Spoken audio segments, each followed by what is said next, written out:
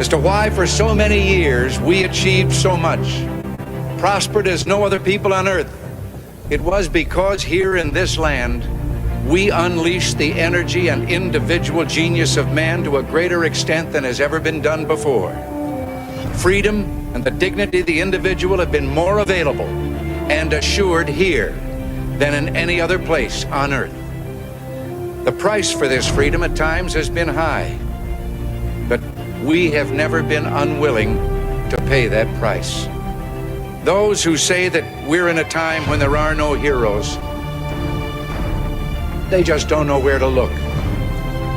The sloping hills of Arlington National Cemetery, with its row upon row of simple white markers bearing crosses or stars of David, they add up to only a tiny fraction of the price that has been paid for our freedom.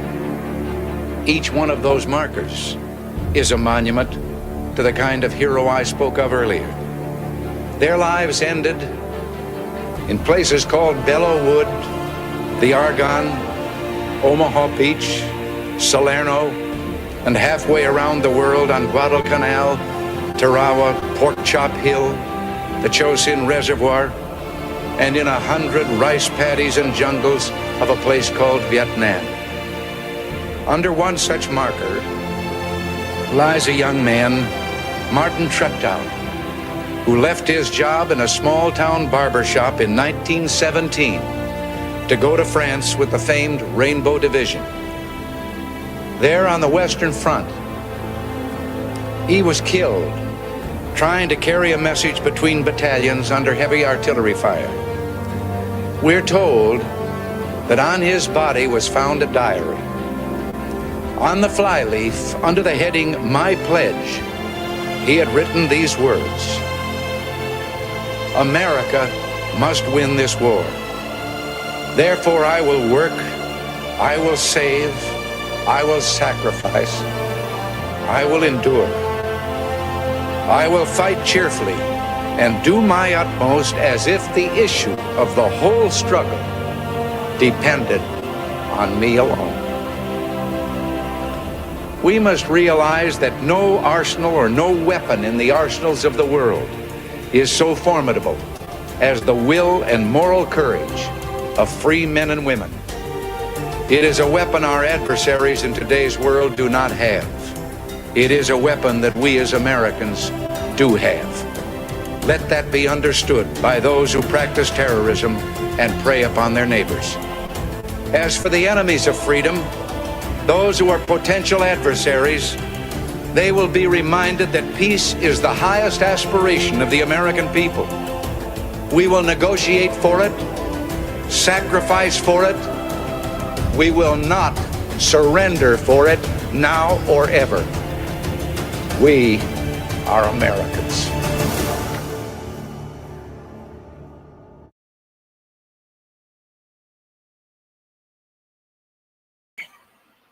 What's up, everybody? So what's up? Let's see. We got Kiss Off, Roni, Miss Teresa, Apple Dumpling, Huckleberry. What's up, brother? Watchman. What's up, buddy? Evening. Tiger. Craig the Hunter.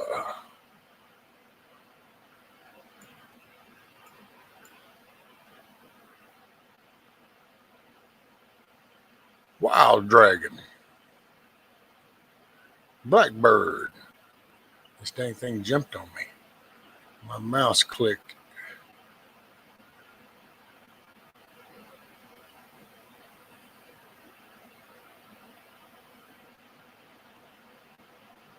Let's see where.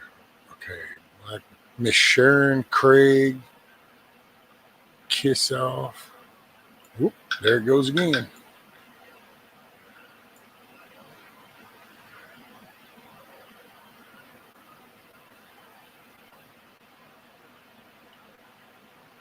Hey, Anthony. Evening, Miss Billy. Rescue been a while, but I'm not going to stay for long. But other things happening, but good to see you. You're still having your ability to speak with people.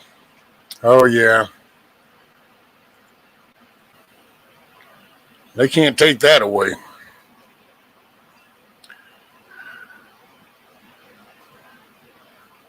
God's really kind of been working on me here lately, so it's changed the dynamics.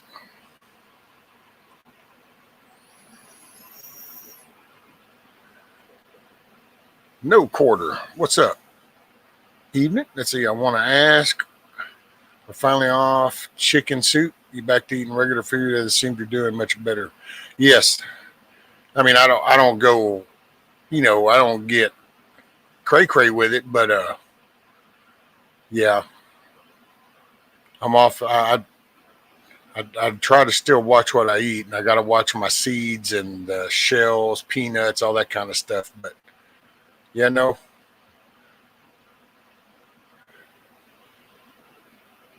Just take a few minutes. I'm not trying to preach to nobody, but it's just this is what's been going on with my life. But for me, I've hit my knees. I've had some long conversations. I've just had it. I've had an. I don't know. It can get. It's hard to describe because every time I go to say it, I feel like it's been coin phrased or something, or it's been polluted the meaning of it. But all I can say is God's been working with me, and it is what it is, So if you ask my advice, I'd recommend hitting some knees and having a long conversation. If you're not asking my advice, then just take it with a grain of salt and do you, boo.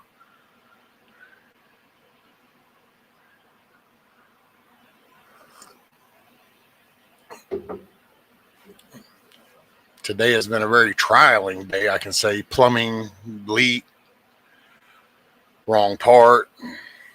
Oh, yeah, the missus broke her damn passenger window in her vehicle.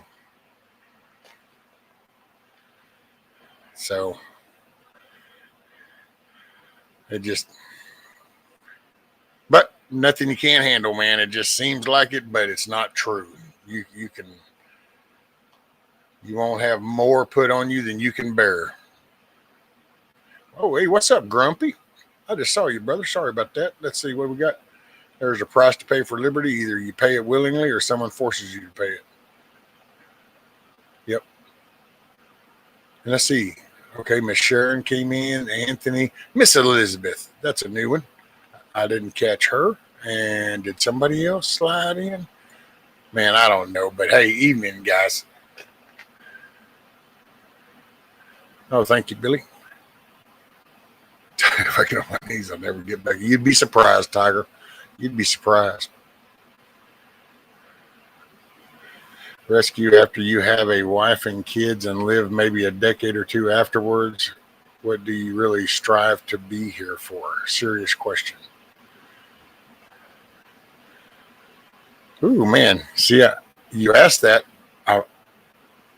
This answer might not go over well, and it's not ugly. I think it's because people don't like to hear about God, but I think if you're faith-based, then you're still here for a purpose. So those were temporary, and so you still do the best you can do, and you try to be an example and a walking testimony, and you share that, and you find strength in your faith, which reaffirms that and actually becomes a better testimony. So while I haven't lost the missus or my kids, I've lost my parents, been married for over 30 something years. And so that's kind of I think if something were to happen to my kids and the missus in a swoop, I would probably be devastated for a while. I would like to think that I would do like I've done through the other parts of my life, is I would get through it,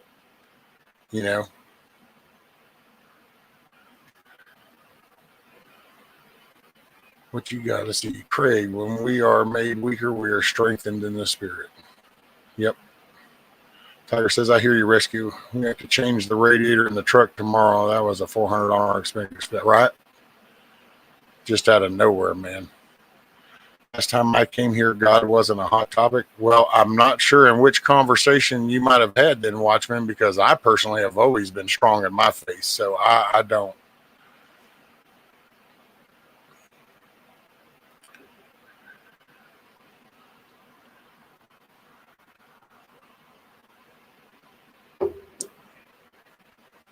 I don't mind discussing God, but not every word out of your mouth.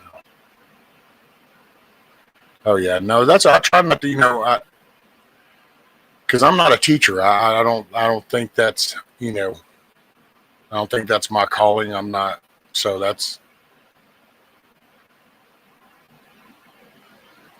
if like that. If people ask, I'll gladly offer it, but I'm not gonna dump my. I wouldn't do that if I wasn't have a faith belief in Christ. If I just believed in rock and roll, I wouldn't. I just should never. Hell, I don't want the government to impose their crap on me. I don't want to impose me on nobody else. BW. Howdy ho from Middle Tennessee, y'all.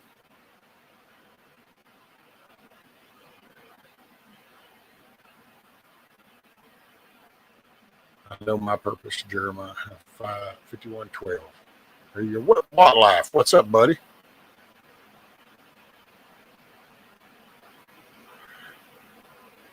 On my tombstone, that's what I want. Inscripted Jeremiah 51:12. To be quite honest, sir, I'll have to go look that up. I used to be a scripture person. I'm not a scripture verse person anymore. I'm kind of the whole general context.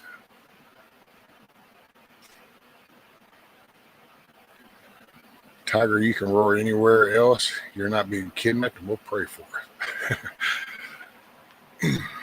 Wild Dragon. Flame on, Wildlife. There you go. Watchman says, I've known things were coming over a decade ago, and I believe people up to this day still don't believe even after all these things. Oh, well, yeah. I'm too fat to kidnap. I can always use prayers. Too heavy of a load to haul. You don't have to worry about it, right, Tiger? That's my thing. Excuse me. Rescue, I think you have a humble heart tonight. God's kind of humbled me. So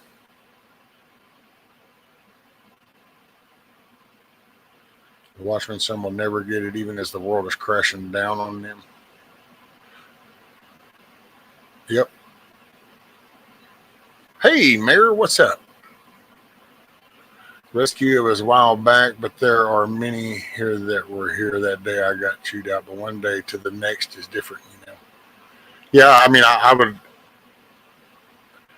All I can say is if I did, then the best I can come up with is either I read something wrong or I was in my emo, my feels that day or something. If it was me, because I don't recollect it. So apparently it wasn't one of those, which are, those. It just apparently wasn't that much of an exchange. So I'm sorry, but I'm glad you're back. Rescue has always been humble. I try, Miss Billy. It's a trials and tribulations. Hoorah! Trump is playing the role of the Cyrus. His commercial, the Trump Cyrus coin. Isaiah 45, Trump 45.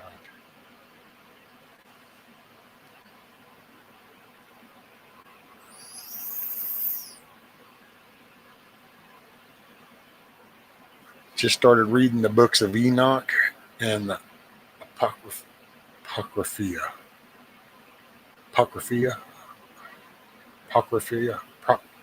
I don't know. I've heard the word. Yeah, I mean,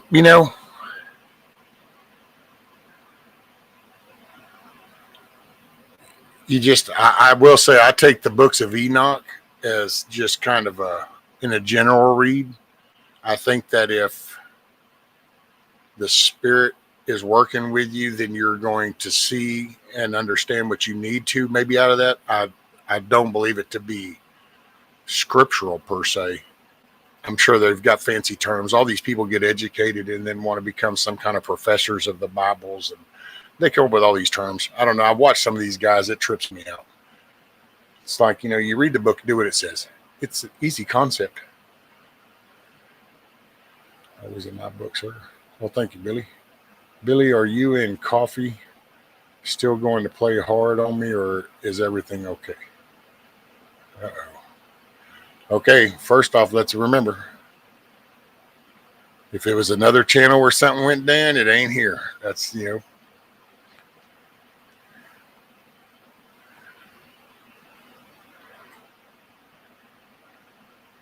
long as we don't, it's a chill thing.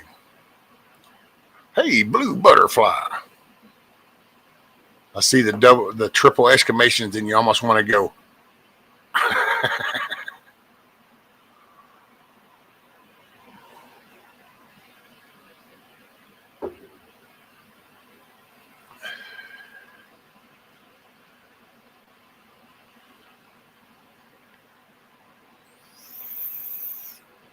Billy, I never did. There you go. Moving forward. Well, thank you, Blue. Good to see you.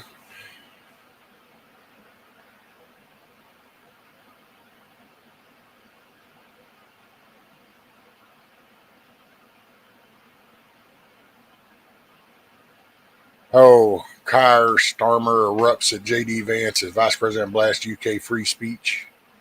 Who is your money on in that fight? J.D. Vance. J.D. Vance. I personally am digging what's going down.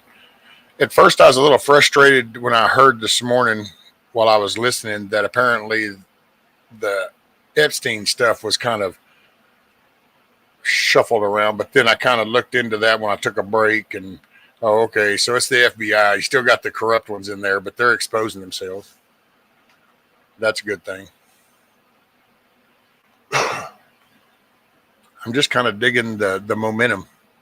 We'll see where it goes. I give it 90 days. I'm just kind of we'll see where the dust settles in about 90 days.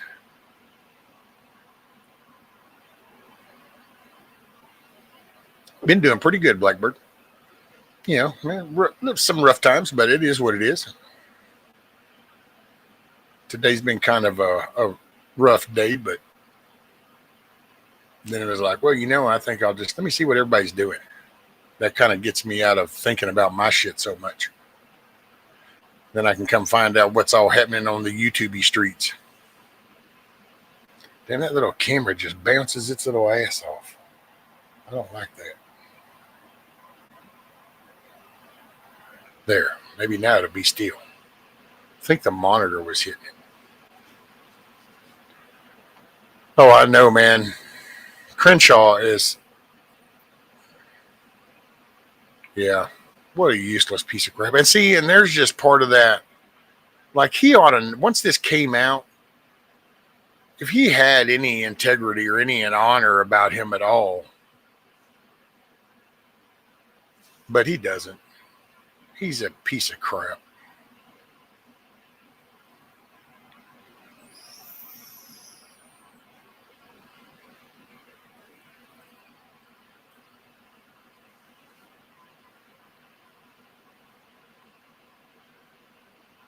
Enoch should not be something to think of like a canon. If you do that, then you will have to look at Enoch every time you hear the word of God, which is always referred to back to the Bible.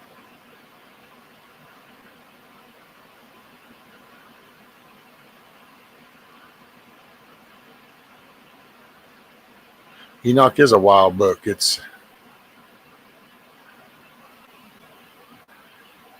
But see, that's not the only one. I think that must have been when people got like identified giants, but giants is in the Bible. I mean, that's the Nephilim. That's my understanding. Fallen angels come down, polluted up the DNA. We end up with legendary type people that would have been your giants and your super strong and the mythical type people that they wrote stories about. That's my belief.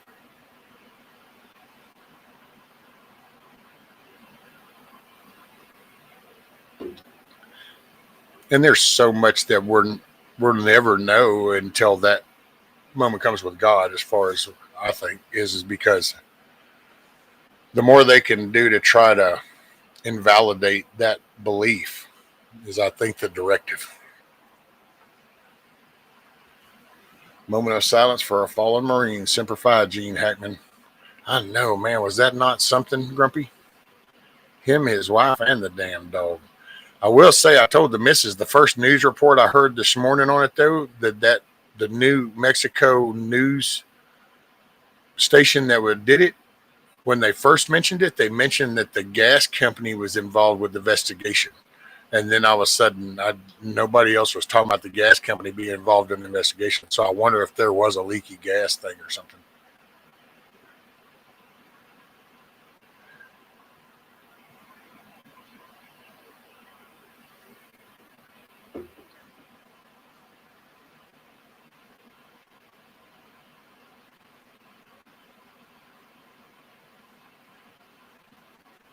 Right on, Grumpy.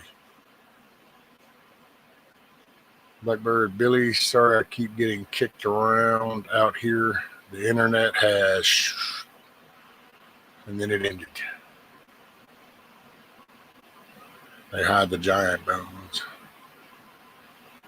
Oh, I think there's some... See, I don't know so much that they hide it. Now, this is just my... I don't like...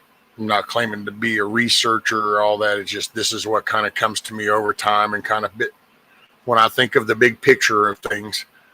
I'm sorry, there was a flood, and there were layers upon layers of sediment that was intentionally to wipe off the existence of the things that were here. So if I kind of approach things from that mentality, I have a feeling that if we ever just did big sections of land and went down like, a quarter mile, we would probably see remnants of like whole areas that are talked about that are just kind of now covered up with sediment. That's, so I wonder how much is actually just got, because that was kind of the purpose of that, was to eradicate that.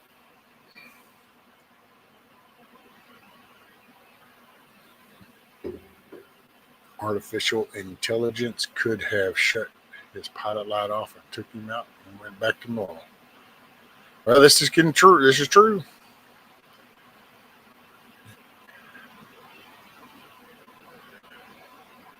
Very suspicious, just in case for deputy protection.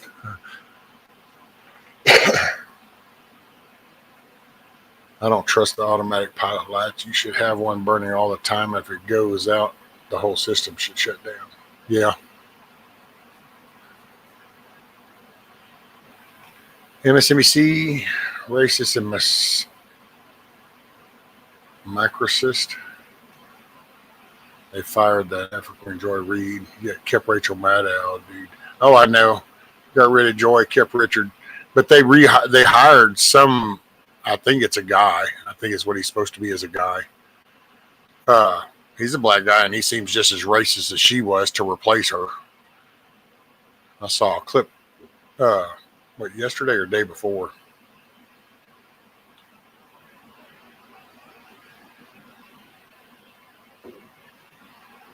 Bluebird says, yeah, I can't see Blackbird and other. Oh. Craig says, my chat is hungry. Watchman, I live in eastern Washington, where you can clearly see the floods that went through the land. Oh, I know.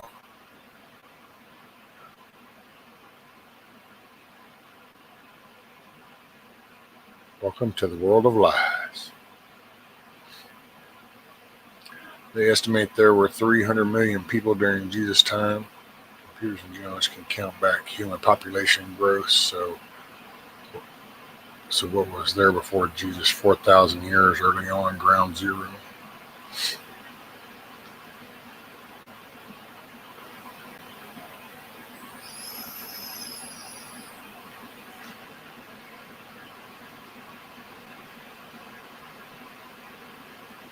bringing back the old Gene Hackman, Lex Luthor.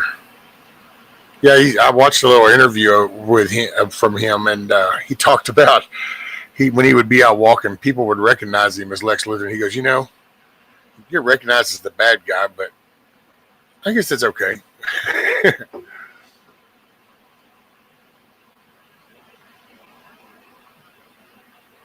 Seemed like a good dude. Enjoyed his shows that he did, the movies.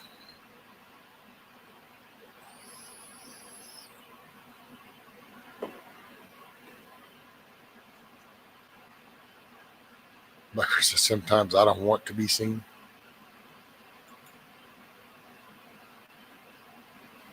Well, that's what the little X is for. The little X is the not be seen button. Yes, Unforgiven was pretty awesome.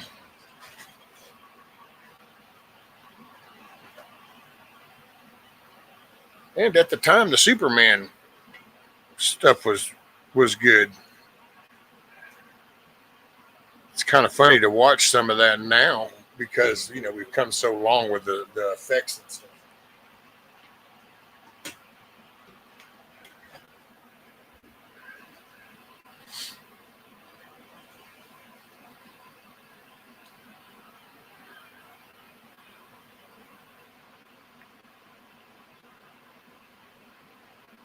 For the most part, he kept his pie hole shut about most everything and just acted.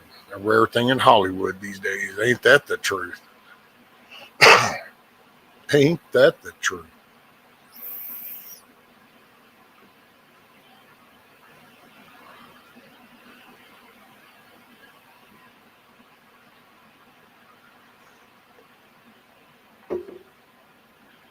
I got some flower pots done today. And, oh, yeah, I went to do that stupid netting for the chickens. Yeah, okay, whatever. Rethinking that plan. Son, that turned out to be a headache.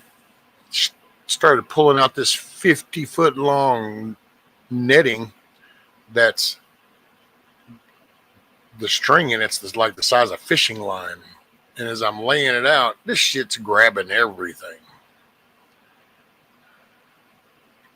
So it did not go over very well. I'm having to rethink that plan. I feel that God has given me a good timeline and information on things to happen, but it's hard to discuss. We have to look at things at an individual piece of a puzzle.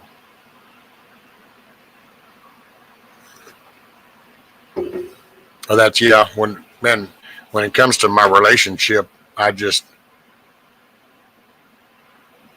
I'm so imperfect that my full-time job just working on myself.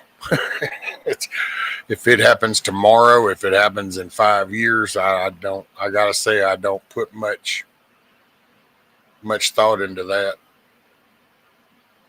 But I mean, I've been dead before, so it'll happen when it happens. I just need to make sure my shit's squared away when it does, at least the best that I can get it.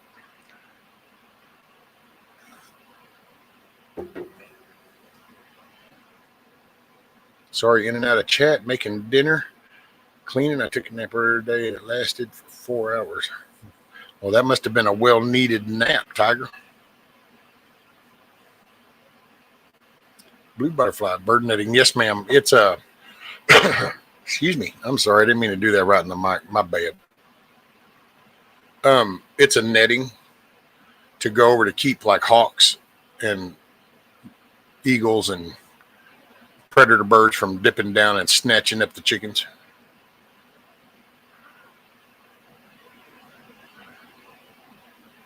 And so when I made that pen with the 3 lanes for the chickens, I put the flagpole in the middle and I was going to put the netting over the top, but it's not working out so well. I'll get my kids over here or something. That'll help.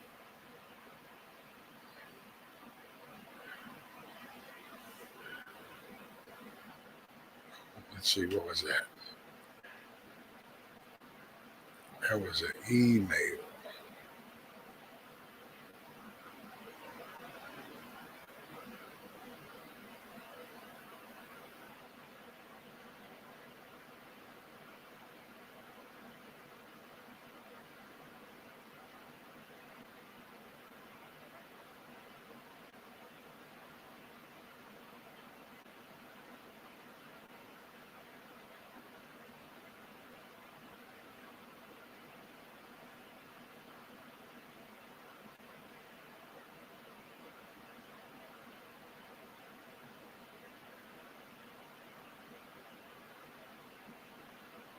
Oh, okay.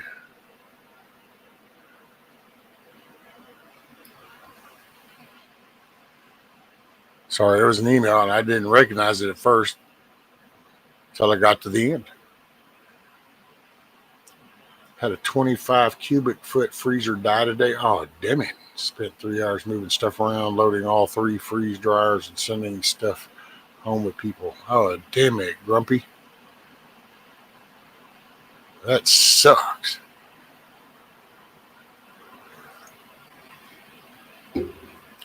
Hollywood has actually shown all the warnings, but they keep pressing on.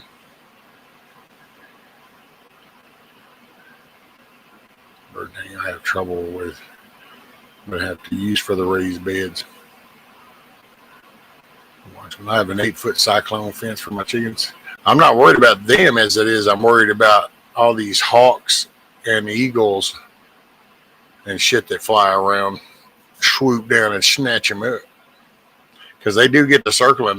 They get to spot them even in that my little chicken coop that I got, the little chicken tractor, because it's got that hardware wire on top, so they can see them. They can't get to them.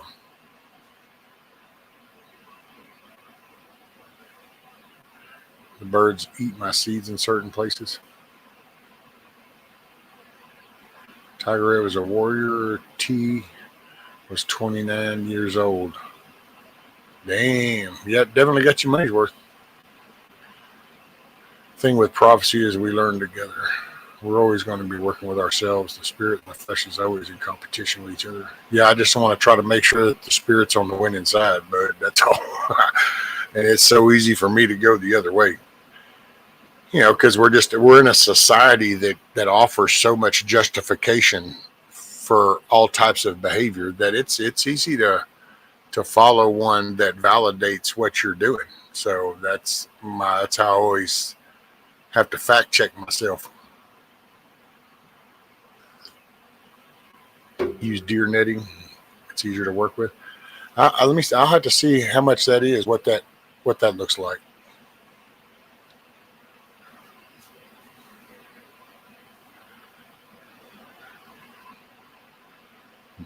Well, that's just it. See, nobody's going to know Watchmen, so that's why I day by day. Sometimes moment is moment. We have an upright that's almost as old as me. Bet it outlasts the 2 new ones I have. Need the net gun for coming drones. I don't know. I bet a 12 gauge would work pretty good. If not, I bet a 10 gauge would probably do pretty awesome. But it also depends on what these drones are, where they're going to fly them in from. I got to say, some of this little dipping down and dropping, that's one thing. But what if they're at, 1,000 feet? Men drop shit. Then it's SOL.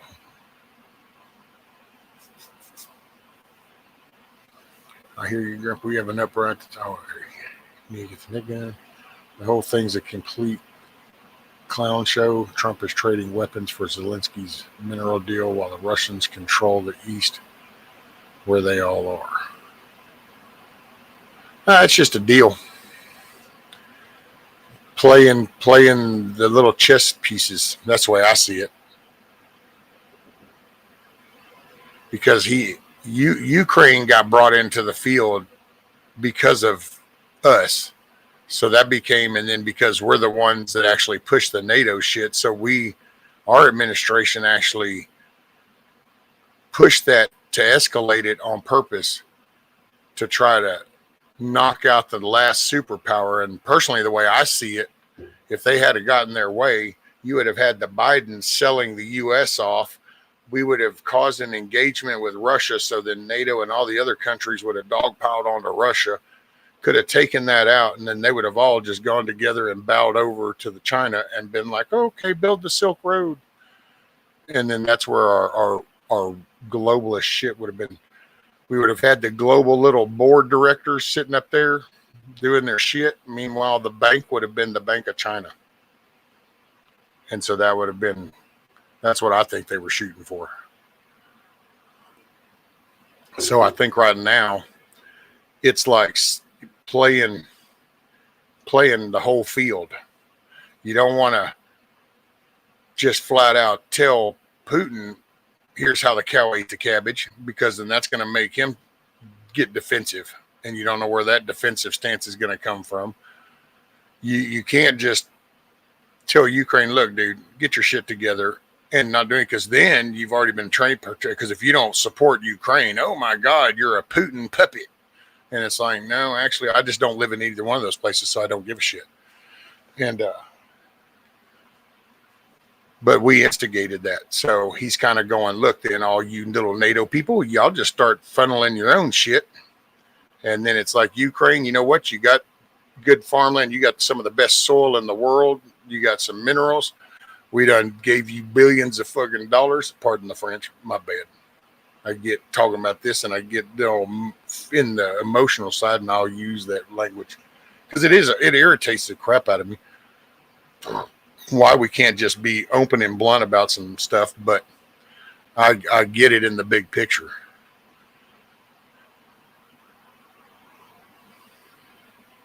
And so I think that the idea is we'll start getting some resources out of there by being there.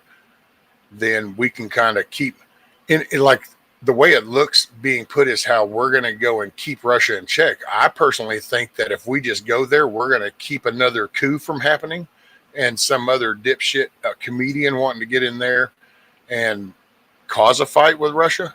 It'll become a more neutral area then, like it was.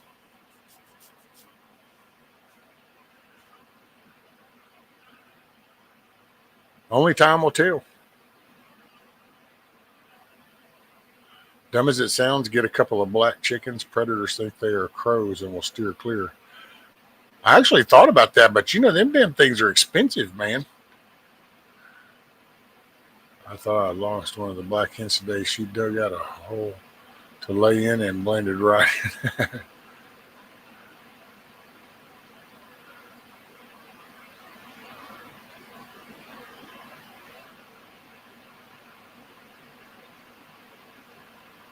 North 40 up here is going to get chicks next week, and thousands of people are going to run for them. There will be a mad craze. I guess I could start hatching some, but see, I don't know. I haven't heard of a chicken problem or egg problem around here. I mean,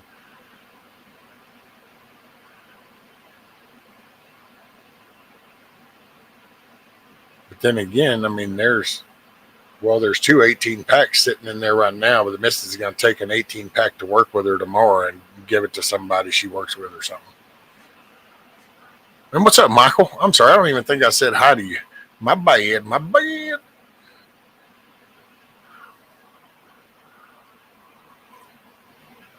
And then Watchman says, but listen, guys, this chicken thing is irrational. What they're doing with the chicken herds, and now they are inflating the price of eggs. It's all a psyop.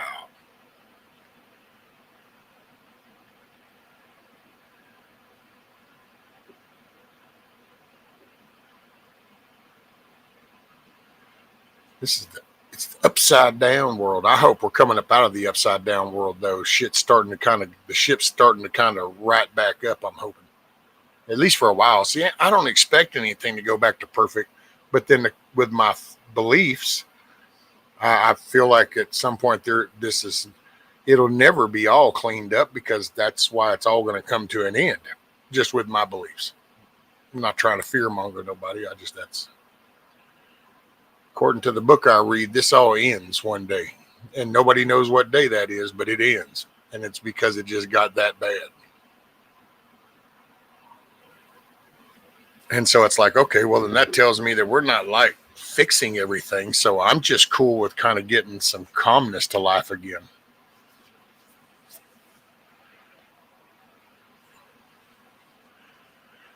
Billy, did someone send a picture of the price of eggs here? Bad.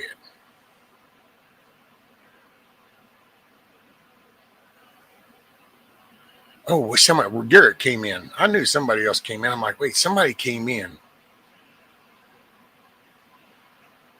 Large chicken herd people make sure there's no sick looking chickens if the FDA should. Man, FDA government people show up here, buddy. there's going to be a whole different conversation, and it's not going to involve any chickens, but it's going to occupy the whole time they're here, I got to say.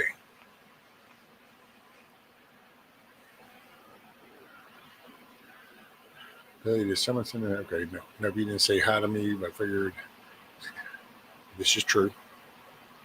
God is going to turn the earth upside down.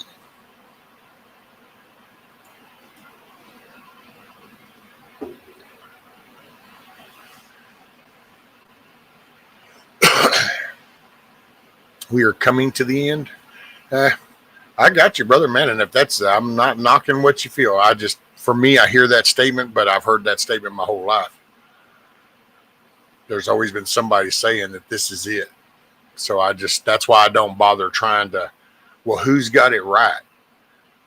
Because there's 8 billion people on the ball of dirt. So it's like, do I just keep going or do I just kind of go, you know what? That end time is going to come when it comes. But if I wake up in the morning, I think I'm going to focus on what I'm dealing with that day. Wonder if Trump can get us back into the positive column on the good guy, bad guy Excel spreadsheet. Man, you know what? I'm hoping that it at least starts to change the perception of us. You know, it's going to take a little bit. That's another thing I did find funny, because when any of these news things and stuff you catch, and all these thumbnails, and it's like, good God, it's been a month, 4 weeks, 5 weeks, I guess now. And it's like, where was all this ruckus when Biden was there doing nothing for 4 years? No press conferences, no questioning, none of this. You didn't get to see,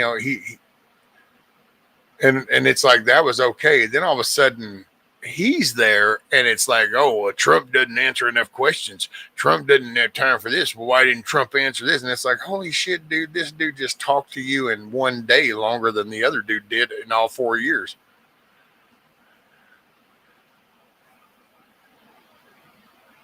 Rescue, you can buy a 7-foot by 100-foot wildlife netting at Walmart for $15. But see, is the wildlife netting that's like the deer netting stuff? It's not that fine shit like the bird was. Because see, that's where I think I screwed up with this.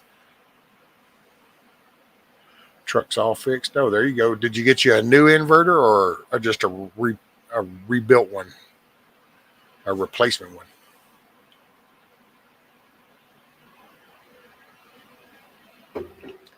If you have a business license and sell chickens, you will be under huge financial collapse if you do not figure a loophole.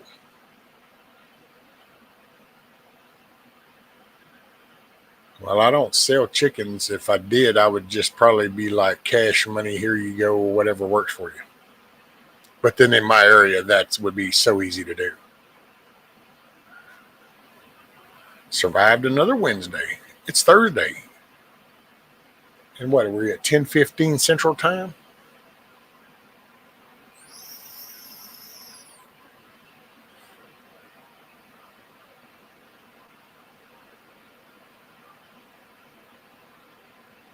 Kiss off. We're all going to. No, we're not. This is Thursday. That was Wednesday. We're here now. We've moved on.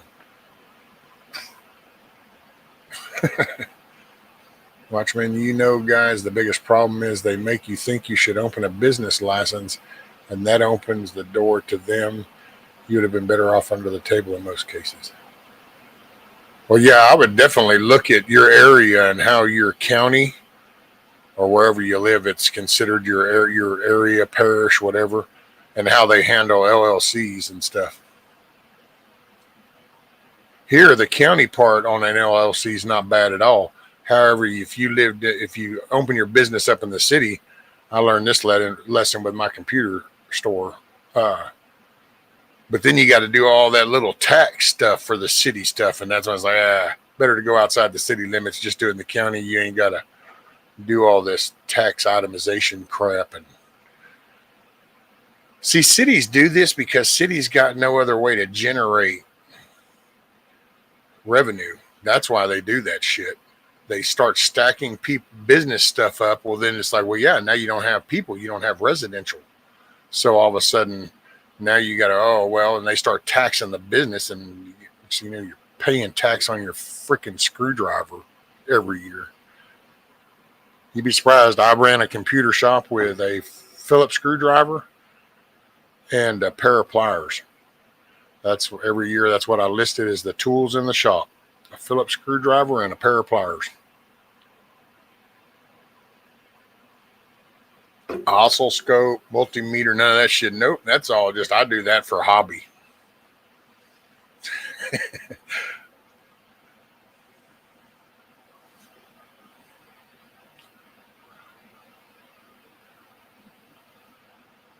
Look into your, well, they can, yeah, in the city they can.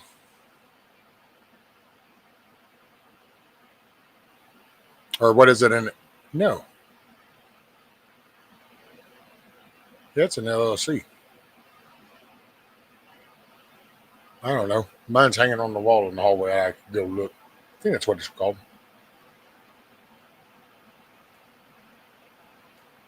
Rescue the less behaviors, exactly why we are now saying, okay, Margaret, and cutting them out of the conversation. That's it. Shit, man, I'm one of them. One of these days, Ethel. Pow, to the moon.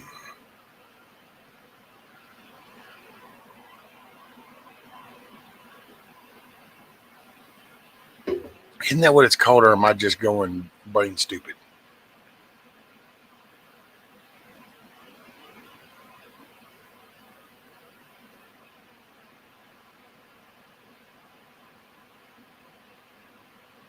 Hold on, I'm processing. I got brain damage, man. I got excuses. A DBA. There we go. A DBA, doing business as. My brain just had to click. My bad.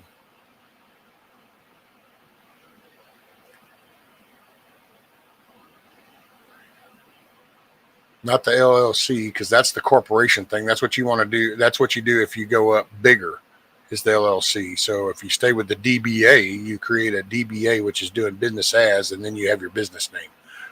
Now, I don't know if that's how it works around the country. All I know is in Texas, and I know where I'm at. So I used the wrong terminology.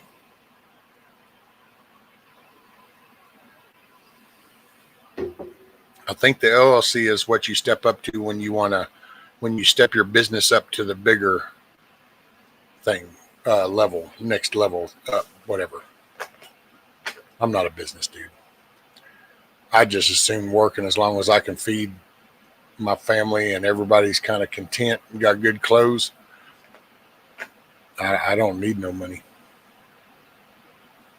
I'm not a money person. I'm not one of them high value people. What's up, Tactical Muffin Talk? Good to see you. How small do the squares need to be on the netting? Just, Huckleberry, all I'm trying to do is I just try to keep the hawks out. I mean, the eagles, shit, dude. I mean, hell, anything will just about keep an eagle out. Them big boys there. But the hawks, falcons, mid-sized birds.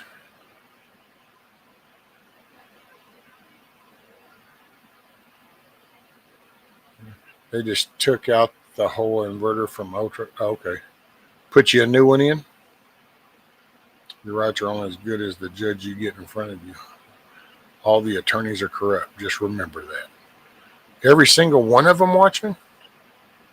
Every one of them? Are you sure it's every one of them? I'm just picking.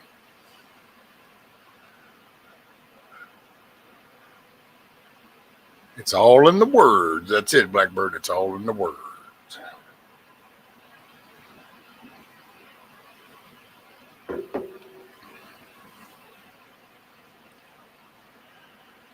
Tiger Stone Sour reunion might be imminent in the near future, possible mid-2026. What I don't like is how they run these courtroom operations on you and they expect you to operate at their standard, but yet it costs money to do that. That means your rights are only equal to what you can afford. This is true. I know I need to get me one of them like Crowder things where I'm admonished, boom, because I spread misinformation.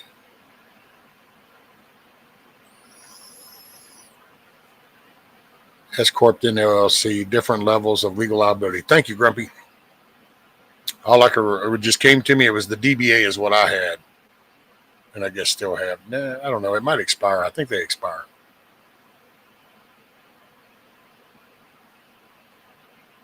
Tiger Quartator.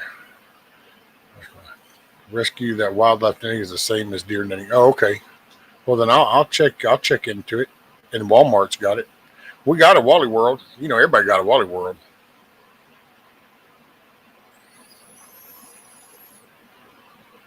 Michigan Outpost. What's up, buddy? How are the kiddos doing, brother?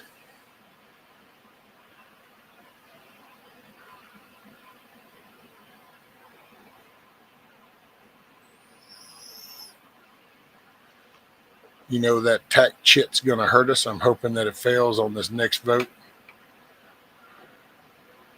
Well, I know if the tax cuts that we've been under, if they don't pass that again, then from what they say is the taxes are going to go up because this is when that tax cut expires.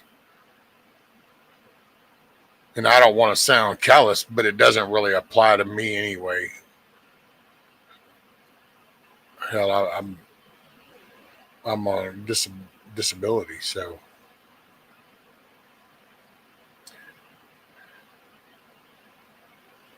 I know that if they don't do the cuts that were there, they say that then it's going to cause the taxes to go up. So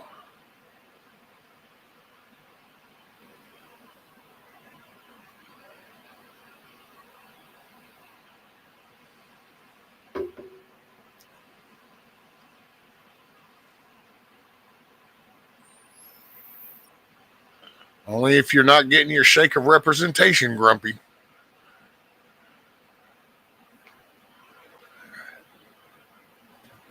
It's without representation. So that means we're supposed to be invested in demand representation, not just expect it.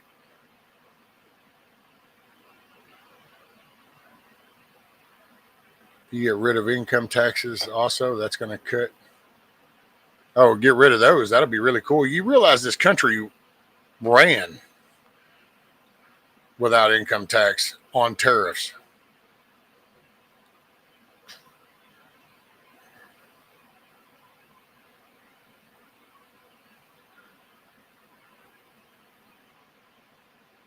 Tiger, he's not sure what the future holds for him. Okay, got to get going. I got to put a heat compress on this stuff and lay down. All right, Michael. Get your eye feeling better. Don't forget when you get up in the morning, soak it real kind of good and get it wet before you start trying to, and maybe you can kind of get most of that gunk out of there. Get you some rest, bud. We're not getting representation anymore. They all fall into suit. All right, starting. There's some ripples in there right now.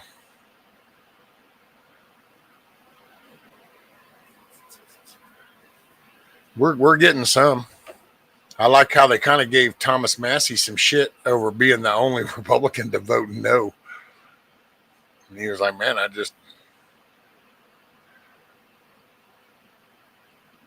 And I will say some of that when it comes to the financing, man, you know, I don't know details. I know what sounds good to me, you know, so I don't know. I do know that once you're so far in, you can't just say, okay, this stops. Otherwise you collapse everything. So, but we have to recognize, hopefully they're going to, you know, these clawbacks, you know, hell, 20 million here, 10 million here, 100 million here. That shit will start to add up. The firing of these damn people. See, and that's another thing. Nobody's reporting. Everybody wants to talk about all these firings that are going down. And it's like, well, I don't know. How about 4 years ago, that dipshit put 140,000 more people on the taxpayer payroll. So the government literally increased when Biden went in by 140,000 more people. Well, okay, well, get rid of them. Don't need them. We were running fine before. We didn't need to add them. They only added them so that they could promote their DEI trans retard stuff. So we don't need them. Matter of fact, I commented on something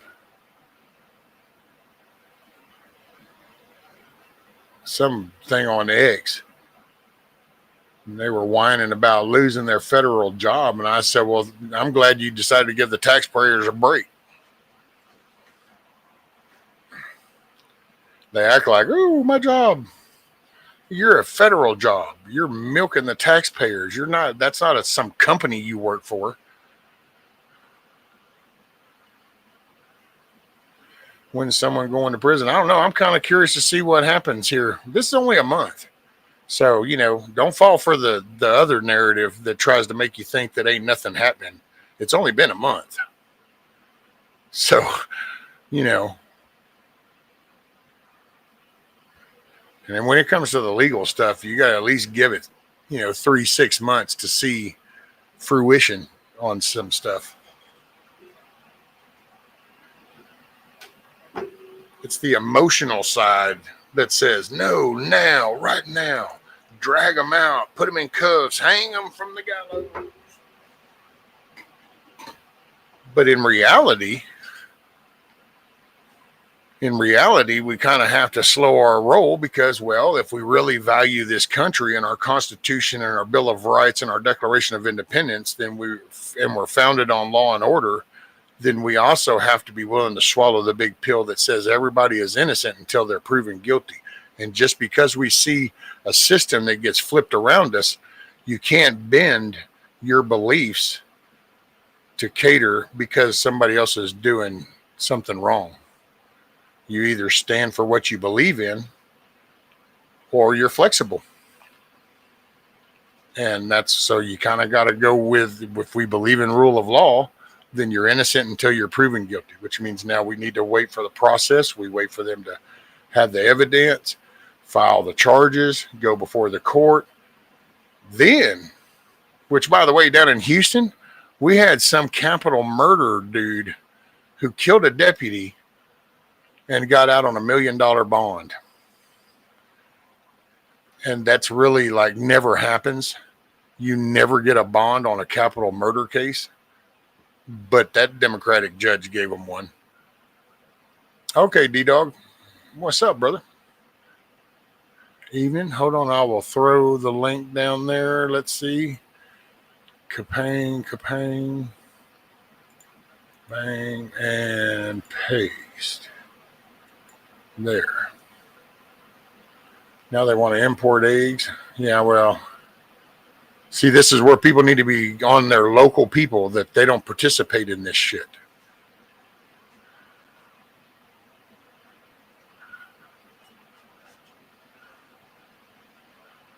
Remember when they were getting rid of cows, they want to import them from somewhere else. Oh, well, hell, Bill Gates still talks about the cow farts. He even says it'd be easier to create the beef in a lab.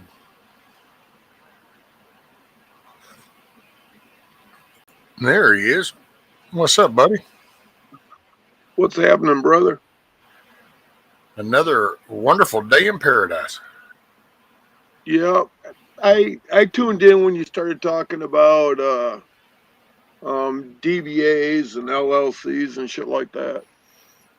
Yeah, my brain was on misinformation mode, so I kept repeating LLC when what I was really meaning to say was DBA, but I guess we talked about the Democrats too much, and so my brain went kind of stupid for a moment. Yeah, but if you're going to do a DBA, you're better off doing an LLC. He almost looks kind of cool in that, doesn't he, Oops? It's like he's going, yeah. Yeah, well, I guess I'm stuck. My computer hates this fucking stream. He's saying, damn, don't I look good? Yeah, but if you're doing a DBA, an LLC is actually better. It's a limited liability company, so your personal assets aren't attached to your company then. Okay. So if people sue you, they can't go after your personal stuff. They can only go after company assets. Right. DBA is where they can come at you. Right. And then after an LLC, then you have an S corp, which is a small corporation. Then you got a C corp, which is a big one. Trying to wean out the lower class. This is getting all ugly folks in like a general try to show people that even on these chats, nobody really is going to do anybody a favor.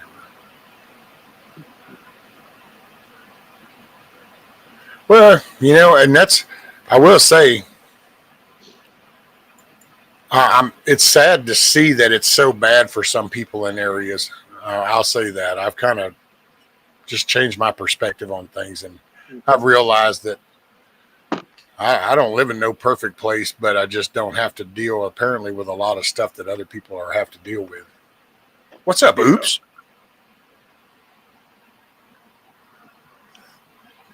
Grumpy says, I have a lot of great ideas that should be enacted as long as I don't have to suffer the consequences of them, said every politician and billionaire.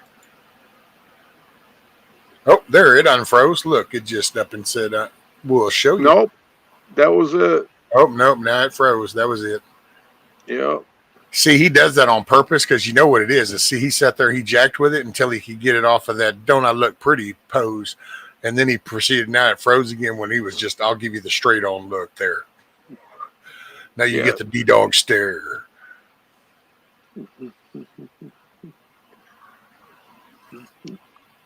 Yeah, a lot of people have been bugging me to do Constitution classes and stuff. I don't know if I'm down with it.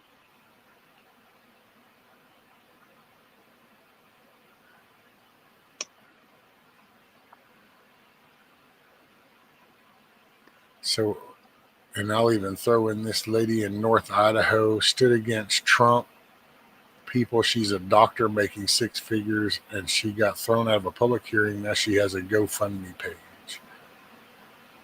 Oh well, yeah, but that's not like a that's society. That's where we're at in society. Lele, hey there, Lele. Lele. I'm sorry, Lele. I'm a redneck.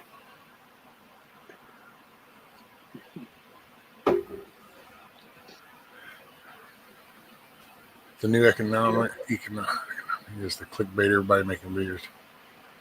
Pretty much, Watchman. I will say that's what I find kind of ironic, but it's like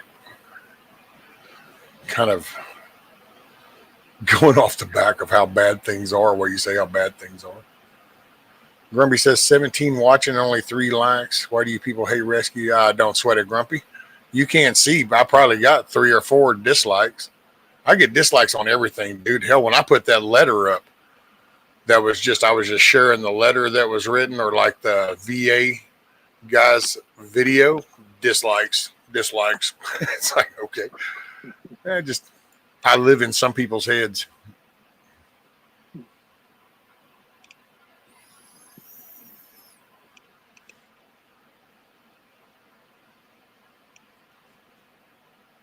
Yeah, lately I've been watching a lot of creators just have total fucking meltdowns.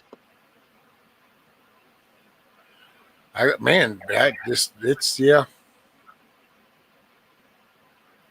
And some of this, the way that, I don't know what you call them. I mean, I guess they're trying to do news, so they're like news things, but I don't know.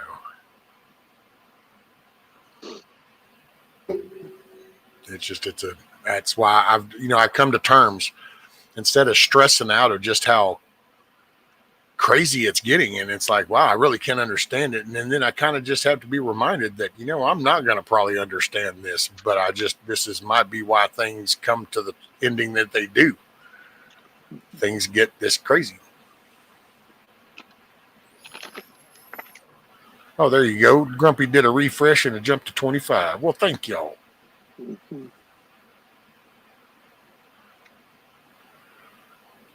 Only trust what you know, not what you think you know, and never what you're told. Do your own research. D-dole. That's it. Yeah, that's my new favorite quote that I drop.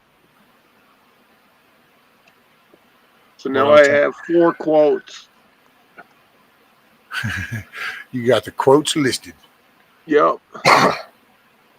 Watchmen, I would say that the front line is right off your front porch. That's really the front line, because it should start with the local representation that sets the tone of that community that somebody's in, and then hopefully the as that community's building together, then their representation moves up state level. And so when those counties now are gathering because they've elected the same kind of representation and people are paying attention, then you now focus on your federal one, and people start paying attention to what they're doing and actually threatening to remove them. But when you think about this, and I'm just going to break down some basic facts. Here's the facts of it. You can say, people say what they want. Here's what I've observed. They have never been pushed with recall. They have never been pushed and actually proven to be deseated, or whatever the hell that word is, primaried. So these people have done these decades of voting and stuff, but nobody, no district has ever went and recalled one of them saying, we said we don't want you to vote for that, and you did. It's kind of like a Dan Crenshaw. As the way things stand, you're not going to get enough people in Texas in that whole district he represents to stand up and go, that dude is a piece of crap. We need to replace him. That takes actual work to get out and have just conversations with people to start to get them to think. But see, this is why I say I think the seed was planted amongst the public that your vote doesn't matter. You can't do anything about it. Just sit over there in your living room and gripe about it. You're in for the ride. And it's because then you don't participate. Because now you don't talk to your neighbor about what your representative is voting. You get on the internet and you bitch at people 4 states away about what your representative just voted on. And guess what? Your representative didn't know a damn thing about your aggravation. So guess what he does next time a vote comes up? He votes the way that party says to, because he gets no pushback from his constituents. That's my 2 cents on the take. What's up, Brutes? Tony Smith. Evening. Yeah, but Crenshaw was easy. Whatever he said, he'd vote against what he said. But what I'm saying is gathering the people in his district then to primary him. Now, hopefully, Right. the way Musk has come on, and with Charlie Kirk and some of these other people have gotten into, that's what we need to do. We need to focus on that threat of primary. You either get on board with this or you're going to be primaried. But it's an idle threat unless you follow through. Well, that's why I used to get flustered with the conversations about your vote doesn't matter. You can't do anything. You can't do, because it's like you're catering into what they're wanting you to do. And people talk about being a sheep, but you're voluntarily being a sheep because you're removing the one thing you have as a vote. The one thing you have is your voice. So it's like, if you give that up, then how do you expect to have any kind of changes? How do you expect your grievances to be heard? How do you ever expect to have fair representation if you never actually publicly voice it? So it's a catch-22. I get it. It's easy to kind of, blame Jim Beams for being the alcoholic, but at some point you got to kind of take ownership. Yeah, but still, people have won stupid lawsuits about getting lung cancer and suing a cigarette manufacturer, or getting to be a disgusting food blister and suing McDonald's. See, I wish when that story, I look back now, and when that lady drove into that drive-thru at that McDonald's, spilled that coffee, and then sued him, there should have been people all going down to their state representatives and contesting that and telling the grievance that this is you don't allow this. You don't sue over hot coffee. But everybody kind of laughed about it and went, holy crap, I can't believe you actually. So what did you think? You were going to get cold coffee? But we just let it go. It's not that we do it on purpose.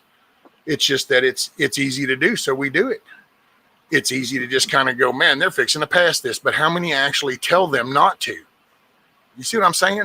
I mean, how many people actually communicate with the very people and say, don't do that, and then gripe about it? But everybody just goes, what's the point of doing that? I'm just going to gripe about it. It's easier. Yeah, and it's like, why? It takes 5 minutes. Okay, I don't drink coffee, but everyone I've ever seen, they always test it before they drink it. Got to take that sip.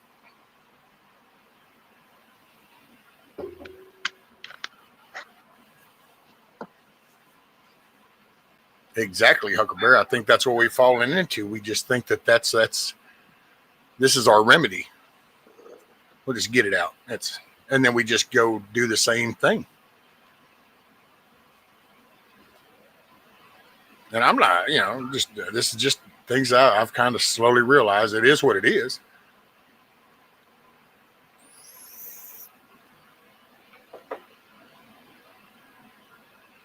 But you just got to look at the overall messaging. It's like you can't have anything positive, and it doesn't matter what side it's on. It just depends on the negative talk is just going to be in a different direction, but it's still going to be negative. If it's the left side, then they're telling you you're a Trump follower and you're a MAGA cultist and you're just an extremist and all this crap. And on the other side, they're going to tell you that you can't trust any of them. They're all crooked.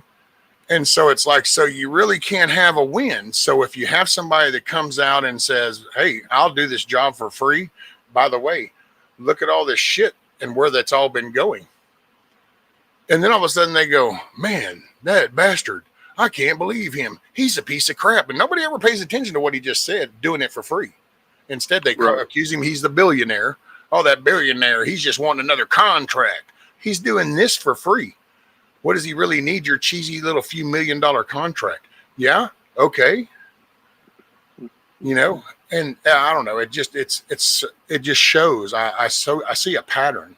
It's like it's so easy to just jump into that pool. It's like the grass greener on the other side of the fence kind of thing. It's like you watch people just kind of going up and they're looking over and they just jump over the fence. And then after a few days, though, it's like, well, damn, this grass looks just like that grass. It's like, yep, that's kind of yep. But okay, now I go to a bunch of different channels and stuff on different Moonchild? what do you call it, platforms. Phil?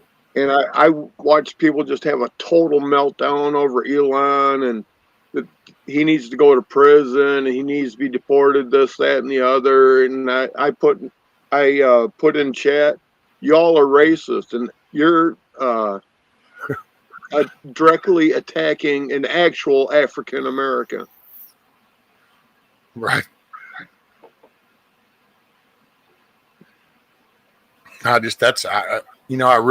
It kind of really started honing in on me because the rockets, dude, watching that rocket land, I still get a kick out of it. I'll still watch it every now and then. I go back and watch them again just to watch that again. I think it's cool as shit. Watching this damn canister come flying in, and it's like, and you're like, oh shit, and all of a sudden you just go, and here comes this engine fire off, the little paddles kick up, here come the legs, and that shit goes. And for me, I don't know, man, that's just exciting shit. But then I remember seeing the other versions that were more raw. It's like banging shit, falling over. Be watching the launches through binoculars. Shit would go wrong. Yeah, every couple of years when I was growing up, we're up in Michigan, and Dad would have to run down to Cape Canaveral with the family to go watch a rocket take off. Dude, that's impressive shit. If you ever go watch it for real, and you feel that, 900 yards away, 1,000 yards away, and you still feel the blast thing, and you're watching this thing, and you're just watching that massive. It's kind of like going to a drag race. You can watch videos, you can see it in the movies, somebody can describe it, but there's nothing like sitting right there in them stands next to that damn light stand right there when it's go time. You have to be there for that moment. Yeah, there's a lot. That's one of the cases where watching it is okay, but if you're there, you can feel it and smell it. Oh man, and it totally changes. So much more real, right? And see, to me, that's what it's like. I guess you just have to see that to really absorb the impact of that, the power involved, and just what's really going down. You know, I don't know. Like this, I got to say, that cabinet meeting, I thought that was a pretty awesome picture when I watched that picture go over that table. And I thought, let's see where this goes. I'm cool. You got 90. Matter of fact, I'll give you 180 days. Let's see what's up. Because I know individually, each one of them over the past 6, 7, 8 years, even, some maybe just 4, but some up to 8 years have said these specific kind of things that we need to do. Well, I guess we're going to see what's up. It's kind of like, gotta say, Cash Patel. I'm kind of curious to see what's fixing to happen. Homegirl just wanted some stuff. Your office didn't send it all. There's a report out your office, one of them departments was starting to kind of get rid of some shit. So you talked a good game up until now. Well, you're the director. What's going to happen? Are we going to actually see some shit? And then I guess this is where the metal meets the road. All right, Watchman. Make it a good night, bud. Appreciate you. Blessings. Hey, when you wake up in the morning, just remember, make it a good day. The choice is always yours. Yep.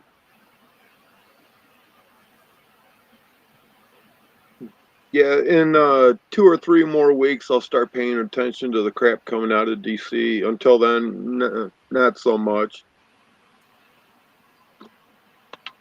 Well, I think I'm intentionally avoiding most of the chatter because it's going to be, dude, you don't go. Matter of fact, how they're reporting with the cartel and the border, and they're going, hey, with their flow cutting down, they're going to be fighting back against that. Well, I'm sorry, you got a herd of criminals up there.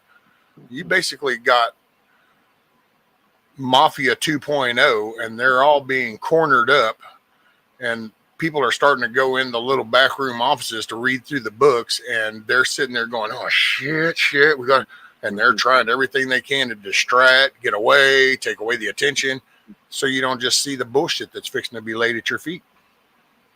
That's but another thing is fentanyl deaths have been going up exponentially. So pretty soon the news is going to say, well, under Biden, this many died, last year, this time, and under Trump, this, so where's he doing any good? So that's going to be coming up next month. Just get ready. Well, I could see that. Because then there have been some big floods. What was it? Was it who was it? There was 2 states. I know.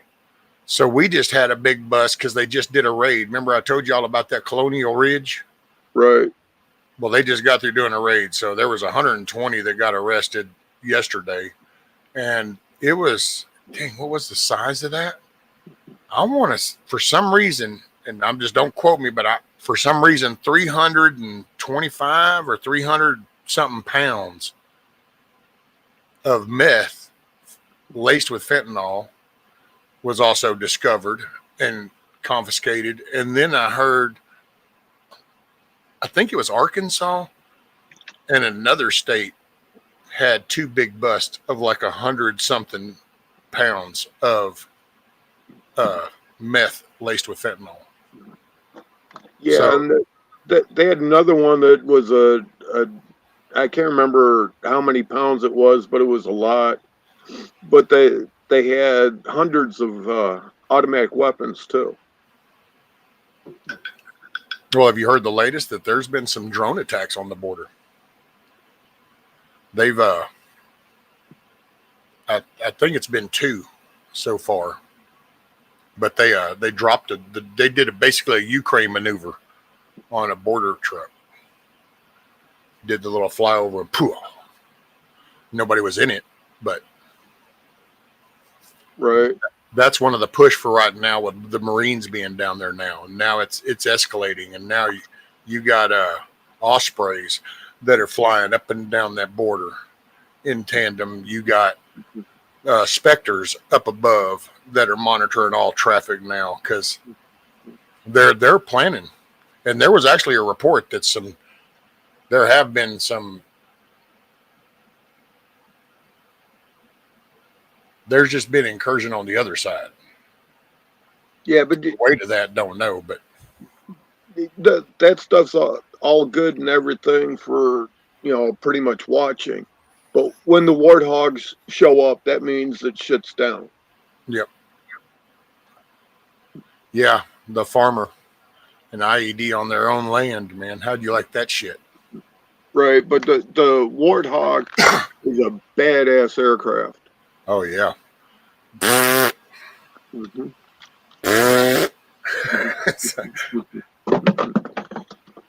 Yeah, I think just in regular projectile, it it carries almost the equivalent of a small car as far as weight. It's just sick. Oh, it's pretty impressive to watch them load that thing too. I gotta say, it's like a whole machine on wheels itself that goes up Right. and loads up in there, and it's like, and it's like, damn, dude, look at all that. The northern border is where the fentanyl is coming from. I heard there's a lot. Yeah. There's a lot. And I found that so ironic, man. Some of the footage I saw, and I was like, that's got to be a trip to those people. I mean, I'm sorry, you're coming up out of some humid southern hemisphere type atmosphere, and all of a sudden your ass is trudging through 3-foot snow through the woods. You're not really sure where you're going. You're just told to go in that direction, and it's like, man, you got to be a gullible mofo to fall for that one, or very threatened very well.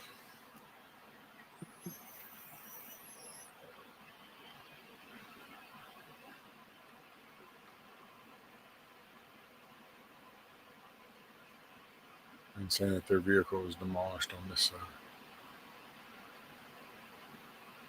Well, and they really plant those things for the border patrol.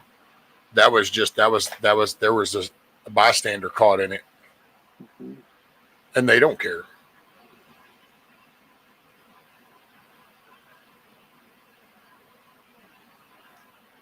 Seeing A10 doing a run in person is a sight to see. I can only imagine. That's why I've never had the blessing of that experience, man. I gotta say, that would be some shit right there.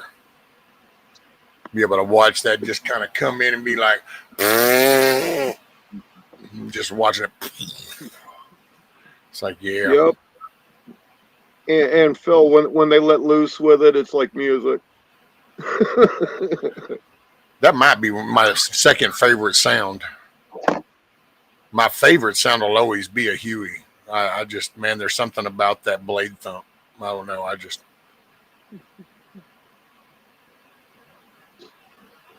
Somehow you hear the blade thump and everything's going to be okay. I don't know.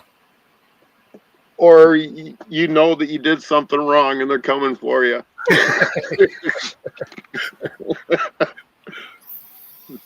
This is true. Yeah, because we have some old military helicopters that have the snap pow sound from the blades and stuff, and they're part of life flight, and Yeah. I think they can carry 6 injured people at a time.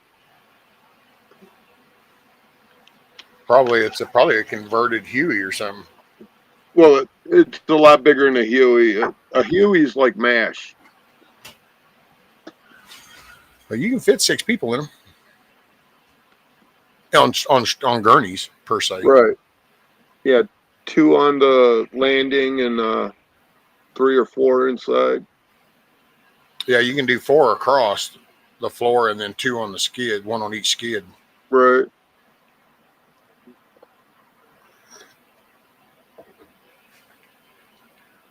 They're coming to take me away. Ha ha, hoo hoo hee. To the funny farm we go. Yeah. But see, we ain't got far to go because it came to us instead. First time I saw one was at Fort Knox. It came in from behind us and unleashed just as he went over our heads at about 200 feet. I may have gotten a chubby. Yeah.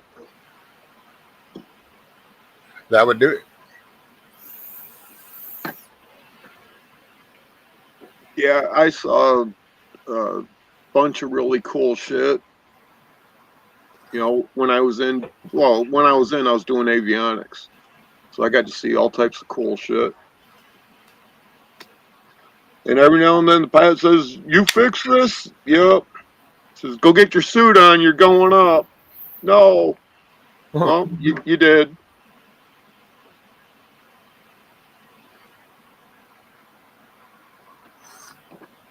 Have you seen the new SR? No, I don't pay attention to too much anything like that anymore. It's apparently with, from the way it read is apparently part of Mustangs, which I guess would be, I don't know if that's going to be on the Starlink side, the Tesla side, and plus he's got some other stuff that, you know, aren't frontline stuff, so you don't really hear about them, but right. But it was him and Skunk Works. And anyway, this new SR apparently is badass. It uses a new type of engine. It takes off with the regular jet engine style, but once it gets up to, what was it, Mach 3 or Mach 2, Mach 2 or Mach 3, it then kicks in the new designed engine that then uses the air that jet engine's putting off to then convert it to even more, and then it goes up to like Mach 6. Yeah, Mach 6 Huckleberry. That's crazy. And it's like, damn, son. Okay, personally, I think that's right up there with too fucking fast. Well, I don't know. It depends on how fast you want the information. Right. If you want to know if somebody's making a move, it's kind of wild that around the world you could find out in about 15 minutes. Let's see. Yeah, pretty sure. Is anything taken off of fucking Moscow's runway? I don't know. Hold on, boss. Yep, you need to make the buzz over for Moscow. Give me 10. Yeah, I'll be there in 10 minutes. I'm taking off from St. Angelo. Right. Yep. Nothing there. Oh, okay. Thanks, buddy. We're getting there. Yep. Yeah, I had a buddy of mine. He was working for me and shit. Well, a buddy's kid. And hearing me and some of my, Marine buddies and shit talking, he decided to go in. And he called me because he was airport fire rescue, crispy critter. And he goes, "Hey, can you help me out? I lost my plane ticket in a poker game." So after I was very nice and polite and told him what a dumbass he was, I said, "I'll be down there in about 26 hours to pick you up." And then he goes, "Fuck you. If you're not going to help me, just fuck you." And he hangs up on me. 26 and a half hours later, I give him a call. I say, "Well, I'm in front of the base." And he asked me the aircraft out in front. And I told him and everything else. He's like, "Holy shit, you are here." I'm here. Yep. Yeah. He was a real good kid. So, Virginia Roots, how much of the gold bullion that was lost on 9/11 was from Fort Knox? I don't know. Probably might not have been any from Fort Knox. That probably was some of that dark money shit, black cop stuff that you weren't supposed to know about. That's why when they knew that opportunity was going to happen, that they went ahead and decided to get rid of that other building. I still think it's funny that one newscaster was talking about Building 7 falling and it's standing right behind them. Right.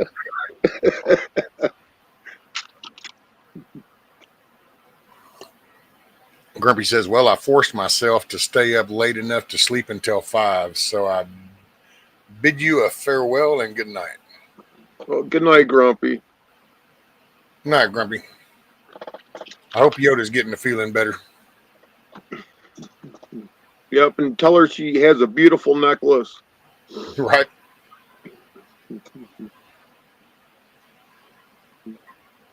Yeah, as far as the gold in Fort Knox, I don't want to know. Because it depends what it actually is on how much is there. It could redo the entire financial structure for many countries. That it wouldn't be good if it's not there, and it'll be even worse if there's too much there. See, I wonder if all of it's there, not that it's gone, but just I'm in a different location.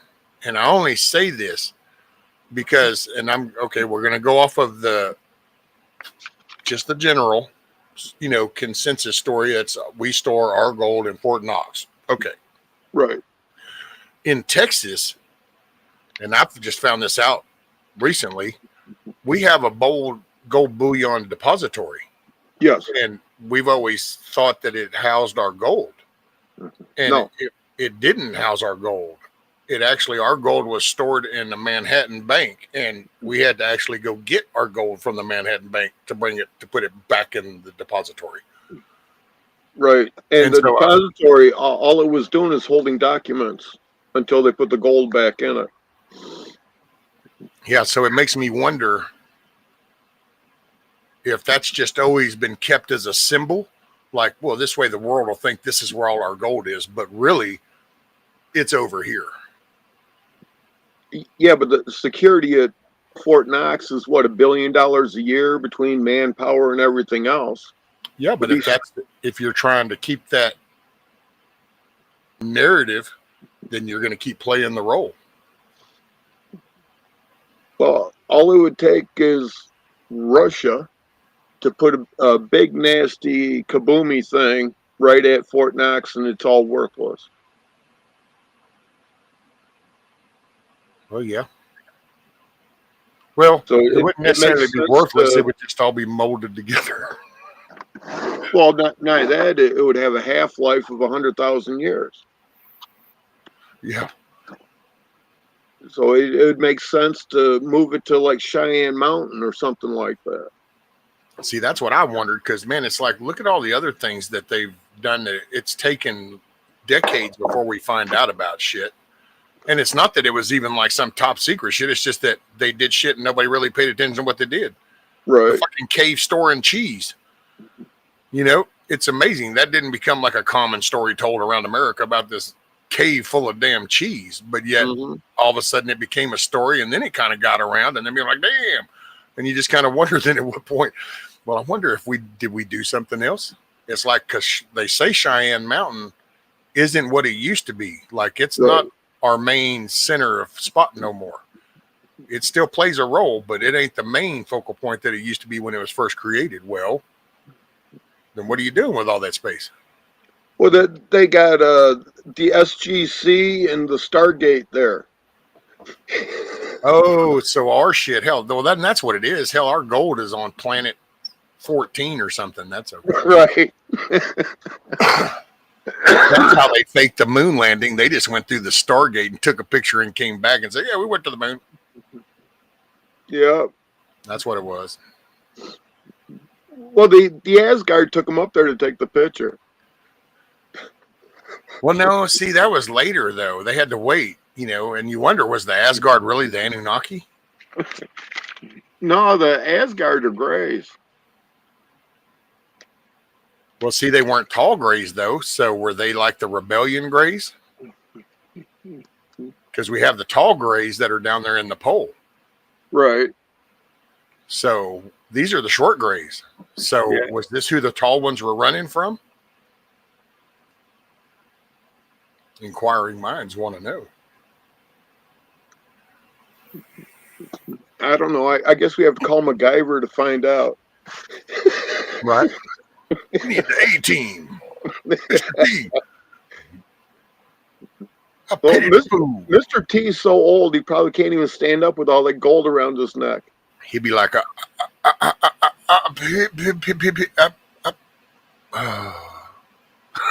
it's like, you Yeah. pity the fool? Yeah.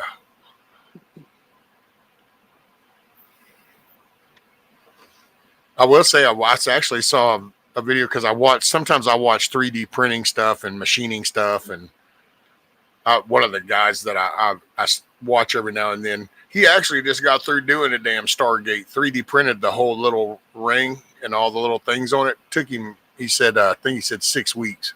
Yeah. A full-size one or a small one? Well, if I just kind of put him at an average height of about 5'2" or 5'4", then it was probably a good 3 foot circle, three and a half foot circle. So it's a pretty good little size one, all 3D printed out.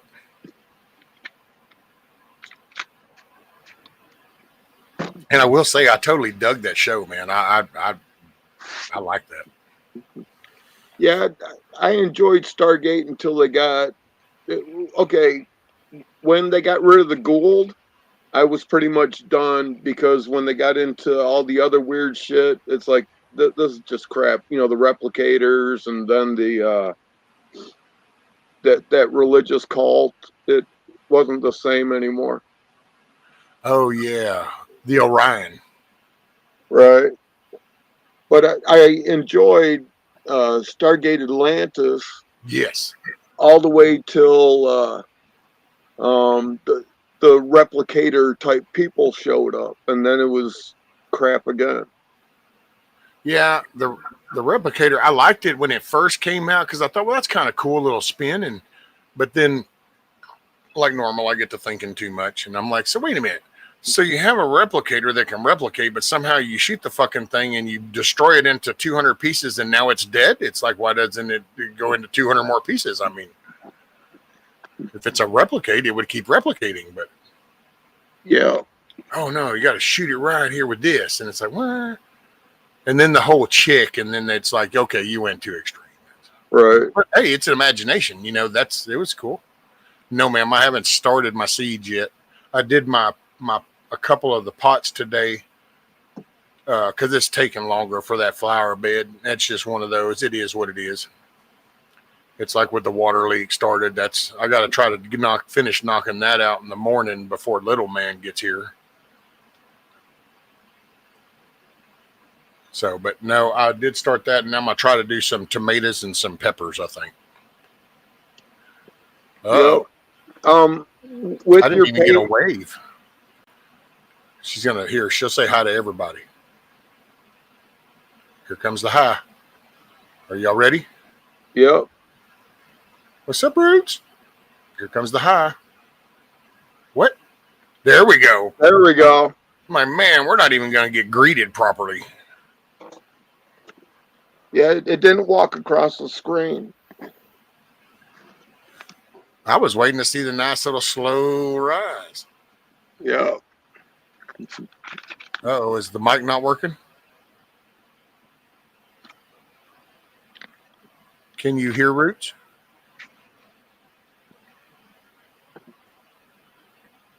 Nope, can't hear Roots. Yeah, can't hear. Now it's showing she's muted. Let's see if we unmute her. There we go. I unmuted you. Did that help? Root. She said she can hear us. Damn, this is what it was happening to D. I wish I could afford StreamYards. Well, you can go restream, and then there's that thing that Yeah, but that's costly too. no, the free stuff limits you to 6 people up on your panel and unlimited use. Oh, you have the unlimited hours? Well, it's just an unlimited thing for free, limited to 6 people on your panel. Oh, that's fine. Hell, I do good to get 2 other people up here to talk with me nowadays. Right. And then you know who Mr. B is. He used to hang out with Shane a lot. Yep. He found another service that's free, and him and a lot of the other karaoke people are using that now. Oh, yes. But see, here's a catch to that one. And I think it might even been Restream. I checked into the same.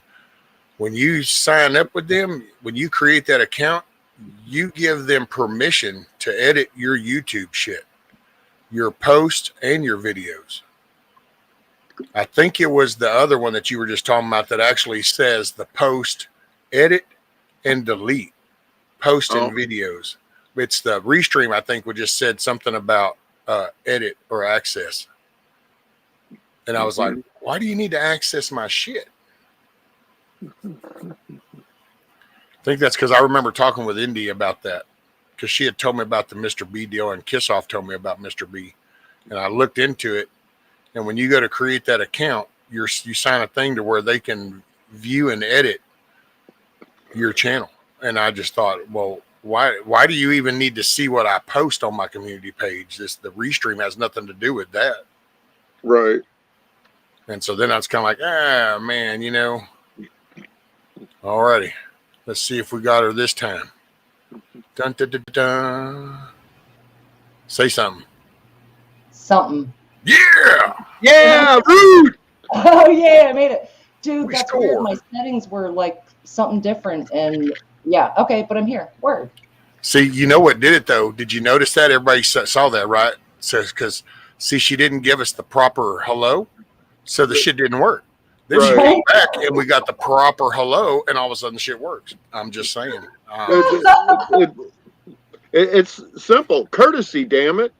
Right. Yeah, it really is. It's good to see you guys. I was loading up and I heard the moon get brought up, and I was like, oh shit, fuck it, I'm not even going in there. Like, I don't want to talk about the moon landing. Like, I'm saying rescue. Like, damn. And then as I was getting the audio back in, I heard, well, the Anunnaki, like they would have been here before, and then there's the Greys in Antarctica, and shoot, I don't know, but I swear if something weird pops out of somewhere, I would not be surprised at this point, but I don't know what any of it is. So sorry, I know I just went back like 5 minutes, but that was kind of the last I heard. So I muted trying to load up. No, actually, see, that brings up a good point, because I have wondered about that, because I don't know all the details with the Anunnaki story. I get the gist. They came down, they supposedly created us to then mine gold for them, because their world apparently needed gold or something. And I was like, well, that's cool. I just found it ironic so they left all the gold here, because we still got plenty of it. And it's like, that's funny, because when we go somewhere and we want somebody's resources, we don't usually leave until it's all gone. It's like, supposedly they needed it for a superconductor, so they would have left with it. No, they needed it to purify their planet. oh, so we have colliding theories here. Yeah, what do you purify from what? I'm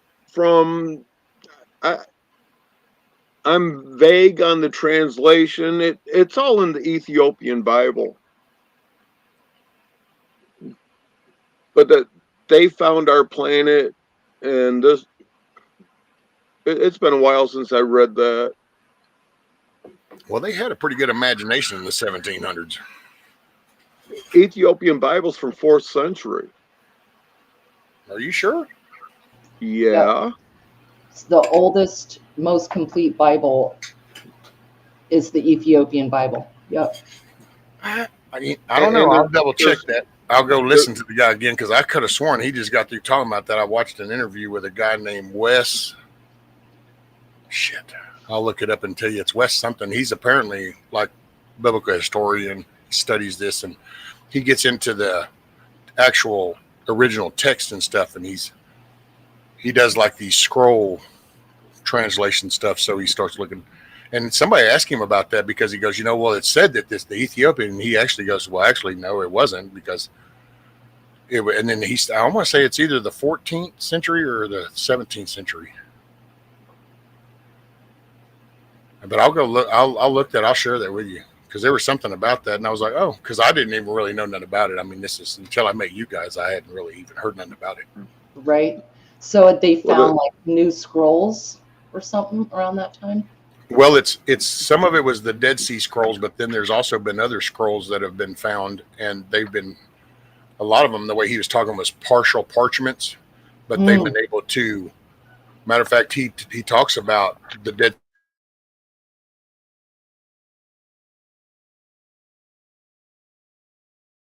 Isaiah. I think it's Isaiah.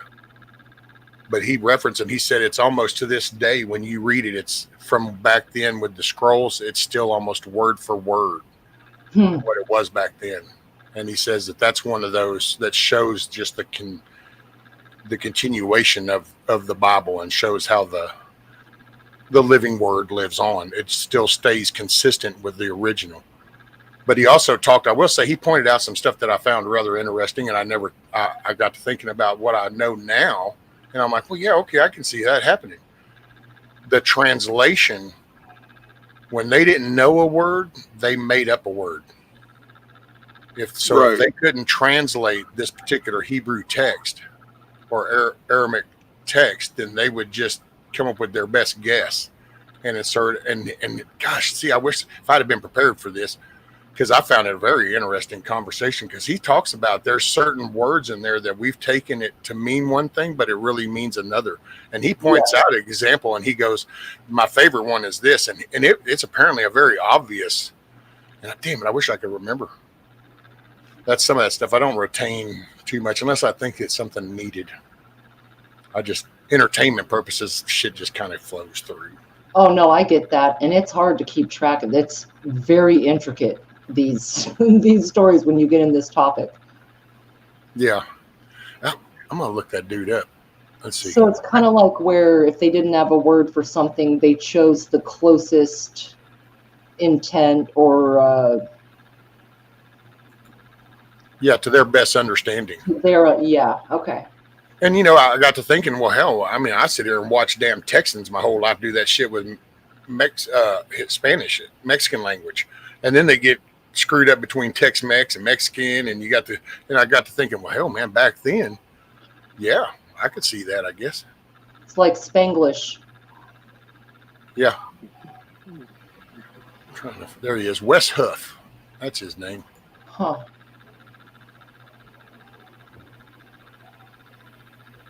D-Dog, are you here? The Ethiopian Bible has some versions has 88 books, and the main one that everyone's been concentrating on has 81. It was from the 4th century, the same time that the Hebrew Bible was first in print. And the scrolls go back, 1,300 plus years for the Old Testament. Mm-hmm.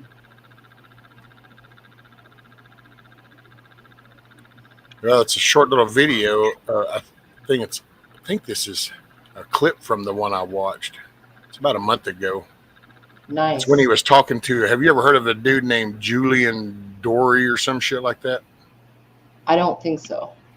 He's kind of one of them young dudes like that Theo guy that does podcast. Are you talking about Julian Dorian? Is that? I don't know. Like I'm trying to scroll through something like that, maybe. Let's see if I can find where it says it here, because it's Julian something. Theo Vaughn is hilarious. Julian Dory, Dorey. Okay. So I don't know who he is. He could have been an actor or something. Right. At first, I know now he's like everybody else. He gets into the podcasting. Let's see here. I'll share this and we'll see what. Oh, not that. I didn't want to do that one.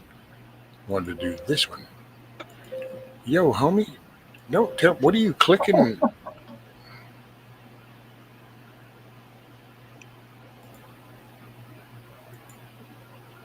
Okay, now, and then screen, okay, here, and then here. All right, where'd it go? There it is. All right. It's about 8 minutes long, but if he gets to it right out, then I'll just go ahead and stop it so that we can talk about that. Let's do it. Occasionally refers to supernatural beings, like angels, like seraphim, like cherubim, like demons. But it doesn't really, or the Watchers is another one. Jinn? No, that's different. That's Islam? Yeah, that comes along. Yeah. That's about 600 years after. Oh, he starts out talking about the Book of Enoch. Yeah, no, the jinn are a separate thing. That they're Got it. entirely. They're good and bad jinn. They're not even in this sort of category. But so you have these things mentioned in the Old Testament, but they're never really explained. And so within this 400-year period between the Old and the New Testament, the Jews are like, okay, what do we think of this? How are we to understand these supernatural beings that are created by God, that exist in some sort of parallel world in the unseen realm, and they're interacting with one another, and they have different forms and functions? So one of the issues is that we often refer to a bunch of these things as angels. Angel is not what the thing is, it's what the thing does. So malach in the Hebrew, or angelos in the Greek, means messenger. So it is not a description of its ontology, what it is, it's a description of what it does. Got it. These are supernatural beings who go and they communicate messages to people. They're in some sort of relation in terms of their supernaturalness to other creatures like the seraphim and like the cherubim, who are supernatural divine throne guardians, which was a concept that was not foreign to the ancient world. You have lamassu, which are the winged bulls with the human heads in Babylon, and you have sphinxes in Egyptian and Hellenistic culture. These were just concepts that existed within the ancient world. The gods have throne guardians. And within biblical Judaism, these are the seraphim and they are the cherubim. So sometimes you'll see those memes, the biblically accurate angels. Yeah. Those are cherubim. That's what they are. Okay. It's not actually an angel. It's kind of a misnomer in terms. But I get it, because we kind of broad brush with all these categories. The Book of Enoch is part of the literature that's trying to explain that. You may What fast on earth forward is it. this? Actually, if you go back to my wesleyhuff.com, I mean, I'm into I it. do. So Or you could do like 1.2 time or something, because it's interesting. I'm enjoying what he's saying. Okay, if you're into it, because apparently it's going to be a couple more minutes, and then he gets to the Ethiopian. Okay. So every Monday, I do these posts that I call Manuscript Monday. So if you go back to the homepage, click that, scroll down, you'll see the blog post. Keep going. Right there. So biblically accurate angels. So I actually explain some of these. If you go down, go up. Right there. So like angels, seraphim, cherubim, and then how these are portrayed. And I particularly go through the manuscripts and how both Christian and Jewish interpretation of them reflects them differently. But these are these characters which the Book of Enoch is trying to make sense of, along with demons. And so the way that they go about that is by capitalizing on the events that happen immediately before Genesis chapter 6 and the biblical flood, where you have the great-grandfather of Noah, Enoch, as this character who is explaining some of these fallen angels or beings. Genesis chapter 6 says that the sons of God saw that the daughters of men were pleasing to the eyes and slept with them, and that these created men of renown. And that's the word Nephilim. Ah, there it is. So the trickiness of this is that in ancient Judaism, when it's translated in other languages, Nephilim is almost exclusively translated as giants. But the word etymologically in Hebrew, nephal, literally means to fall. So there's this whole narrative within ancient Judaism of these things are fallen angels.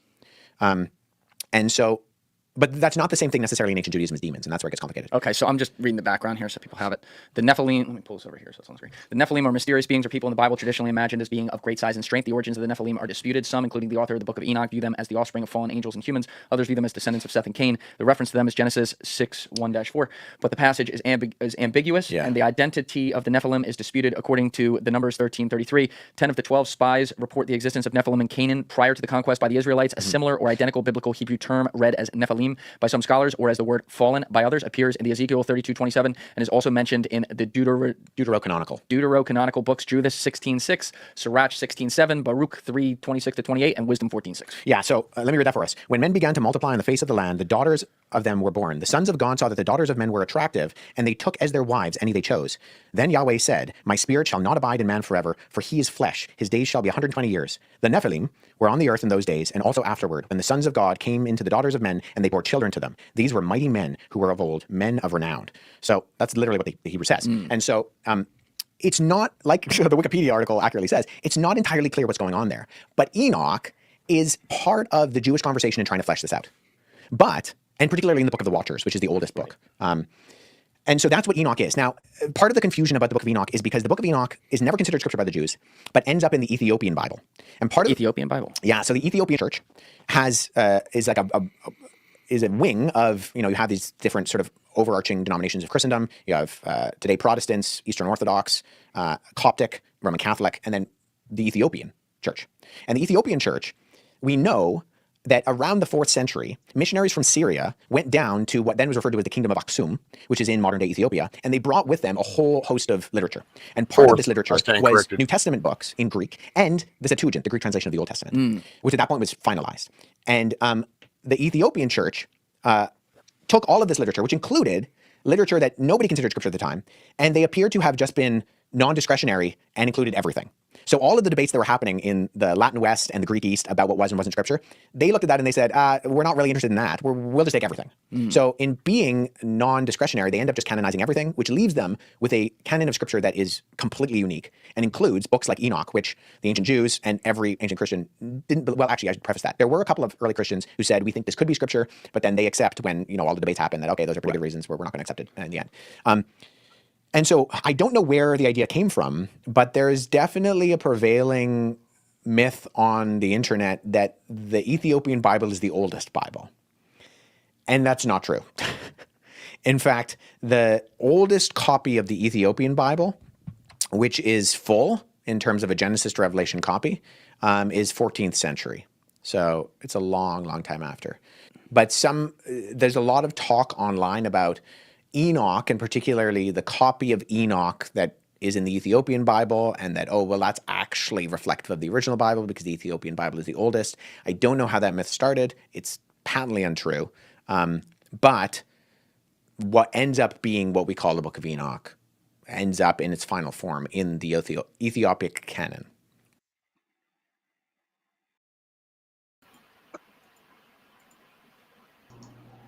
So there we go. Interesting. Yeah. That's where I got it from. Well, kind of comes down to unanswerable to me with some of these ancient texts, and I think that's where part of the fun is. But yeah, he had a good breakdown. Well, and that's I on a spiritual part, I kind of just look at that stuff, and when it comes to, well, how do I say that? Because I don't want to sound preachy, but so when it comes to things, when it comes to my, God and my faith, my relationship and that, and I look at stuff and I read stuff, and if I'm really reading that, searching for some kind of guidance, per se, then I kind of, I have a talk, and it sounds kind of, I know, corny, but you just kind of feel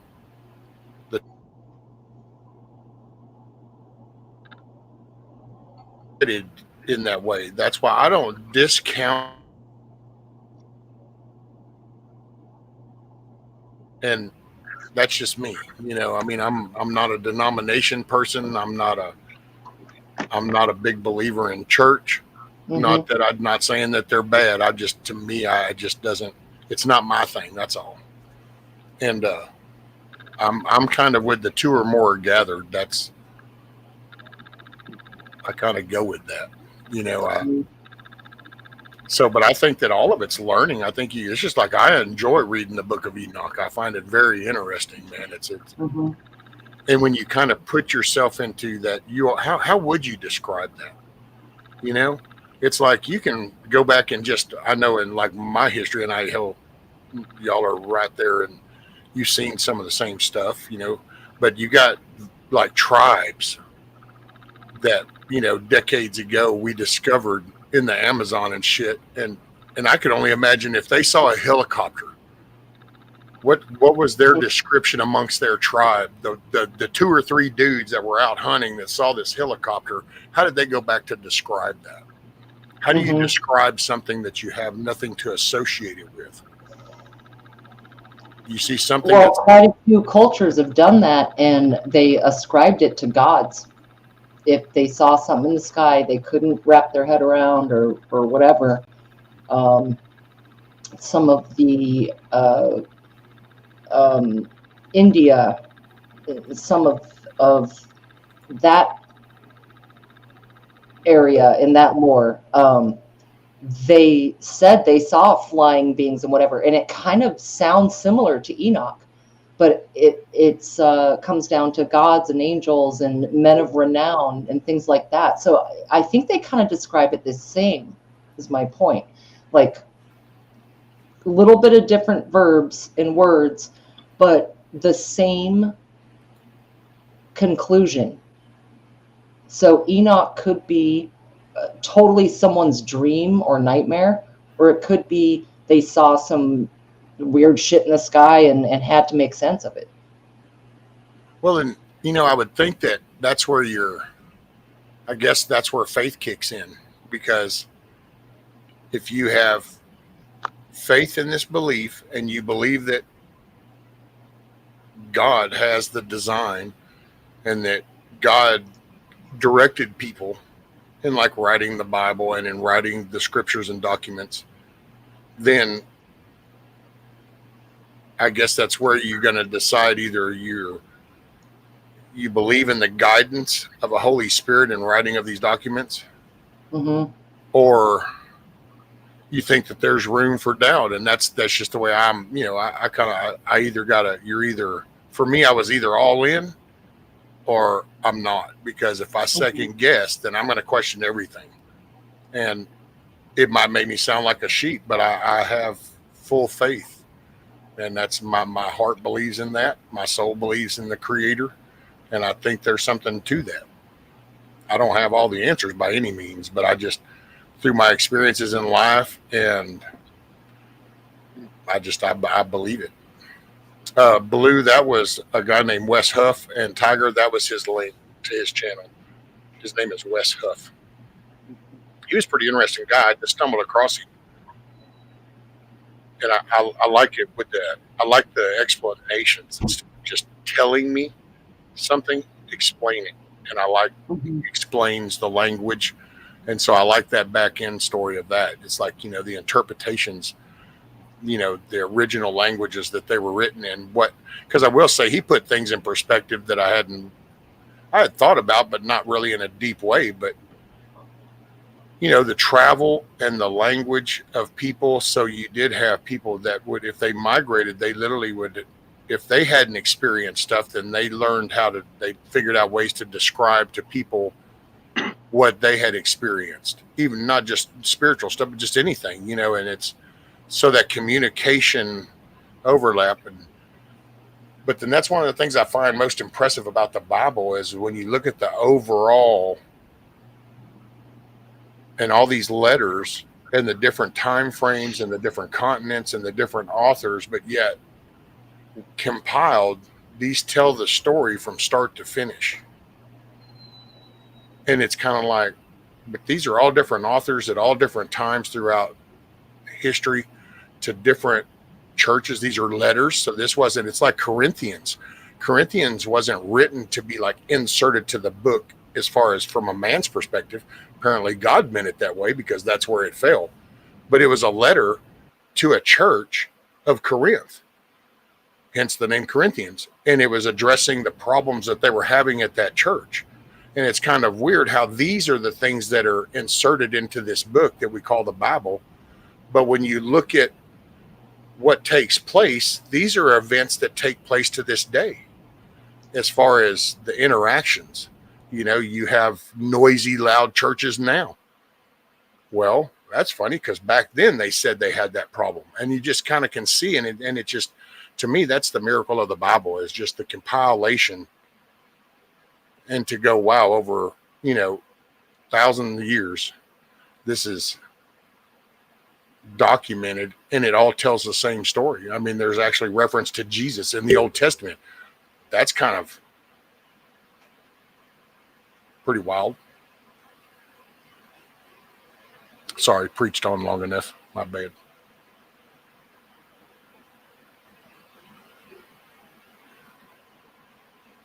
Look, they done kicked me to the curb. I done talked so much, they said, shit, I'm going to the bathroom. Kinda. I am totally in the bathroom. Oh, shit, Rescue's talking this time. Take a piss.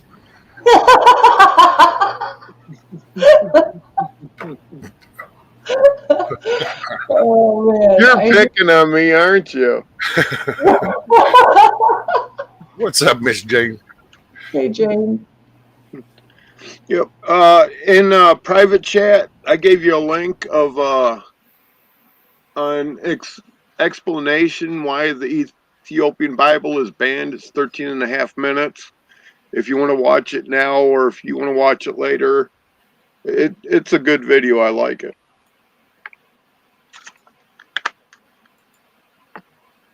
Let's see, chat, private.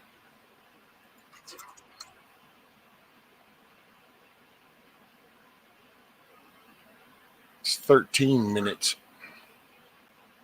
Yep.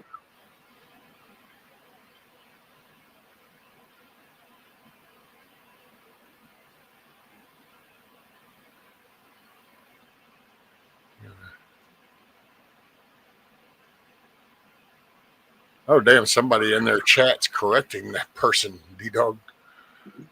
Yep, I saw that. Our Bible has 81 books, not 88. Well, like I said, that there's two different versions of the Ethiopian Bible, and it depends if it's the long canon or the short canon.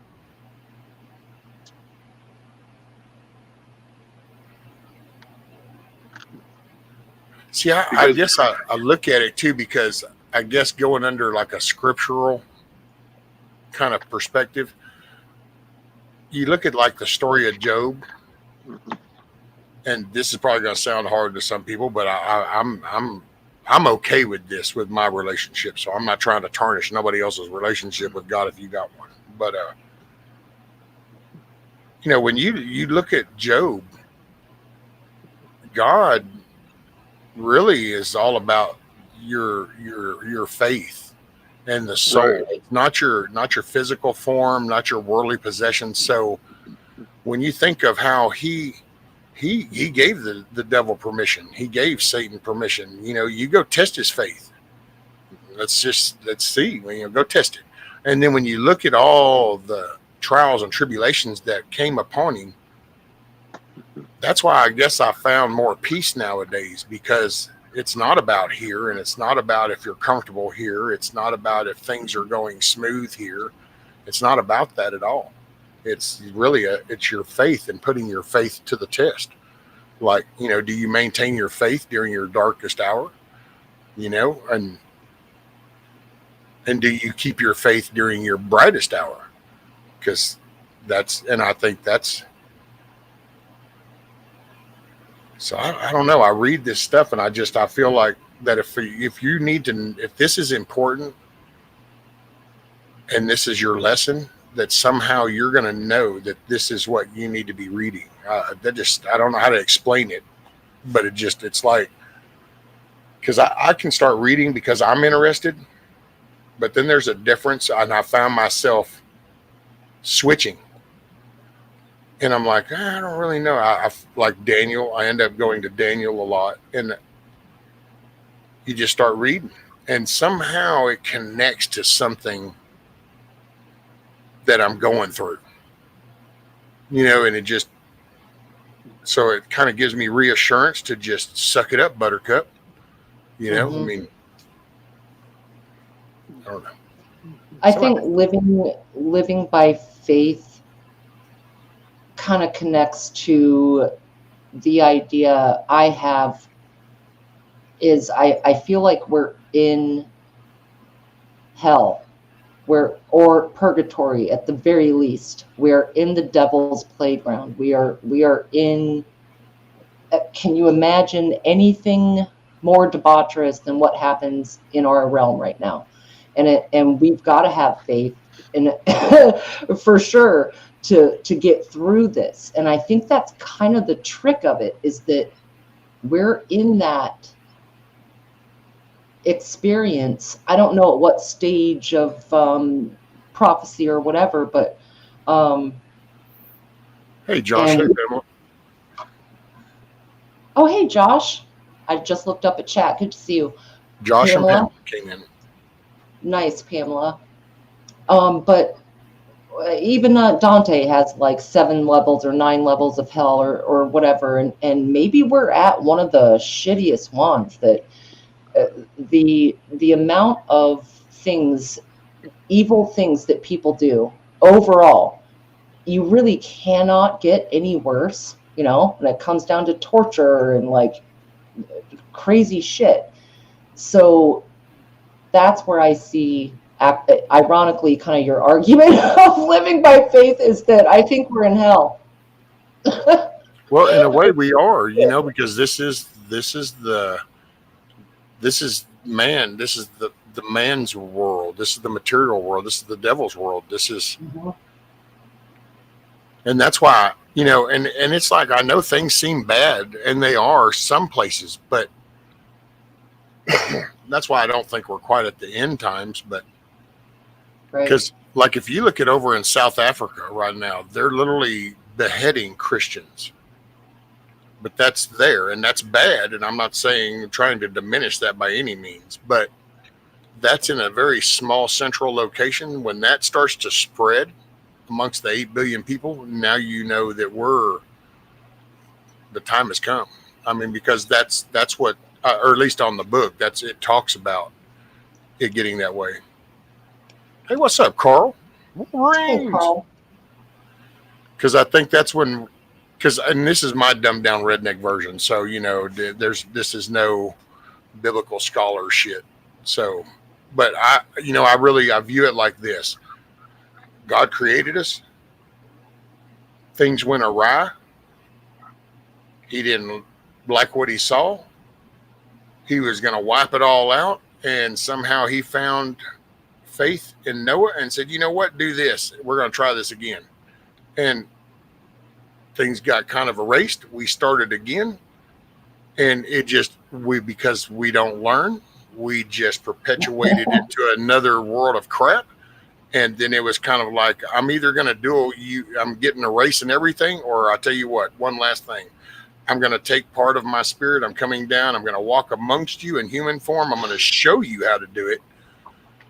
And then I'm going to prove my point as I leave.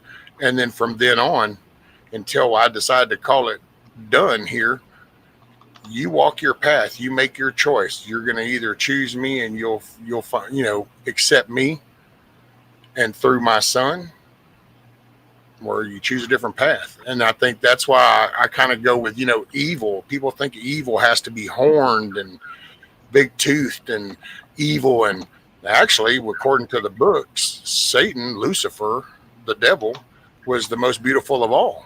And when you really look at what it comes down to, you love God with all your heart and love your neighbor as yourself. That's the 2 main things.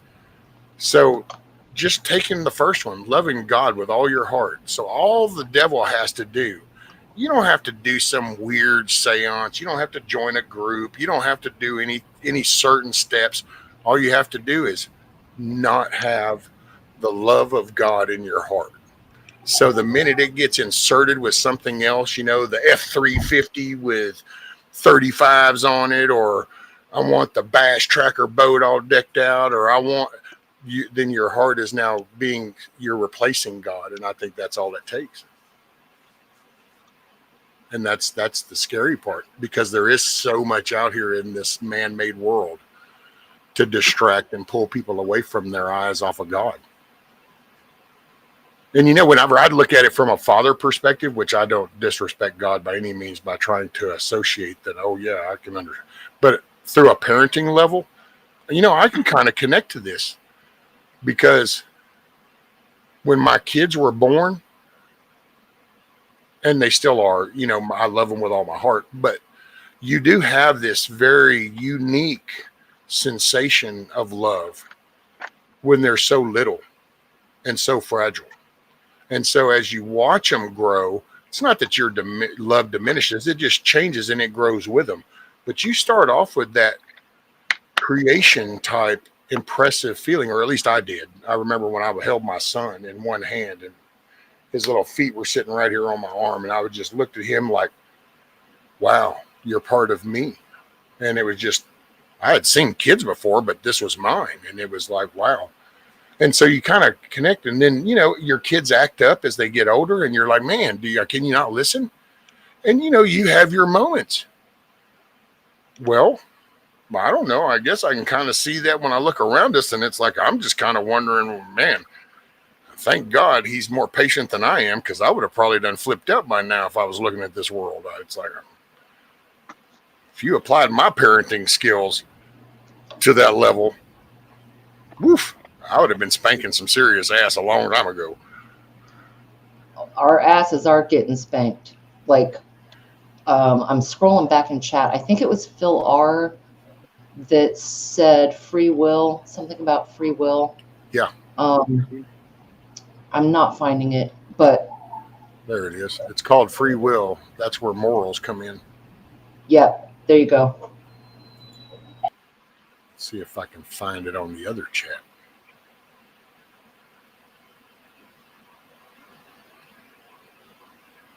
The other one's a little tougher. Yeah. scrolling. But There you go. I agree, Phil.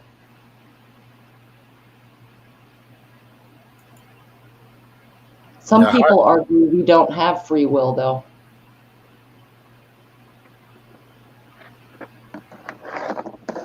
See, that's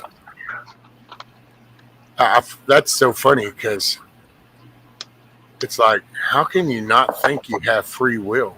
I mean, because even in prison, you don't have to eat. You don't have to take that shit. You can just sit right there. You don't have to bathe. You don't have to do anything. You don't have to get up. So you could just lay there. But see, that's where people make choices. They just don't want to accept that they're making choices. Because you always make a choice. You make a choice to stay where you're at. As hard as that might sound, if you're in an abusive relationship, you're making a decision every day to stay there. Now, you can come up with all these things about, well, but I can't. That's all the things you can't do, but you can always walk out the door. Now, nobody said it's going to be easy. Nobody said it would be pleasant and it's going to be just, pleasurable, but it can be done. So it's like, at what point are people willing to do whatever you got to do? That kind of statement gets dumbed down some. What's up, Stuart? Stewie.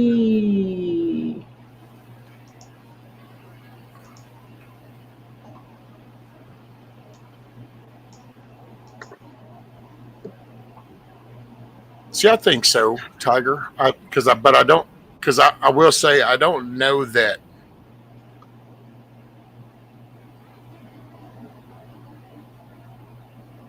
God knows the decision you're going to make. Maybe he does. I don't know. I think it's because it could be that it's all predetermined, and it's like he's known for 2,000 years. But I just, and it might be my own human side that wants to say, I don't think so.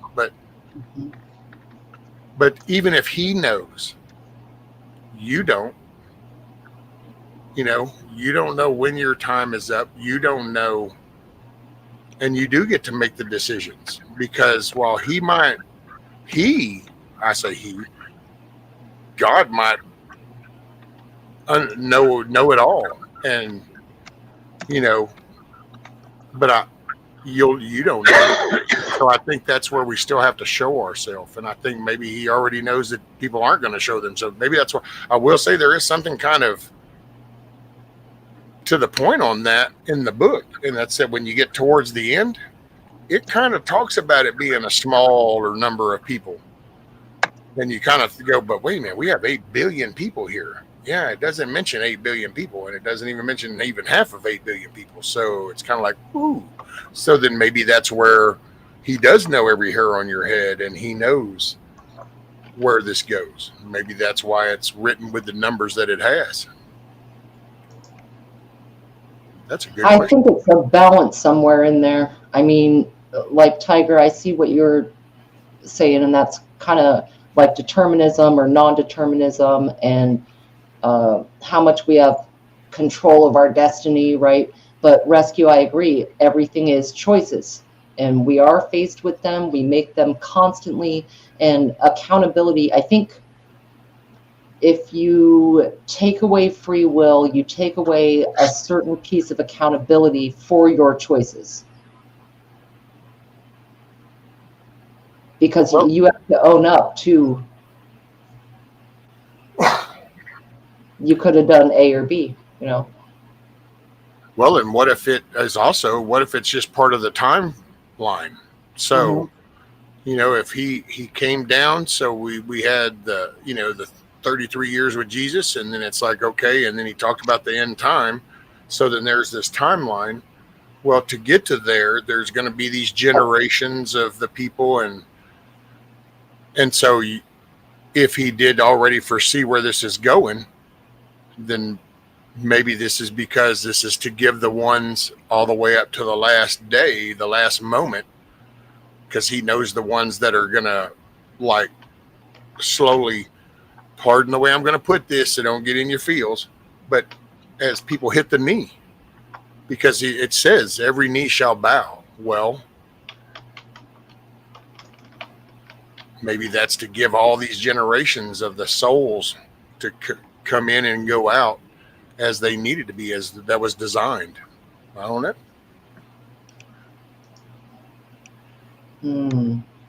Design. See that because it's almost like, okay, well, we have free will, but if we're on a city streets, a lot of them are just grids, A, B, C, D, 1, 2, 3, 4, the streets, and very well designed to keep you flowing in a certain direction. So then it's like, well, do you have free will, or did you just pull up to a one-way? This is true. Or what if that's like, what is that? What if that's actually the divine moment that all of us have, is while it might be generally predetermined, but all along your journey, you always have that option to take the exit. Mm-hmm. So it's maybe that's where the free will part comes in. It's like, yeah, you might be already set on a path, and in the big scheme of things, it looks like, oh, poor old Ed here, he's going to be born. Yep, he's going to get into drugs and commit some crime, and he's going to overdose, and that's that. But then maybe that's part of that. When Jesus came down, and that part of sacrificing for the sins of men, maybe that was that divine moment to where, yeah, Ed has a 99% chance of heading that way, but there is that 0.1% that somewhere along the way, Ed hits the knee and goes, where are you at, God? I need you. And then all of a sudden establishes a relationship, and now Ed's taken the off path, and his future is different.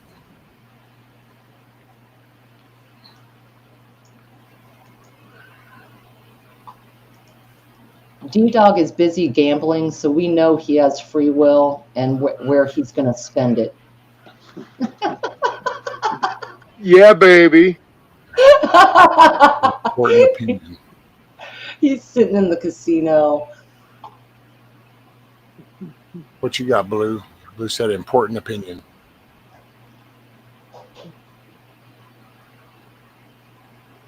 Some of the bedrock may have been the best option with cards. Life or dealt. Never know, never judge. No, I'm not judging, and anything I said is never directed at anybody. This is all my own personal. I believe in a relationship is totally personal, so I don't even attempt to educate nobody. All I can do is share my experience and see where that ties in. I do find a lot of comfort, and I saw where Phil mentioned Job again, and I do find a lot of comfort in that, man, because it's kind of like when we watch some of these. I know I do. I watch historical stuff, and then I see these people that perform some of this just, man, impressive stuff, just during a battle or whatever. And then I think about that, and I go to reading Job, and you're just like, and that dude never blinked, man. And that's how strong his faith was. I could only hope to ever aspire to half of that. What's up, Rabbit? Rabbit. Moonchild, yes, removed opinions formed or not necessarily correct. What did I miss, Blue? You never know with Blue. She's a butterfly dreaming she's a man. She's a butterfly thinking she's a man? Yeah, a whoa man, but there's a philosophical quote. Am I a butterfly dreaming I'm a man, or a man dreaming I'm a butterfly? Why wouldn't a man dream he's like an eagle or something? What's a eagle. For real, that's the one. It's like, I'm a man, hear me roar. And it's like, wait, what? That's no roar. Well, like Carl, he dreams he's a Wolverine.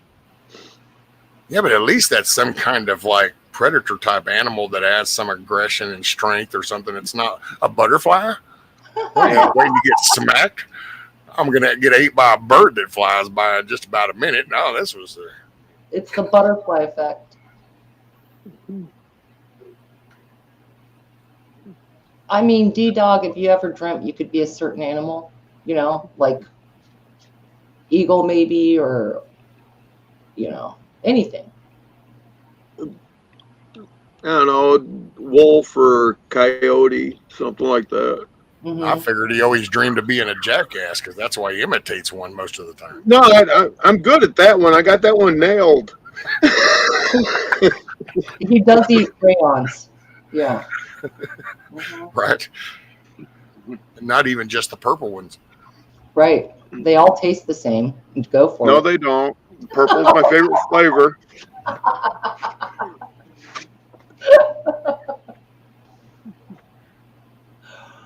Eagles eat roadkill on the regular. It's tasty, but rather eat fresh. Yep.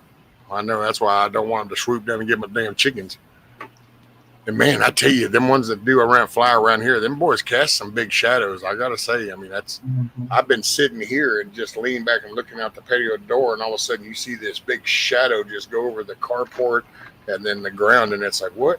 And I'll go to the door, and sure enough, you'll see them circle back by, and it's like, not my chickens. You go find you a rabbit or some shit. Not my chicken. That's it. Mm-hmm. And there was somebody not just kind of down through the trees. I don't know what the distance would really be. It's, I guess in city aspects, it might be 5 or 6 blocks or something. But they had theirs. They're not sure if it was an eagle or a hawk or what, but their chickens slowly over a week got snatched right out of their yard. And the only reason they knew they got snatched is because they left little puffs of feathers as they took off. I'm like, yeah, see, that's why I keep mine covered. Just feathers slowly floating down.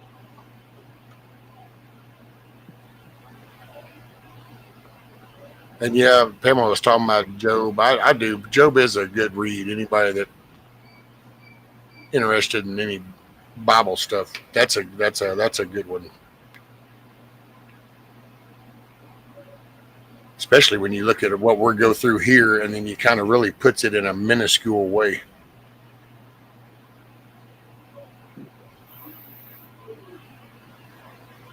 And that's kind of funny. Like, part of the inspiration for some of these things is that some point someone had it way worse than you. This is how they overcame it, or didn't. You know, the consequences of doing something not okay. So Phil's been throwing out some gems, and he said a minute ago something about love the sinner, not the sin. But that's where accountability comes in, though, as well, because sometimes we can say, well, love the sinner, not the sin, but then enable the sinner to much detriment. And so I still think personal accountability and overcoming some things and your choices is where, I don't know, a lot of measurement of this comes in. Whether it was Job or Noah or anyone else, they made a choice at some point. Yeah. Like, where is that the sinner seek out for stopping the sin? You know what I mean? Yeah. Like, I hate what they do. I mean, I love the sinner, but man, do I hate what they do. But then there's no expectation for them to not do it anymore. Well, let me ask you something. If your kid did something, you wouldn't like the behavior, but you still love your kid. Mm-hmm. So that's how I kind of view that equation, loving the sinner, not the sin. And so he loves us as his creation. He doesn't love what we do. And he has given us a book to guide us away from acting that way. All right, Tiger. Have a good night, ma'am. Enjoy Night, some Tiger. time with the hubby. Yep. Hey, Good night, make Tiger. tomorrow a good day. I guess I would say, okay, a parent provides consequences. So what are the consequences from God with sinners? Like, and I know there are some, like, but as far as just how long do you let it go? Can somebody do the same sin over and over and over, keep repenting, and there's no consequences from God? Where is that? But that's going off of a man-made time frame, I think. And that's the way I Okay. view it. So, because I think most of the things when God comes from his view is on a spiritual level. So it's in your soul. So it's going to be the eternity part. So the sack of flesh world we live in down here, Mm-hmm. this is just minuscule. So it's where we go from here, and then that's where your faith, if you believe in heaven and you believe in the faith and asking forgiveness, accepting Jesus and that path, and that's where you're going to go, is to heaven. And so then your punishment would come, you would be cast out of heaven, so you're going to hell. Now that there's so many variations. I don't know what that's like. All I know is it's not a good thing. So that's all I needed to know.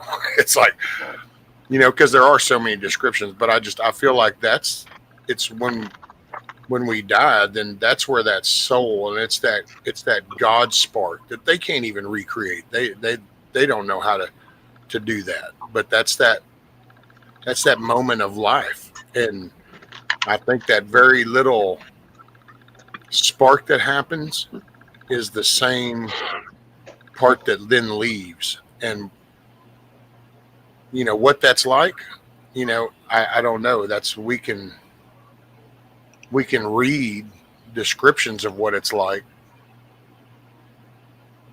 I don't know if those are metaphorically spoken or if they're literally spoken, but I think it's the idea is to paint a picture,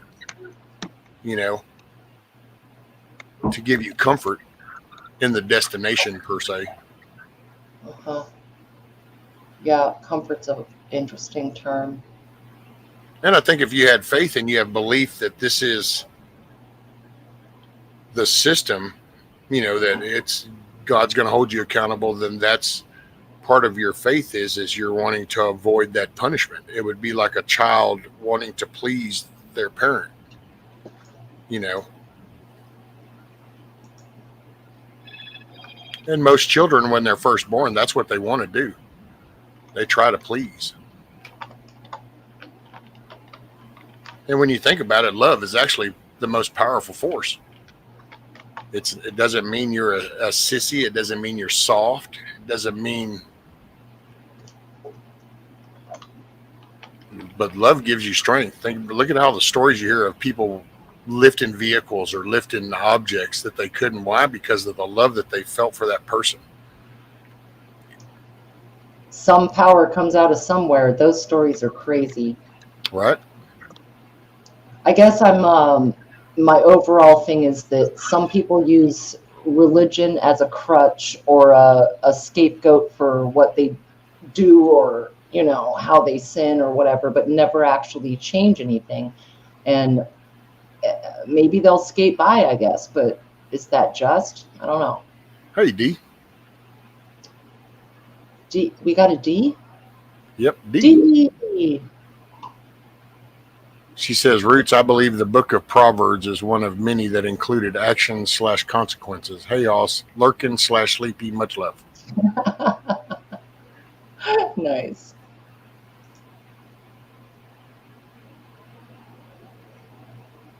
Phil says, like, if you smoke, you won't possibly live as long. There's a penalty for everything. Overeat, drugs, etc. Like high-stake gambler, like D-Dog. Right. I can see him in the casino now. I will say there's something about the, gluttony. And man, I sit back and you apply gluttony to stuff, over excessive stuff. And you can see that just fits across the board. Mm-hmm. Like we eat too much. We stay up too much. We sit too much. Almost everything we do in excess. Yeah, we're hedons for sure. What's up, Rabbit? I know you have different thoughts. I'm glad you're hanging out. Right? I ain't trying to preach to nobody, by the way. I mean, I'm just this is me, my world. Like I said at the beginning, take it with a grain of salt if it don't apply. Oh, we're in your living room, man. I mean, I think the 7 deadly sins are pretty valid. I love going to the casino, but I also know whenever I'm chasing a win, it's time for me to leave. Mm-hmm. I can't gamble for shit. Well, what's your favorite thing at the casino, dog? Do you like machines? Do you like poker? Do you like roulette? All I play is blackjack because you have a 68% chance of winning. Mm-hmm. Well, I've heard craps are actually the best odds if you bet it right. Right, but that's all in the bet and all the other stuff. Yeah. Which is a little bit more than just math, where blackjack is only math. Mm-hmm. And, I can count a 6-deck shoe, so. Mm-hmm. Right. So is 6 decks the standard? Yeah, that's a standard. Okay. Interesting. Yep, and I know if I'm doing head to head with a dealer, I'm gonna have to at least do 3 slots. Oh, 3 seats, like.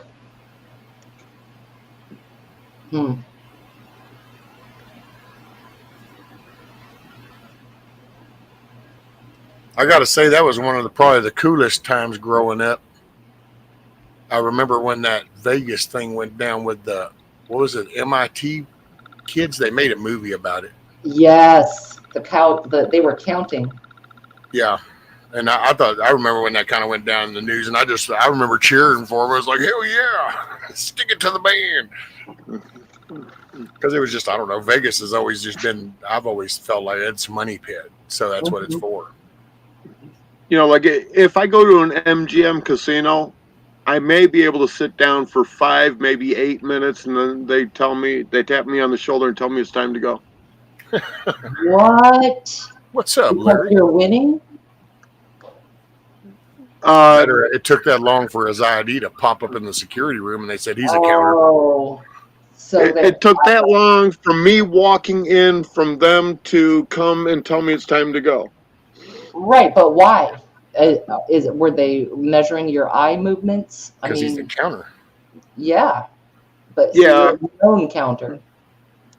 You know, that's why I don't go to Vegas anymore, because same thing at Bandela. That's why he said MGM, because see, he knows that they know him. Ah, good call. Yep, and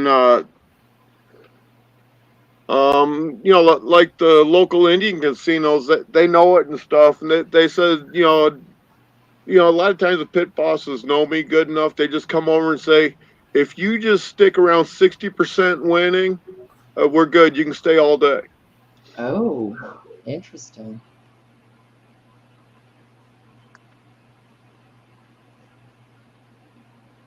You have control of the outcome. See, I'm just not a gambler, man. I don't know. Hell, when the missus went to work for the Indians out at that one, we went out and it was kind of like, oh, cool. Hey, well, your mom's working here. I guess we'll try to gamble a little bit. So I gave my son a 20. I think my daughter a 20, and I took a 20. And when it was gone, it was like, oh, well, that was okay, I guess. I don't know where the hell did that 20 go. Mm-hmm. And it was like, okay, see you later. No Because to me, time. that's the best I can do is a scratch off. That's about the best I can bring myself. If I have a few extra bucks, I'll do a scratch off. And other than that, it's like, just go give a homeless dude $20 if you're going to give it away. Right. Well, I took the ex-wife when we were happily married. I took her one time, and every single hand was $5 table, so $5 a hand. She'd put the $5 up and go, well, there goes a pack of cigarettes. It's like, you're killing me. You're killing me, Smalls. Yep, and that's one of the only times I ever sat at a $5 table.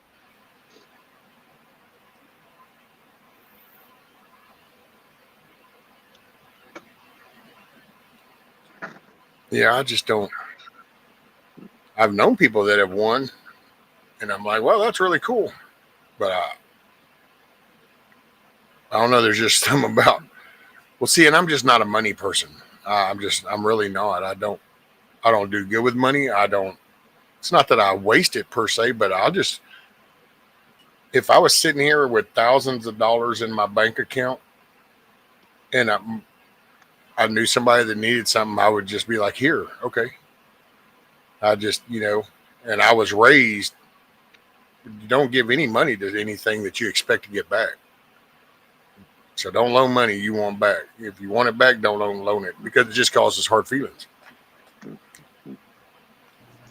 Yeah, I'm pretty bad with money too. Well, casinos is like adult entertainment. You go in there with $100, you're going to blow. You don't expect to come out with it. If you come out with something better, awesome. But it's like an adult arcade. You're not coming home. The tickets are worth nothing. So if I went to the casino with $100, I'd play one hand and go home. If you're betting that high, I guess. Yeah, if you're betting that high. I mean, dude, I ain't gonna lie. I love a casino. Been to Vegas. I have casinos in my state all around the place. I used to frequent them a lot. I like roulette because it's exciting. I've done some cards now and then. It's so expensive though, like the $5 a game or whatever. The machines get pretty fun and addicting, but I've never really come out ahead. You know, you go in just knowing whatever my budget is, I'm just going to do this instead of going to a movie.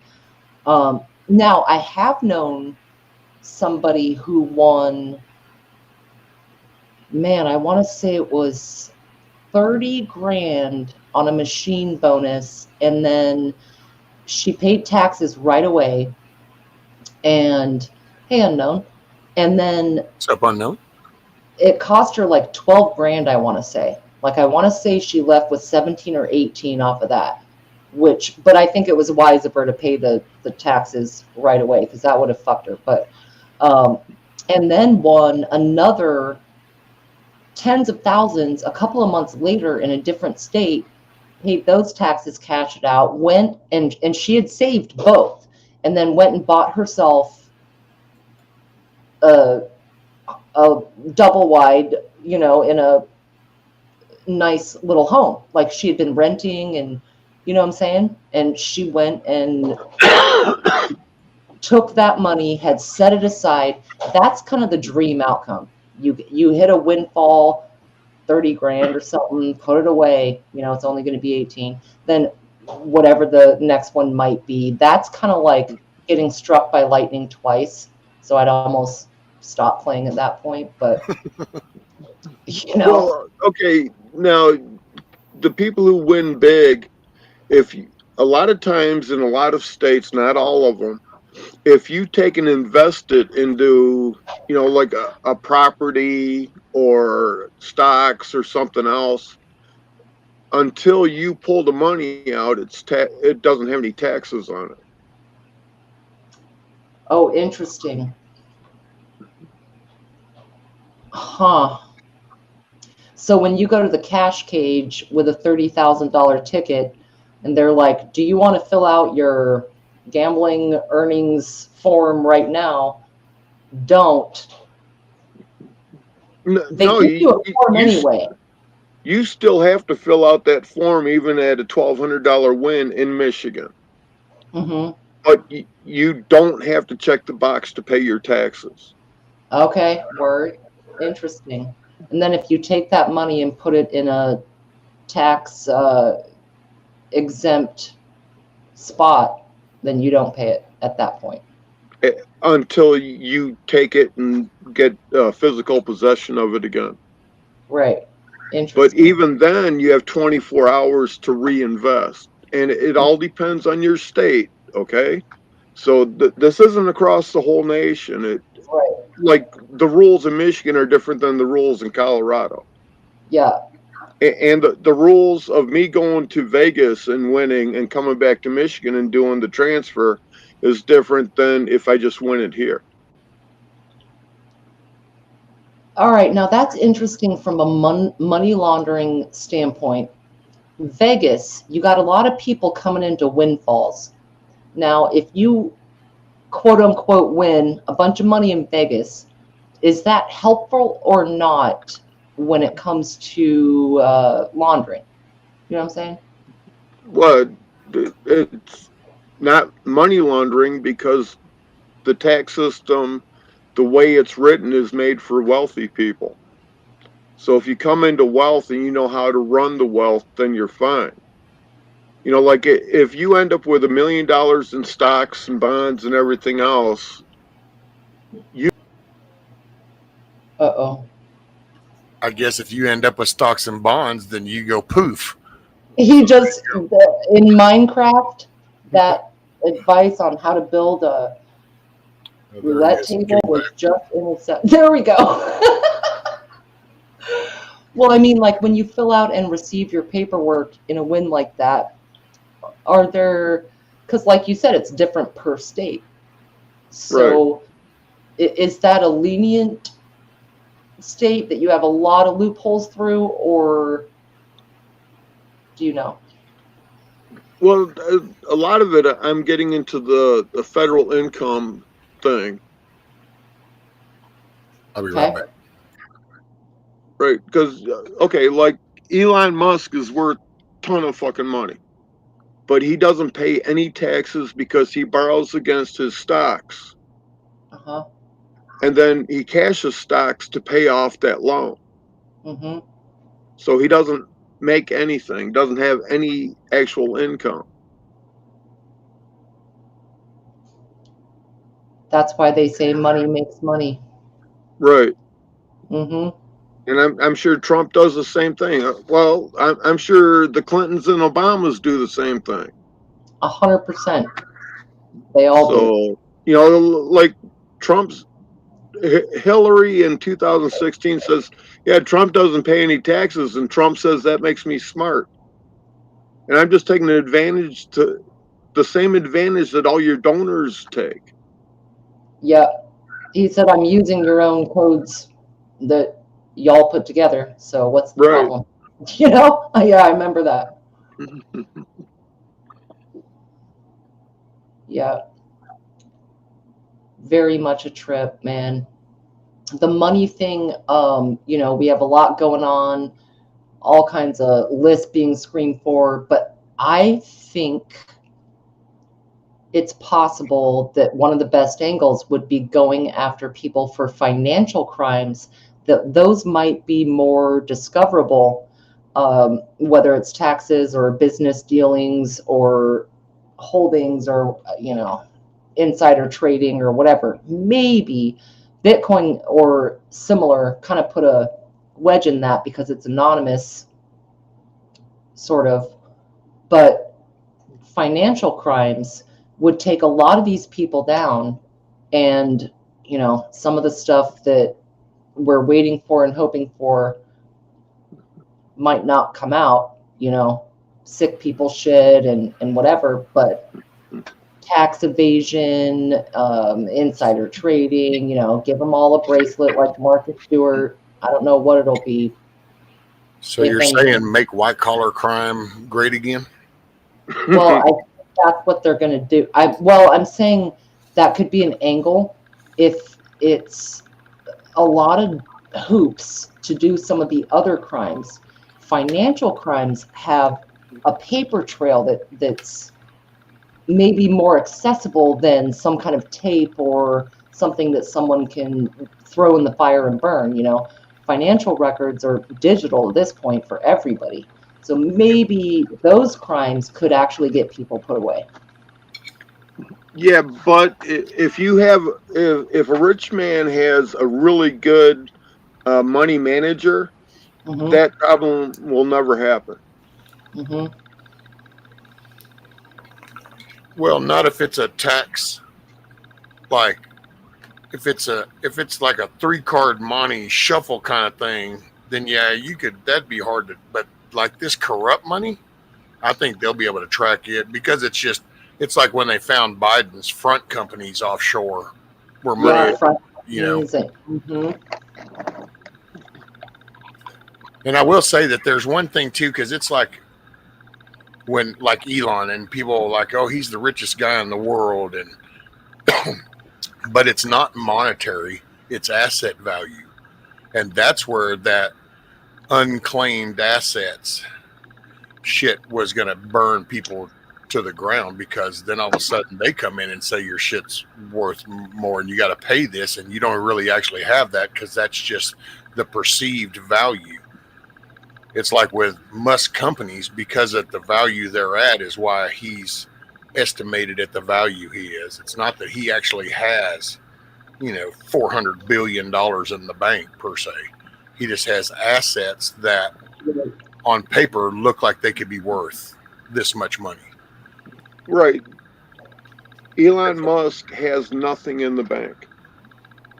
Well, no, but I'm just saying that's where a lot of the people, and they'll talk about, you know, like when these people scream up, you know, the billionaires. And it's like, well, a lot of these people are billionaires, but they're not like legitimate hands-on billionaires. They're asset billionaires. And that's kind of different.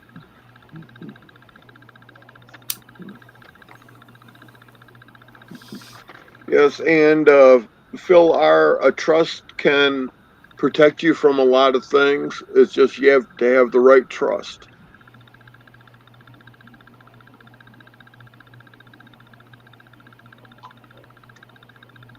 Gotta have trust in the right trust. Yeah, trust in the right trust. Yeah, I see what you did there. Yep. Yep, agreed. That is getting more and more difficult. Like, okay, my property, I have the mineral rights, I have the land patent, and it's all in a family trust.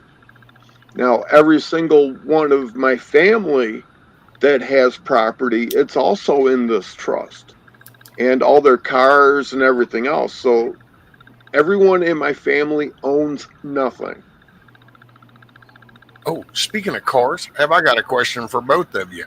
And hell, anybody in chat, because I'm kind of curious, because I found about the most batshit crazy stuff in Arkansas, I heard, and I was like, are you shitting me? Really? So Do you guys have to pay like taxes on your vehicles with your property? So, like, because people pay property taxes every year if you have a home, and okay, fine. But do you guys actually have to pay your vehicle tax with that property? Because apparently in Arkansas you do.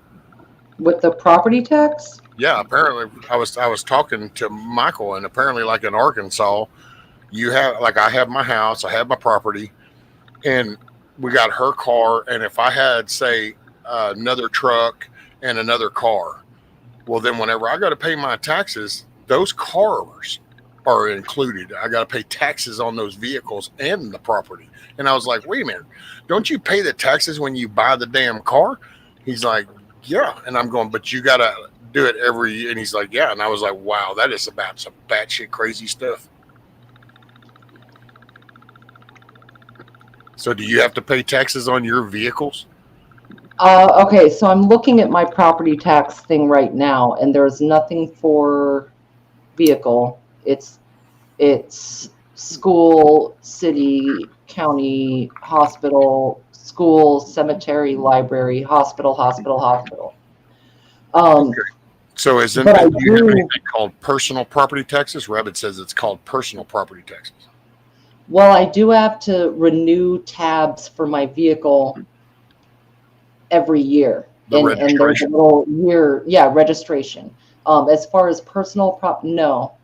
And the registration sticker for each new year is somewhere around $60 or $70, which is bullshit, of course. But So, just so you do this every year? yes, because Oh, the wow. sticker on the car, they actually just send you the year sticker. They don't even send you the month or anything. They just send you the year. You know what I mean? And then you can get pulled over if, let's say, I had a 24 sticker on the right side of my license plate right now, then I would get pulled over for expired tabs. Oh, wait. So you guys still have the little stickers on your license plates? Yes. Oh, yeah. See, we Yep. don't have those no more. Huh.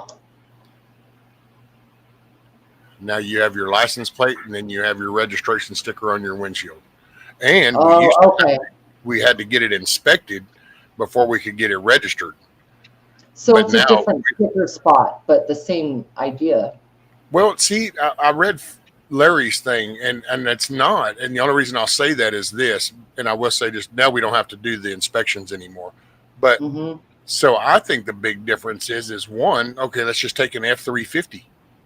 Well, if I have an F-350 and I'm paying tax on that, then that's going to be based off of a value of that vehicle. Well, that ain't no little cheap few bucks.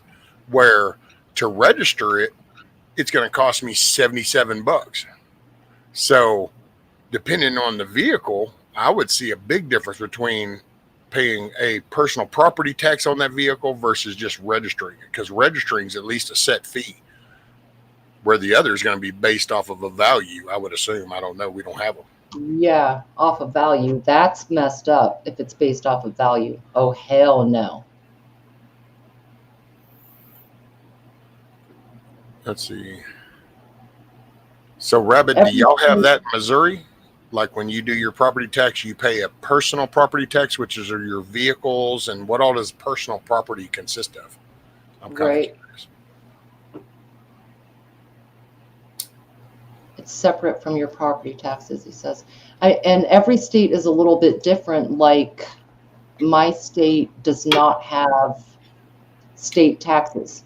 So when I file my taxes, it's just federal. There's no state taxes at all.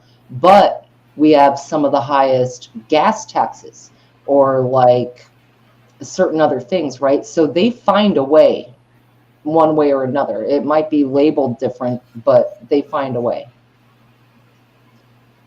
We don't have a state tax either. Well, we have a state like the sales tax, but not a wage tax. Right. Yeah. No wage Rabbit, tax on state. Rabbit said that it can include your livestock and tractors too. Now here, yeah, if you're under the ag, then, but you don't, it's not the taxes on it per se. You actually can use the cattle to get you a break. off of other stuff. That's actually why a lot of people around here will have little herds of 12 or 20 on their little 10 acres or 15 acres or 20 acres, because then they can ride off shit, because then almost everything else attached to the house is farm related, so they can just ride it off. So, okay, with this personal property tax, livestock and tractors, so do you have to do some kind of declaration of all your personal property every year? Or I'm trying to wrap my head around this. That is messed up. Yeah, when I see the personal property tax, the only thing I can equate it to in my experience was when I opened my computer shop in that city. Then because I opened the store in the city, every year I had to pay the city taxes on my tools. And the first time they told me that, I totally freaked out. I'm like, excuse me? And so from then on, I made a joke earlier about it. All I ever said that I worked on computers with was a Phillips screwdriver and a pair of pliers. Those are my shop tools right there. And that's because I was like, wait a minute. So I'm going to go down here to Lowe's and I'm going to go buy this tool and I'm going to pay this tax. But they would see, and then they tried to tell me going, well, it's because, see, you don't have to pay tax though. And I'm going, but then I ought to have an option. If I tell you I didn't use my DBA and I paid the taxes, then why do I got to pay them to the city? Well, it's like, yeah, right. It's a word game. Wow. It's a money thing. Because see, what they're really, you're out where you wouldn't have to really worry about it is every time I went into Lowe's, all I got to do is do my DBA and I don't pay taxes. They'll just write it down. Now they're going to probably turn in all my transactions that I did this. So if I don't do this with the city, then eventually the IRS goes, hey, there's taxes. You didn't pay them. Well, I'm saying, how do they know what personal property you own? If you go to your neighbor and buy a Sawzall, how do they know? Well, that's what I'm kind of wondering how that goes when it comes to your personal property at your place. I mean, it's like, hell, the people around here, there's one person, that's some bitch probably got 45 mowers. Not one of them run, but he's got 45 mowers all around his damn house because his dad used to work on lawn mowers and then died. Right. So now there's all these mowers. Right. So it's like, it's like, need clarification, Rabbit. Do you need the link? Are you going to actually find it to come up and just tell us, or are you just going to type it all out? Because inquiring minds want to know. Oh, man. I love that. So you can choose the easy path and come up and speak, or you can choose the hard path and type it all out, but we need to know. He's going to tell us his destiny was to send you the form and just... Look, see, you sent me a form. Well, okay, but we need explanations to the form. It really is different every state, like as far as how they break these down and what have you. It's... Okay, so... Well, can I show this? Does he have info on it? No, I'm not seeing nothing on that one. Let me check the other one. Yeah. No, I'm not seeing any written stuff on it. So it's all just the blank. It's showing the empty squares of like the information they're going to want. So let's see. Share screen here. Then show on screen. So this apparently is the personal property part. So you have the livestock, and it has the calves, yearlings, cows, bulls, lamb, sheep, and the type and then the number of them. And so that's kind of your animals. Just type and number. And then what is this? Crops. So the crops, they only want to know about corn, hay, and beans, apparently. Interesting. Is this for... It looks more like for agricultural. Well, I think this is the personal property side. And then there's another document that's a little bit longer. It's not, I'm going to see if I can blow it up some. Oh. And then, let's see. There we go. And then I can scroll it. So this is the top. Here's your automobiles, pickups, buses, vans, historical vehicles, motor homes, motorcycles, ATVs, boats. cabin cruisers, pontoons, jet skis. Holy shit. See, it's like a jet ski. Dude, around here, they'd be raking up if they did yearly tax on jet skis. Because shit, between Lake Livingston, shit, there's 500,000 of them damn things around that lake. Dude, that's freaking wild. He said Camp it's trailer. just personal property tax. That's just the form. So is Look, this airplane. here? You got to do your airplane. Right? Like, yeah. And a list of additional vehicles and machinery here. So it's like, if this ain't enough, here's room for more. Yeah. And yeah. So this is, did you receive more than one personal property assessment list? So this is the personal property assessment list. Look, failure to return your assessment list will result in a penalty. And then here's assessed value, $0 to $1,000 is a $15 penalty, all the way up to $9,000 and above is $105. Rabbit, that's wild, dude. So you get fined if you don't put your four-wheeler on there, or if you don't put the jet ski that you paid your sales tax when you bought the damn thing. Yeah. Or your airplane, you decide to park your airplane right there, or assemble one up, pay taxes on it. But it's every year? Yeah, apparently this is the That's personal what's property killing tax. my brain on this. Like every year you have to like do this checklist of wow. You realize, Rabbit, that I'm going to be giving you shit from here on out about every time you do this whole the Missouri, the free state, and this is America shit. Because it's like, I don't know, man. At least I don't have to pay taxes on my pencil. Yeah.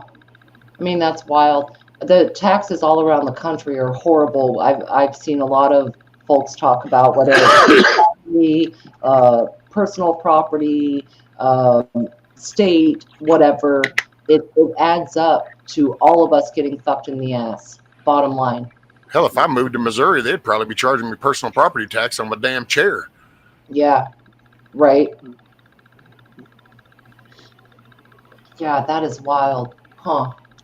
Yeah, that just looks like another form I won't fill out. We have a lot lower state and gas tax, though, than almost every other state. Well, yeah, but that's okay. See, like me, that would still be screwing me over big time because one, I don't go anywhere, so I don't really buy gas. So the low gas tax isn't serving me none. And I buy limited shit, so all I'd be doing is getting my money jacked from me from that because you have shit though. That's all we needed to know. Wait, does that have wheels on it? Well, that looks like that could be used as a trader. You didn't log that. We're finding you. Wait, what? America. Oh, damn. Uh-oh. I guess What happened? I guess Rabbit didn't like that, so he must have smacked my stream. No, I'm just thinking, I don't know what happened. We just kind of kicked us out and brought us back. Wow. Yeah, messed up. Well, all right. All of a sudden I looked and all I saw was flag and I'm like, wait, what? And I looked over and everybody was like show on stream for everybody. I'm like, oh shit. Well, for our friendly Fed. This one's for you. Just for you. Just want to let you know you're number one. I think what trips me out even more than the money aspect of being taxed is the inventory. They're asking for an inventory of everything you own. That like hell no, none of your business. Right. Rabbit had this truck. He has this four-wheeler. He had this jet ski. Oh, at this address. Right. I'd be having a lot of things break down and end up in a junkyard. You know what I'm saying? Like you don't need an inventory, a checklist of my personal property. Hell no. I know, man. That is so wild. I mean, okay,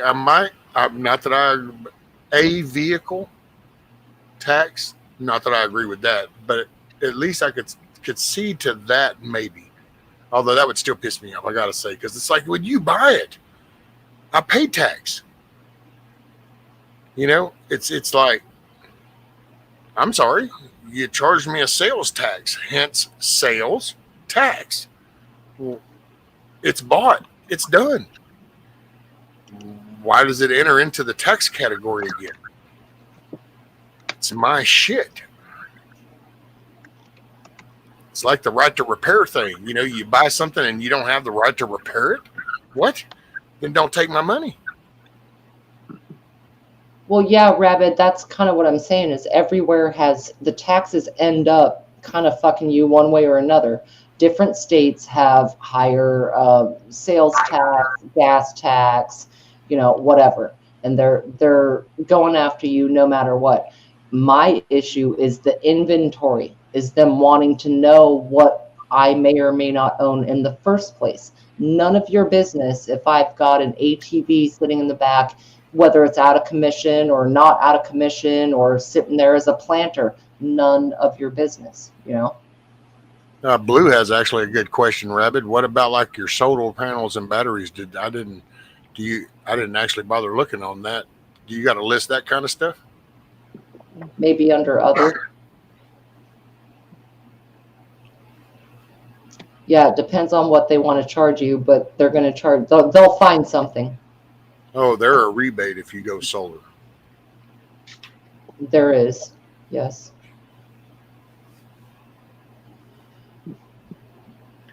Yeah, like in Michigan, if you open up a business, they send you the big form of listing all the stuff you use to conduct business.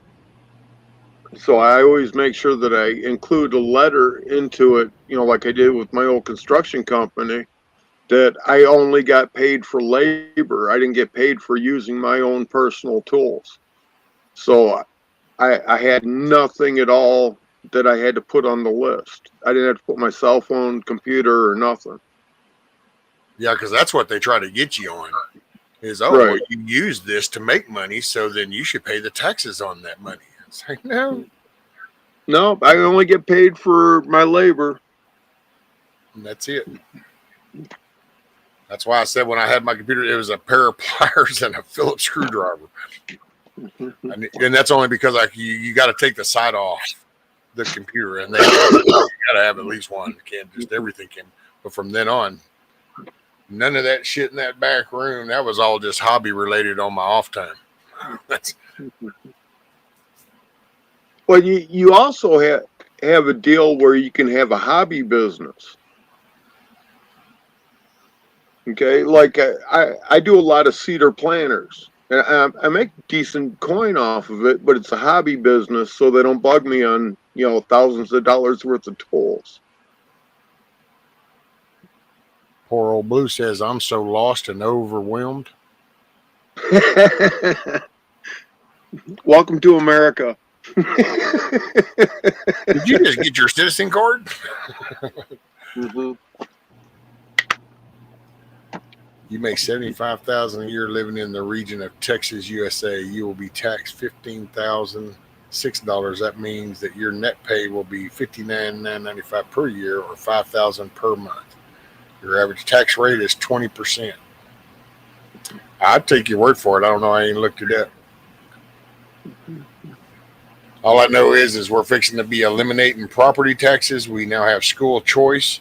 We don't pay state wage tax, income tax, and we're doing actually with the cost of livings here are like the prices of groceries. I don't know. I hear the prices. It's like people in the eggs and all this. It's not high here, Yeah, eggs have been a thing, man. Very frustrating. And yes, Rabbit, I see your words, marginal rate and all of that. It also depends on where in Texas, and that might be because of the size of the state, but it also depends on where.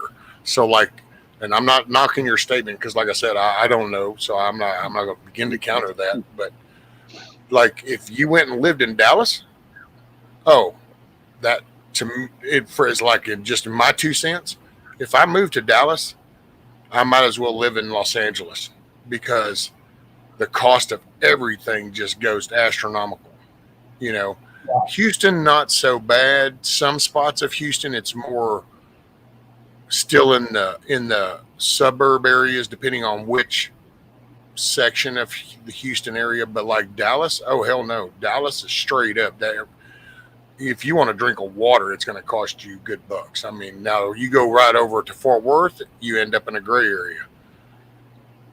Austin, drinks and all that, eating there in Austin, high dollar shit. But around here, you go down here and you eat a homemade meal for $12.95 for your plate and drinks and sides. So I mean, it just depends on where. Well, I can just say that just driving from right here. Like when I do a doctor's appointment up in Lufkin, it's different. We make it a point to fill up gas here before we go farther north because it's going to get higher. It does. It really does depend on the region of any state. Like, I'm not a fan of shitting on any state in particular, and I don't think that's the intent here. I think we're just bitching about taxes. Like, they're terrible everywhere. They find a way to fuck us. One thing I would say from the comments several minutes ago, I think it was Rabbit, about cannabis.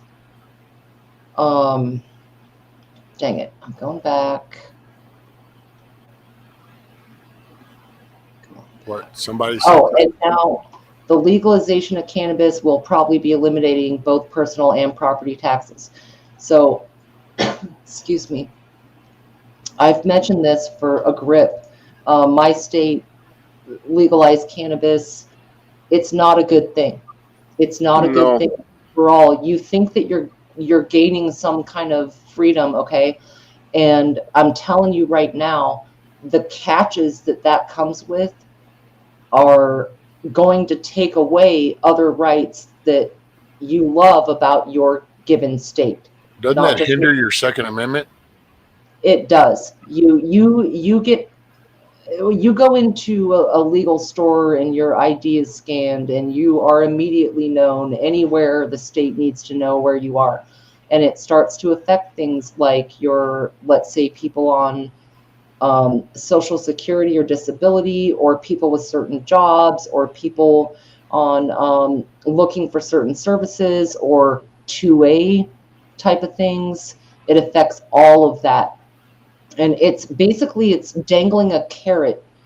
And it's questionable, some of the products. You can find some great shit. Like, they have some edibles that'll take your world away. I always advocate grow your own if you can, or just get like some straight up street weed. Black market will always be alive. Some of this brings in like some of the outsourcing, other companies, China. You never know what they're putting in some of this shit, and some of it has been tested, and it's not pure. It's more expensive, and it takes away other rights. I hate to say it, but I'm not, because y'all know I love a bush, but I am not a fan of legalizing overall. I will say that there's something about that card, because that's, once again, it's kind of like the property tax thing, and now having a running inventory. Yep. And then it's kind of like, well, wait, you got a medical card? You got a recreational card? Oh. So it's kind of like, well, now we know where that's at. And that is kind of. It's a double-edged sword, and they will mess with your liberties somewhere, because and it's not even about the card anymore. Back in the day, medical card was very helpful. As soon as they legalized it in my state, it ruined the integrity of the medical business, because there were bud tenders and people that actually knew about different illnesses, whether it was cancer or fibromyalgia or whatever, right? Now it's just capitalistic. There are no medical shops. They all shut down. There are no stores you can buy clones to grow your own. They all shut down. Now all you have are the total woke working these 7-Eleven type of stores, and that's that. Yeah, it's become that little gas station commodity item now. Yep. And they ship it from overseas and Shit's They laced with outsource all it. kinds of chemicals. Some of it is. Well, Like it's some like, of matter of fact, did y'all ever have a round of that fucking Kush? The rounds of it was the Kush. It's not the like the green shit. It was supposed to be the fake weed, and it was oh, Kush. And they would sell it oh, at gas stations and shit. And what it really did is, if you dumped that out and really looked at it, to me, it always looked like fucking potpourri. Matter of fact, I used to laugh to her, and I'd go, "Doesn't that look like the shit in the bowl you got on the curio cabinet?" Because yeah, it looked like potpourri pieces. But like what it all was that is was they were fine. taking it, and they were just, that's kind of what it was. But then Mhm, they were misting it down with shit mhm, that was causing people to have issues and shit. But see, people took into it down here in Texas because it wasn't really weed, so you could then, mhm. you're not getting busted for anything. Oh, it's Only, legal. It's not illegal. It's legal. I got it at the gas station. yeah, well, it became illegal around here. Matter of fact, it was funny because the missus back then, just to emphasize, totally different banking system and everything, just to emphasize that, uh, she happened to work at the bank where this guy that owned one of the gas stations, he always came in with the money, he banked there. And that son of a bitch got busted 3 times in a row. And it was finally the third time is when they came down on him so hard and shut him down. And I actually remember the first time they filed on him, I was actually pissed because I got found out about this guy. Because whenever I heard about it, then I went by there and come to find out, dude, this dude would have shit like brownies, laced brownies, but he would Mhm. have them right up there by the cash register on the counter. And dude, that pissed me off so bad because all I could envision was, so you're a mom, you're in a hurry, you just pumped your $10 of gas, but you got your freaking 5-year-old with you who's driving you up the wall because they want something off that candy aisle, and you don't really have it, but you go ahead and reach over and grab one of those brownies and go, here, you can have this. I'll take that. Okay, here. And then you go get in your car and you're driving off with your kid in the back seat, gnawing down on this polluted ass brownie that's been laced with shit. And it Mhm. was like, man, you know, hmm. Even just talking about it pisses me off all over again. That's a good point. Yep. Yeah, man, that was scary shit down here. And I think maybe we were a focus because being marijuana not being legal down here, then you come up with that, you'll have people that'll latch right onto it. Right. Yeah, K something. It was Kush and Special K or something like that, and it would come in Well, little bitty jars or little bitty like the little seal off bags.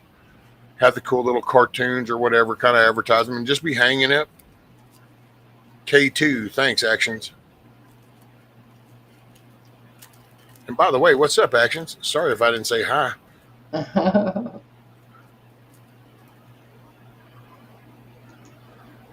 Yeah, spice. That to me, it yeah. reminded me of potpourri, man. I'm telling you, that's what it, shit looked just like a potpourri that the missus had. Um, Rabbit, can y'all hear me? But we are, as a state, racking in the benefits of the cannabis industry here to the tune of unimaginable tax gains. But it is still, according to the feds, illegal. Yep. Well, I will say, look at Colorado, man. It really didn't help Colorado. And if I'm not mistaken, weren't they like one of the first states that actually said, hey, we're going to let the shops open up and everything? And it became a topic about the money and shit. They were going to be putting it into their schools. And Yep. And that's what I was going to say. Like my rose isn't bouncing around. Thank you, Eimer. I wasn't sure. Okay, so Rabbit, that's how they sold it up here in Washington. It was about the tax benefits, and they sold it to go for education, kind of like lotto tickets.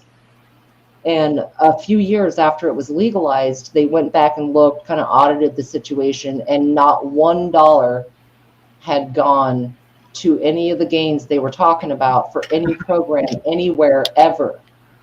Hey Lisa, it was just like a circle jerk of the money. And in fact, a lot of these businesses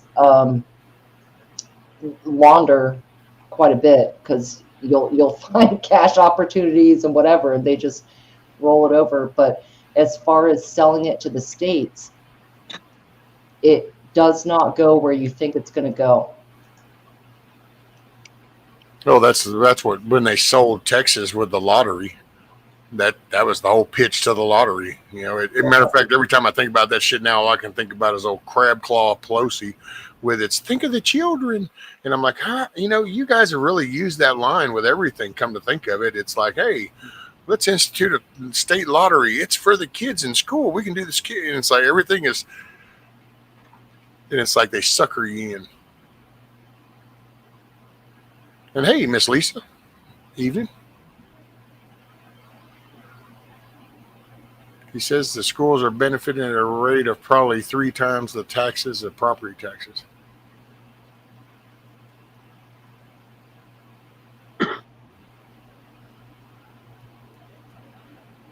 The push for destination resorts in Texas. Like, oh, there. It happened again. It did. Yeah, it happened again. I don't know. Dude. I don't know if that happens because of my connection. Because, I mean, you know, we all got haters. Yeah. That's funny. That makes sense, Rabbit. I do see what you mean. Yes. I just advise about the double-edged sword. That's all. Hey, Rank.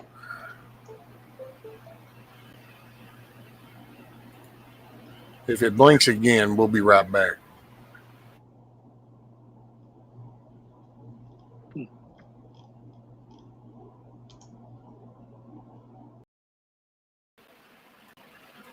Okay, it blipped. It did. But now we should be good.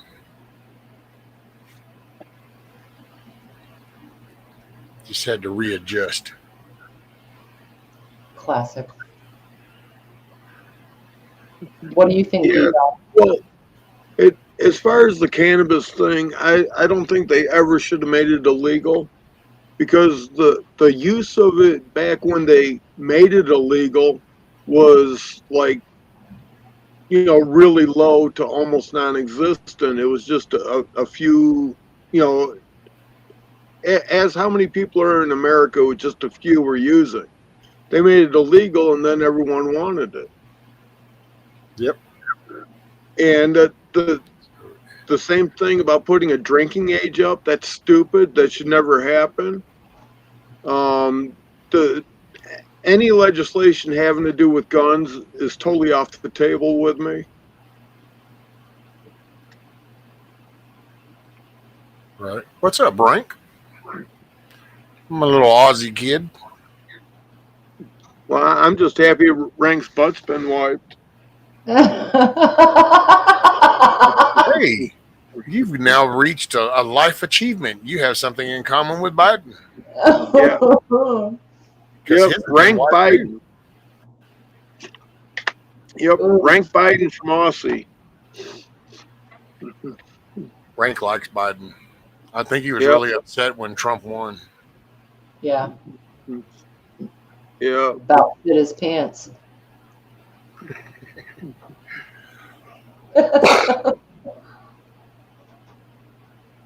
Rabbit says still under prohibition like alcohol was until the 30s. Yeah. Right. Dude, alcohol prohibition, dude, that was so funny, to be honest, when you look back at it, because it's like, yeah, we're going to do this. And you can just imagine the little bookkeeper come out the back room, you know, of the finance thing. And it's like, hey, man, what happened to like the money that was coming? What? Well, yeah, we don't have the money. Y'all like killed the alcohol. What? Okay, we'll bring that shit back. And it's like, but they didn't want to do it with the cannabis, because heaven forbid you offend the paper industry. Reefer madness. Yeah. Well, like, I know a lot of people in states like Texas that aren't allowed to grow. And I said, then don't grow cannabis, just grow hemp. Every state in the union you can grow hemp in. For fiber. Yep. Yep. Hell, that's what the Doesn't matter. Declaration's written on. Mm-hmm. Yep. It doesn't matter what the THC content of hemp is if you're growing it for making rope or twine for yourself. Fine.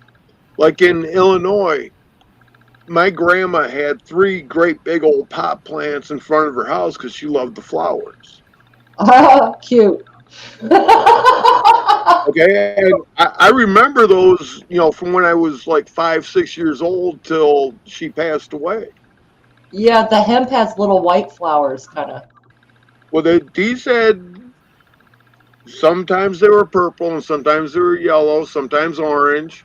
Mm-hmm. And I don't ever remember white flowers, but that's fine. I accidentally did one in my closet, and it had little white, maybe it was light yellow, but like white, sort of tiny little flowers. They were very Right. pretty. Yeah.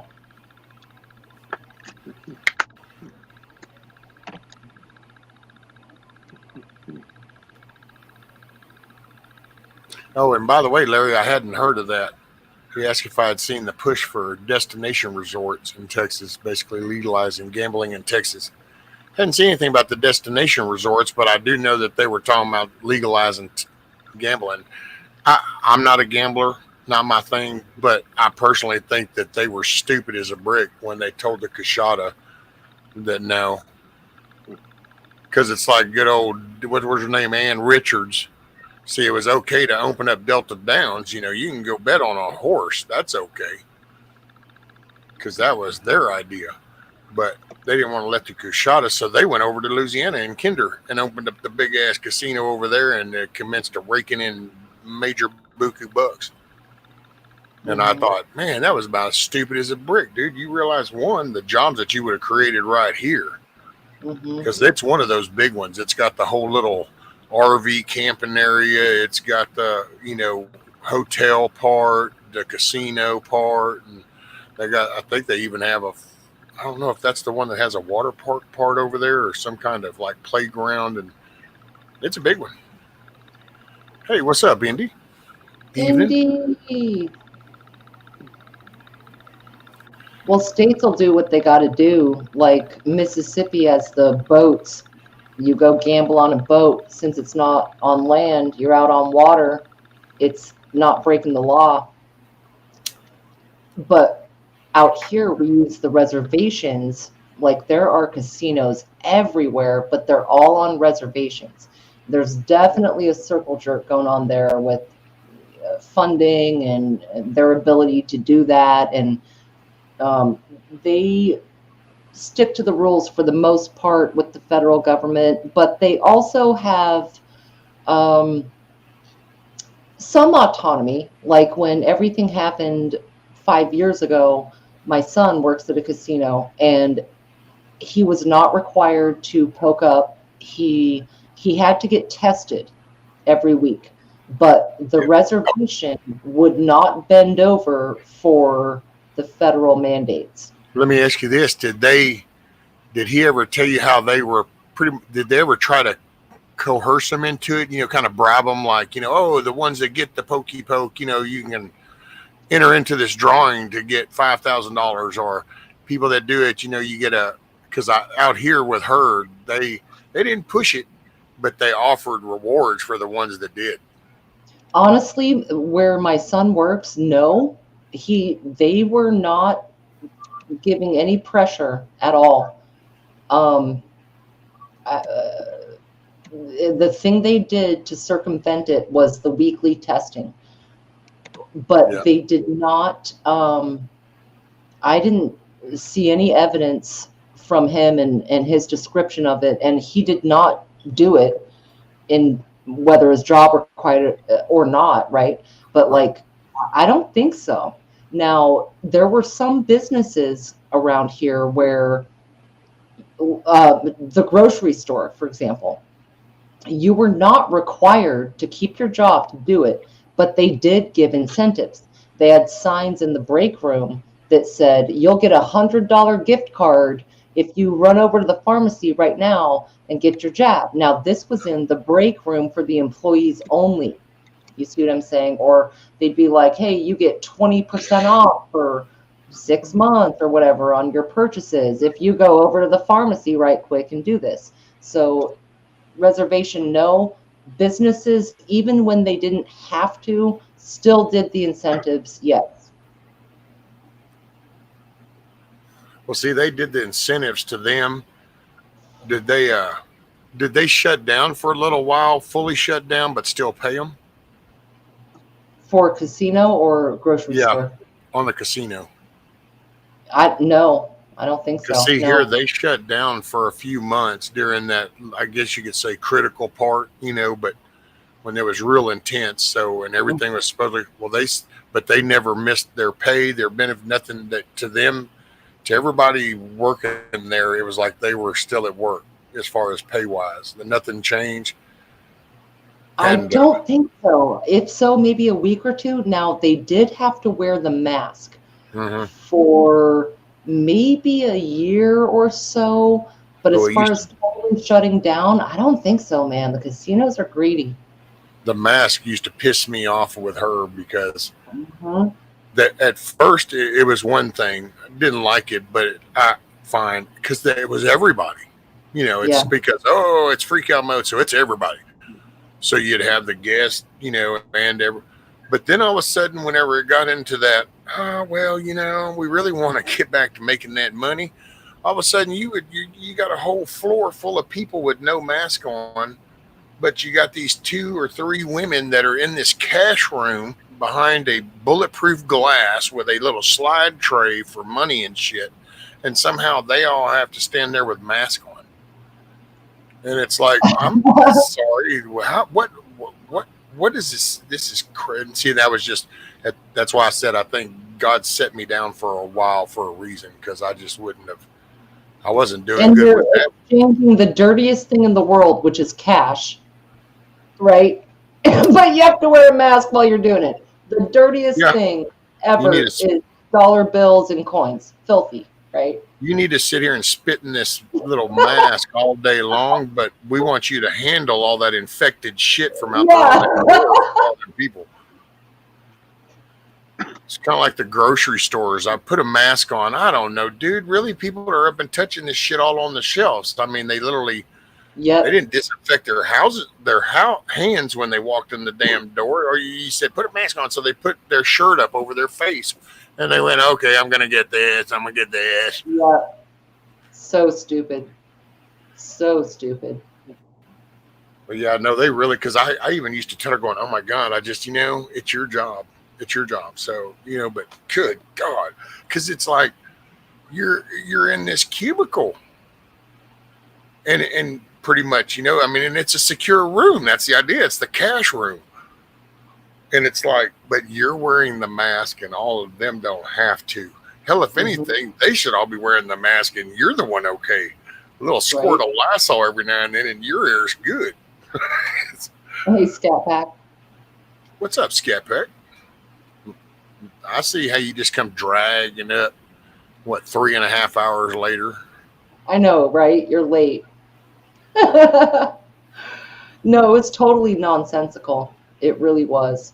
And people have kind of figured that out, There are some militant ones in their heads that believe the whole bullshit lie still, but a lot of people think about how essential businesses in my town is the weed store, the grocery store, the weed store, the gas station, grocery stores, and the casino.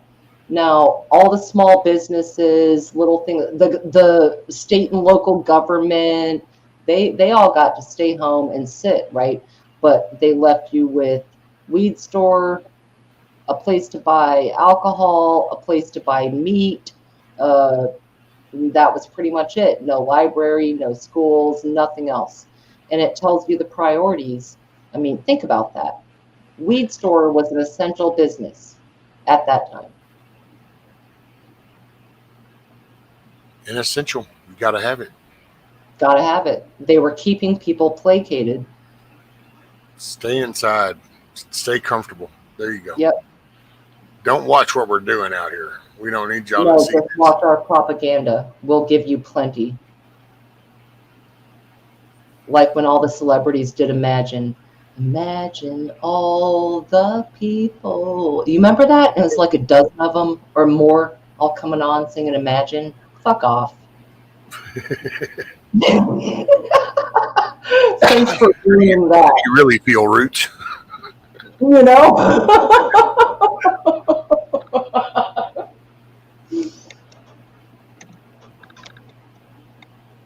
Well, I think we're headed in good directions now. I don't think we're going to really see everything we want to see, but I do think we'll see some shit that'll be like, finally. I will say, I'm kind of, I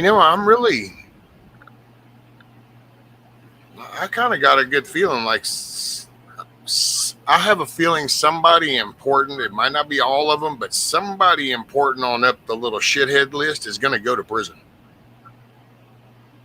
Who do you think?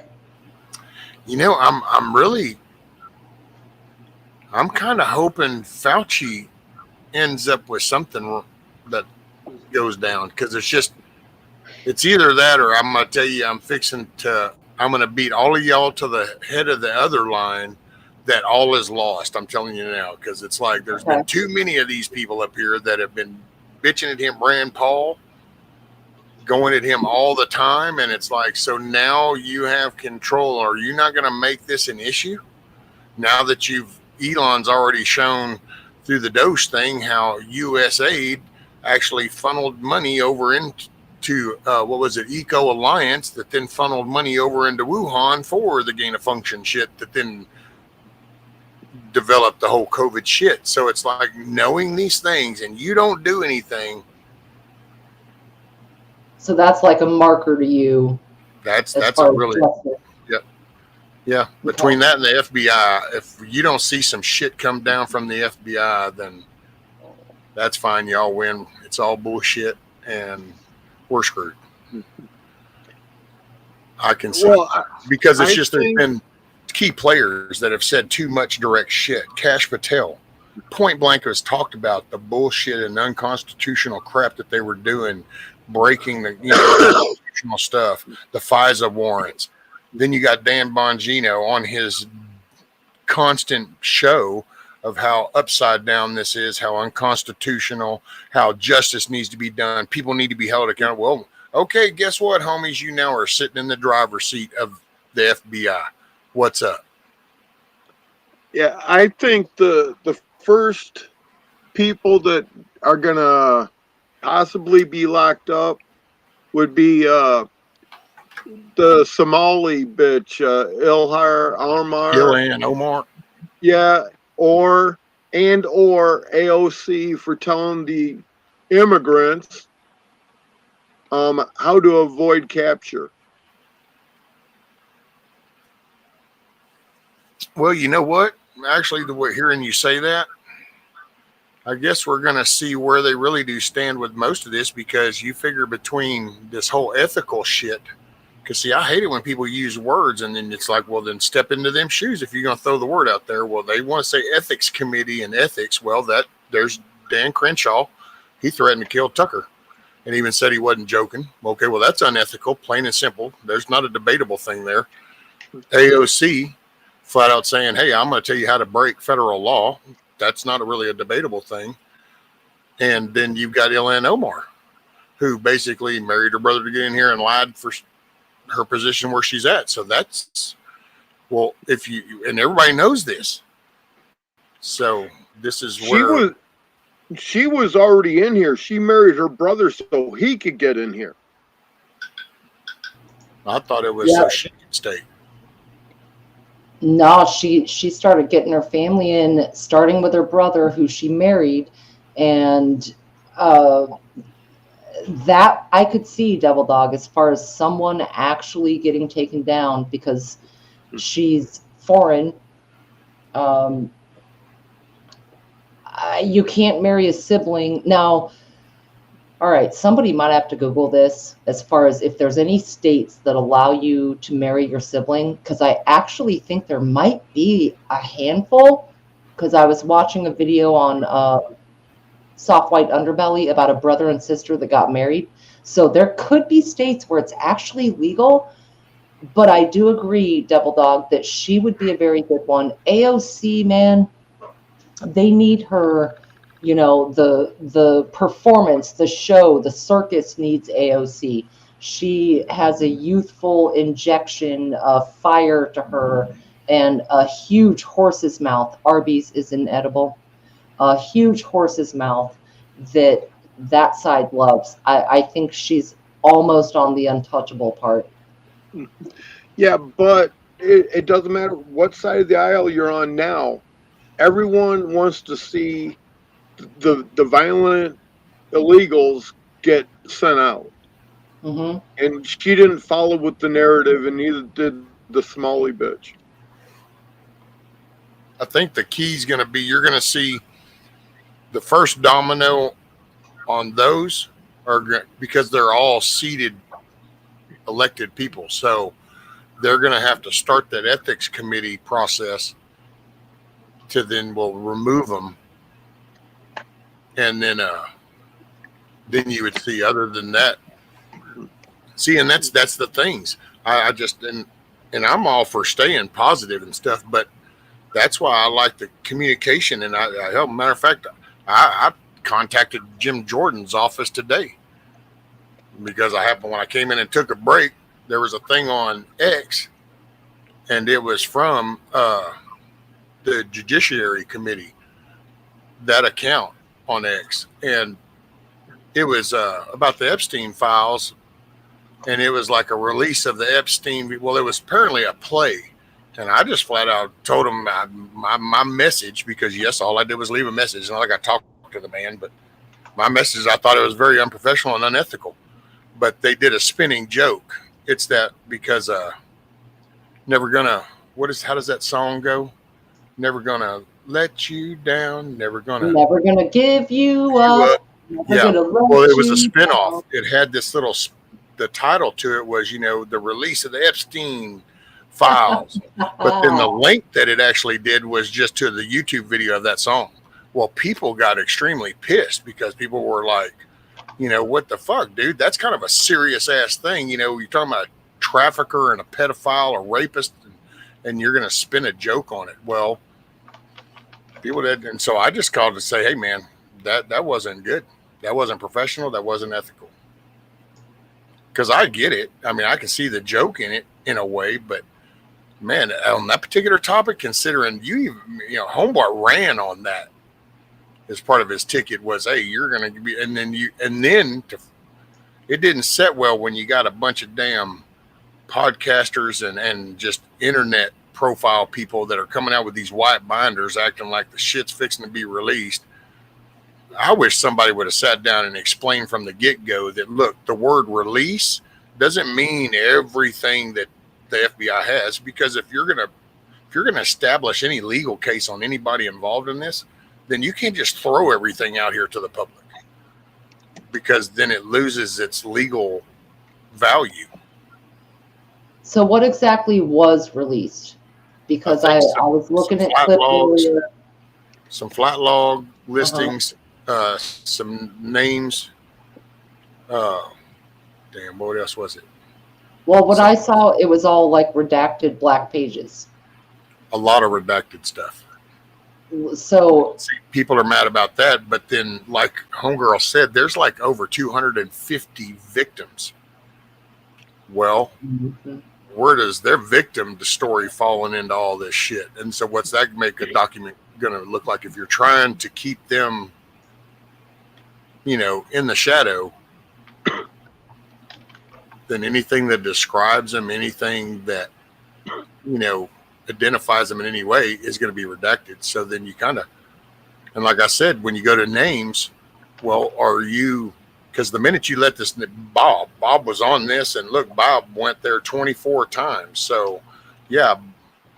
And because they're also going to see footage that was all collected and all the stuff. Well, if you know that if you just throw all this out to the public, that everybody's going to see Bob's guilty as shit, but now you've just compromised your legal case. But if you Agreed. kind of keep everybody in check out here, meanwhile you go down and you're filing and you start filing on Bob, well, now all of a sudden you can disclose stuff because you already have now some legal grounds established. But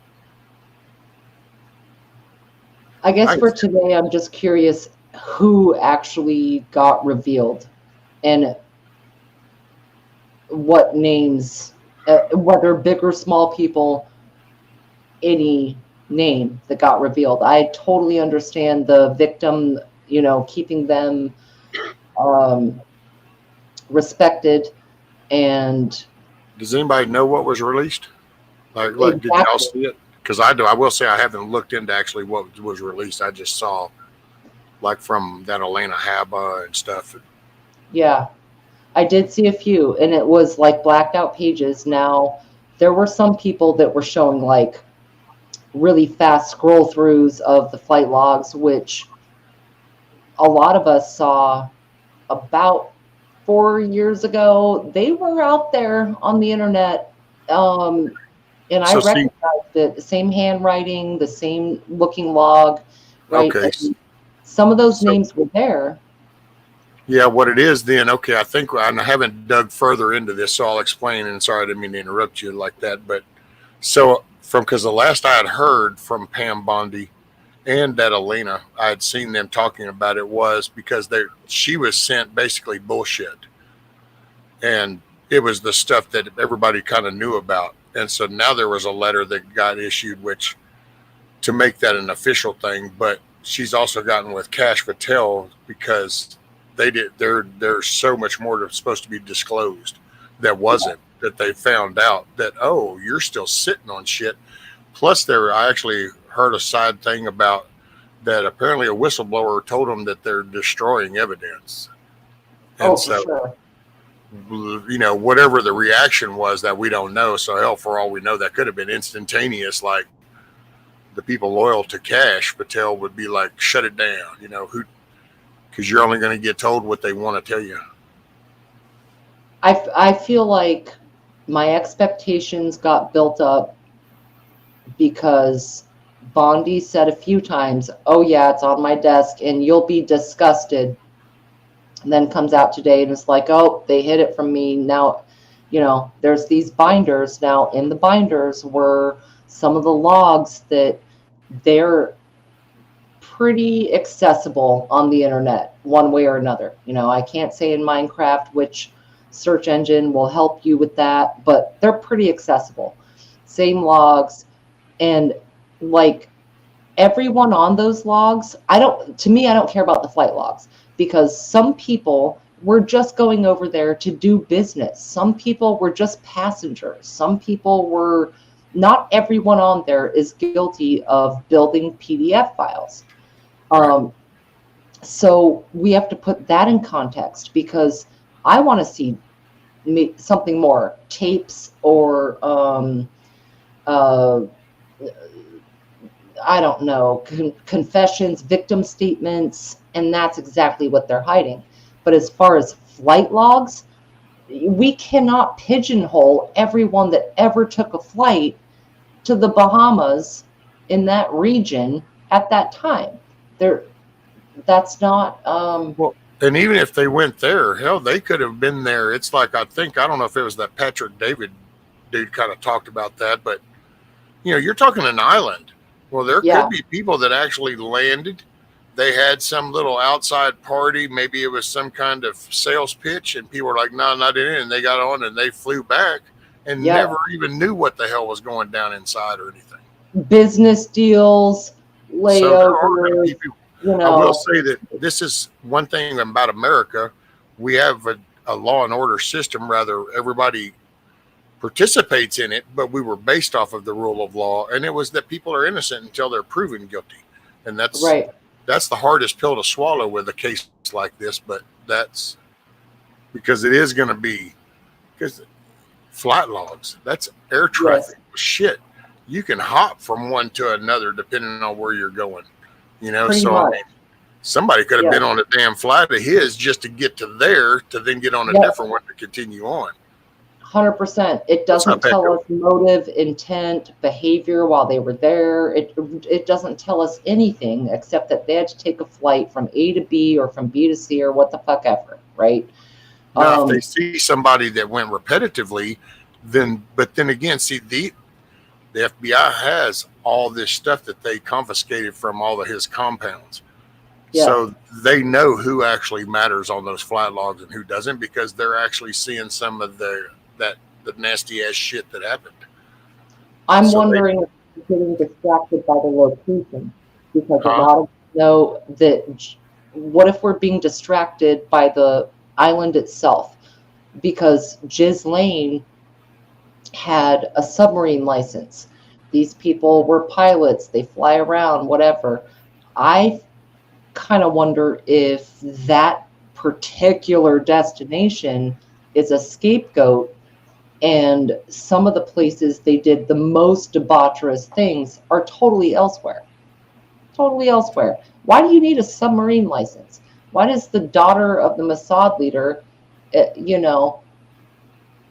I want to know who the hell even came up with a submarine license. Like, you just go down to the submarine dealer and buy one or some shit. So, hey, we need to come up with a licensing for them. I mean, well, she was Israeli intelligence. You really get into that and look at her father and look at Epstein. Was her. Oh, I think that's why he unalived, because I think he was a hub. I don't think it was so much a front as it was a hub. But I think there's ties to other hubs, and that's what they know of. I mean, that's why the FBI sat on it. That's why they sat on Hunter Biden's laptop. Right. Me and the missus looked at each other, and we both started laughing when it came out. And I go, there's quite a few of them that are involved in that stuff. And it's like, exactly. Oh, yeah. Because it's like, I'm sorry, you had Clinton go there. Okay. Well, wait a minute. Wasn't he a politician? Yeah. So wait, wouldn't he have like Secret Service and different security? Yeah. So, yeah. Well, the flight log I saw said Bill Clinton and 4 Secret Service, 2 males, 2 females. Shit you not. I mean, I've looked at this freaking list. It is out there. Right. And yeah, Bill Clinton, right under his name, says 4 SS, that's Secret Service. Yeah. I just think that we might be too focused on this particular island flight log thing, and it's the devil's in the details, Well, it's all, I think it's all, I think it happens at the same time. It's just that because even though people go out and watch TV, but when you look at the main thumbnail, the main algorithm from the social platforms, they tie in with the mainstream media, because it's got that same push. Because even when, how do I say that? So even when you don't participate in the mainstream media, you participate in the mainstream media when you talk about what they talk about. So when they bring up the Epstein and they're making that the story, then people on social platforms end up doing the same thing. Mm-hmm. Nope, D-Dog must have had a phone call. So I don't know. I don't know. I think because there's so much. And then with all because I think some of the frauds even gotten, I even got to thinking, going, I wonder how many of the little low level ones that were like before, all this started to peak with Trump. There were probably people that were like, they were willing to play a little part of the game, They don't mind. Okay, we'll be a little bit of partial crooked politician thing. I'll do a deal with a couple lobbyists kind of shit. Right. But then things started to churn, and they were like, okay, I probably ought to. And then all of a sudden, I think it wouldn't surprise me if some of them were pissed off, going, wait a minute, y'all were getting this? And it was like, that's right. They never clued you in on that circle. It's yeah. The Pelosi and McConnell circle, where it's the big bucks. See, I think that's what made Crenshaw the dick he is. I think he got invested real quick, and then it's like, yeah, that's why he's worth a few $1 million now. The They get math involved with that doesn't money. matter. They get bought off. They do. They allow themselves to get sucked into that love of money, and I mean, I can see some benefits coming from being a public servant, but when your salary is six figures and your net worth is nine figures, something's wrong. Or eight figures, whatever. Me no math, y'all know. But I think they succumb. I think some people go in with good intentions and they end up getting bought off by lobbyists, special interest groups, things like that, Night Blue. where the votes are purchased. Make tomorrow a good day, ma'am. Yeah, For see, and I sure. think as they get tied up, then they get wrapped into that and their money, so it changes their lifestyle, and then they get pulled in intentionally by certain parties into some of these, and that's where I think a lot of will be on that list. The Diddy shit that's going to expose. Once that gets tied, it'll be just like organized crime. They'll bust this, and then that opens up the spider web, and next thing you know, you see the tie into here to here to here. Right. And I think there's just it's going to be a shock. And that's actually the part that worries me is because all I can picture is John Roberts, dude. When they stole the election, that dude knew it. And he knew it was unconstitutional. And there was one little blip of a day where his hot mic got out, and then it got scrubbed. And it was where he flat out was overheard going, we can't address this. If we address this, you see what's outside? It will flip this country upside down. Yeah. And so he intentionally did not look at it, the Supreme, turn it loose on the election shit. And that I worry about this getting so, because it's easy to be all excited and be like, yeah, I get that. But you don't realize that once you break that glass, what's underneath? And it's like, oh shit, is this an oh shit Pandora box moment? Yeah. And because who all is fixing to be pulled in? Because I think people have been led into there on purpose just for a safeguard for moments like this. Right. What's up, William? Hey, William. Pandora's box is a good way to put it. We've got to unleash the beast, metered, I guess. Now, most of us already know the beast that's in there, right? So it's like, why do they slow it down so much where we just see a little bit of a snort from the nose and like some yellow color from the eyes peeking out of Pandora's box, right? Why do we do that? I think it's peek through the door every now and then. Well, they do that too. What's that one show that it's a kid show that has the giant and he goes to visit the queen? And it's like at one point this kid looks through the keyhole to see the giant in his room. That's how sorry, didn't mean to interrupt. Just had a moment. Oh man, I'm trying to think of this show. Was it a movie? Yeah. Okay. Someone in chat help us. Like I am picturing this scene you're talking about, and I can't think of what it was. But yeah, like rip the Band-Aid, Indy says. All right. We justify not ripping the Band-Aid by saying, well, people aren't ready. Oh, people, the masses aren't ready yet. It'll freak people out. I don't agree with that. I think most people freaking know, and we're getting to the point of, okay, you put on a little Band-Aid here, ripped it off, it's still bleeding out. We're just not paying attention to that because of that little Band-Aid. Dang it, what is that with the what you're talking about with the kid? With right on, D-Dog. Yes, 2856. Night, buddy. He had to deal with something. Damn. The Friendly Giant. Was that show? Yes. Yes. Have seen that. Yes, I know exactly what you're talking about. That's a cool ass show, I gotta say.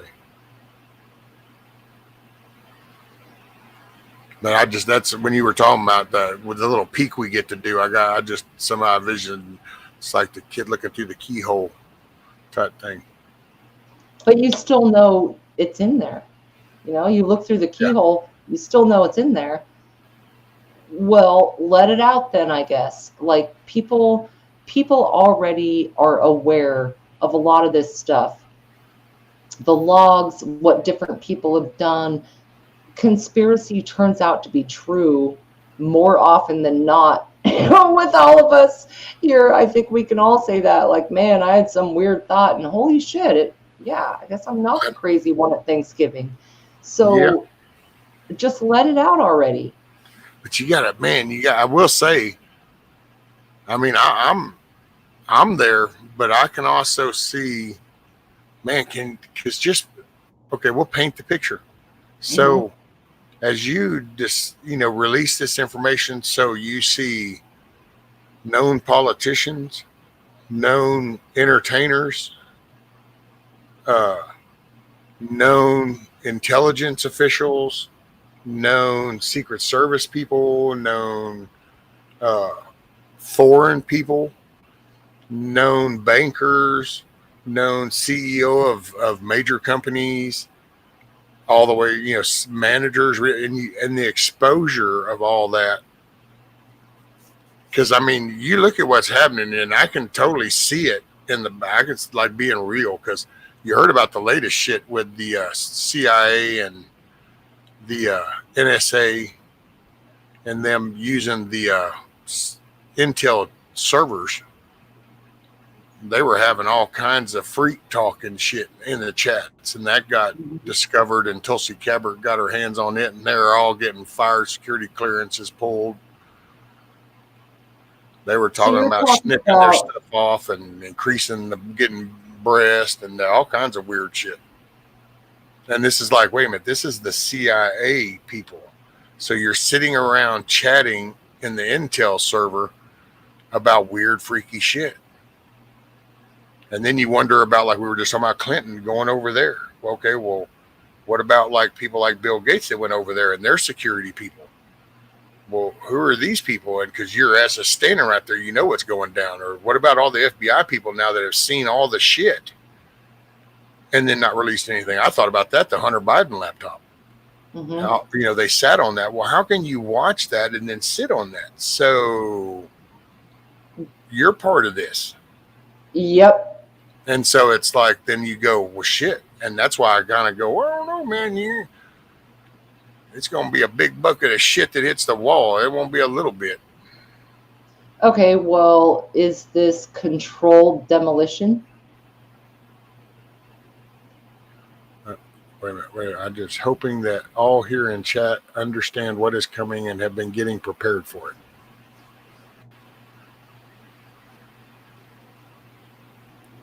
Rabbit. Well, okay. I reckon so. What's up, Johnny? We were just doing what we were ordered to do somewhere. Yeah. But I see the good and the bad of that. That can go either way. I mean, that can, because that's one of those statements, and it can be pictured in a bad way or a good way. But to me, it's watching that. How do you watch those kind of actions go down?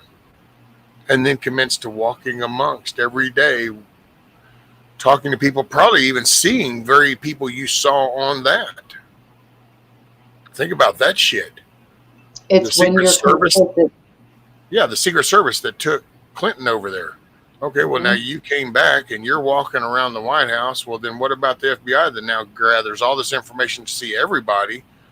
And it's like, so you're seeing these people on TV, you're seeing these people walking through the House or the Senate or, down Pennsylvania Avenue somewhere or going to work in the FBI. Uh-oh.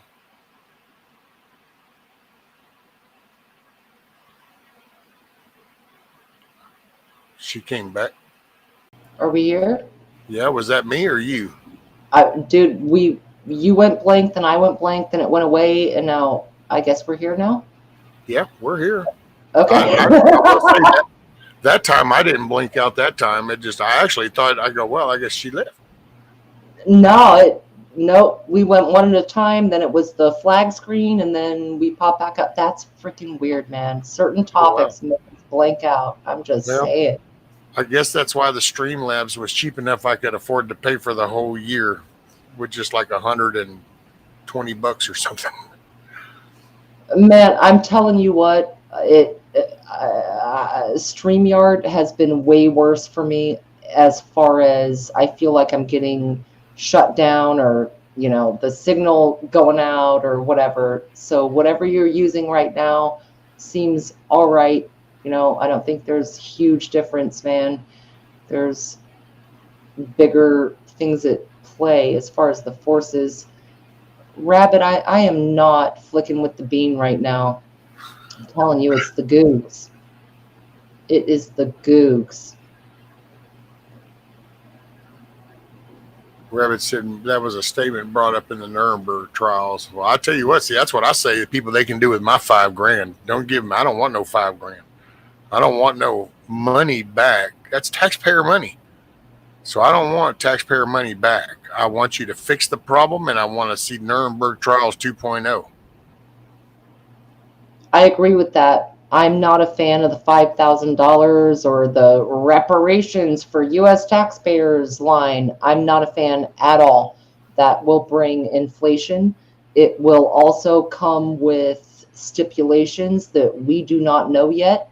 Obama did some similar things with first-time home buyer credits and all this money, right? It bit people in the ass. Well, when you get down to it, we're paying ourselves.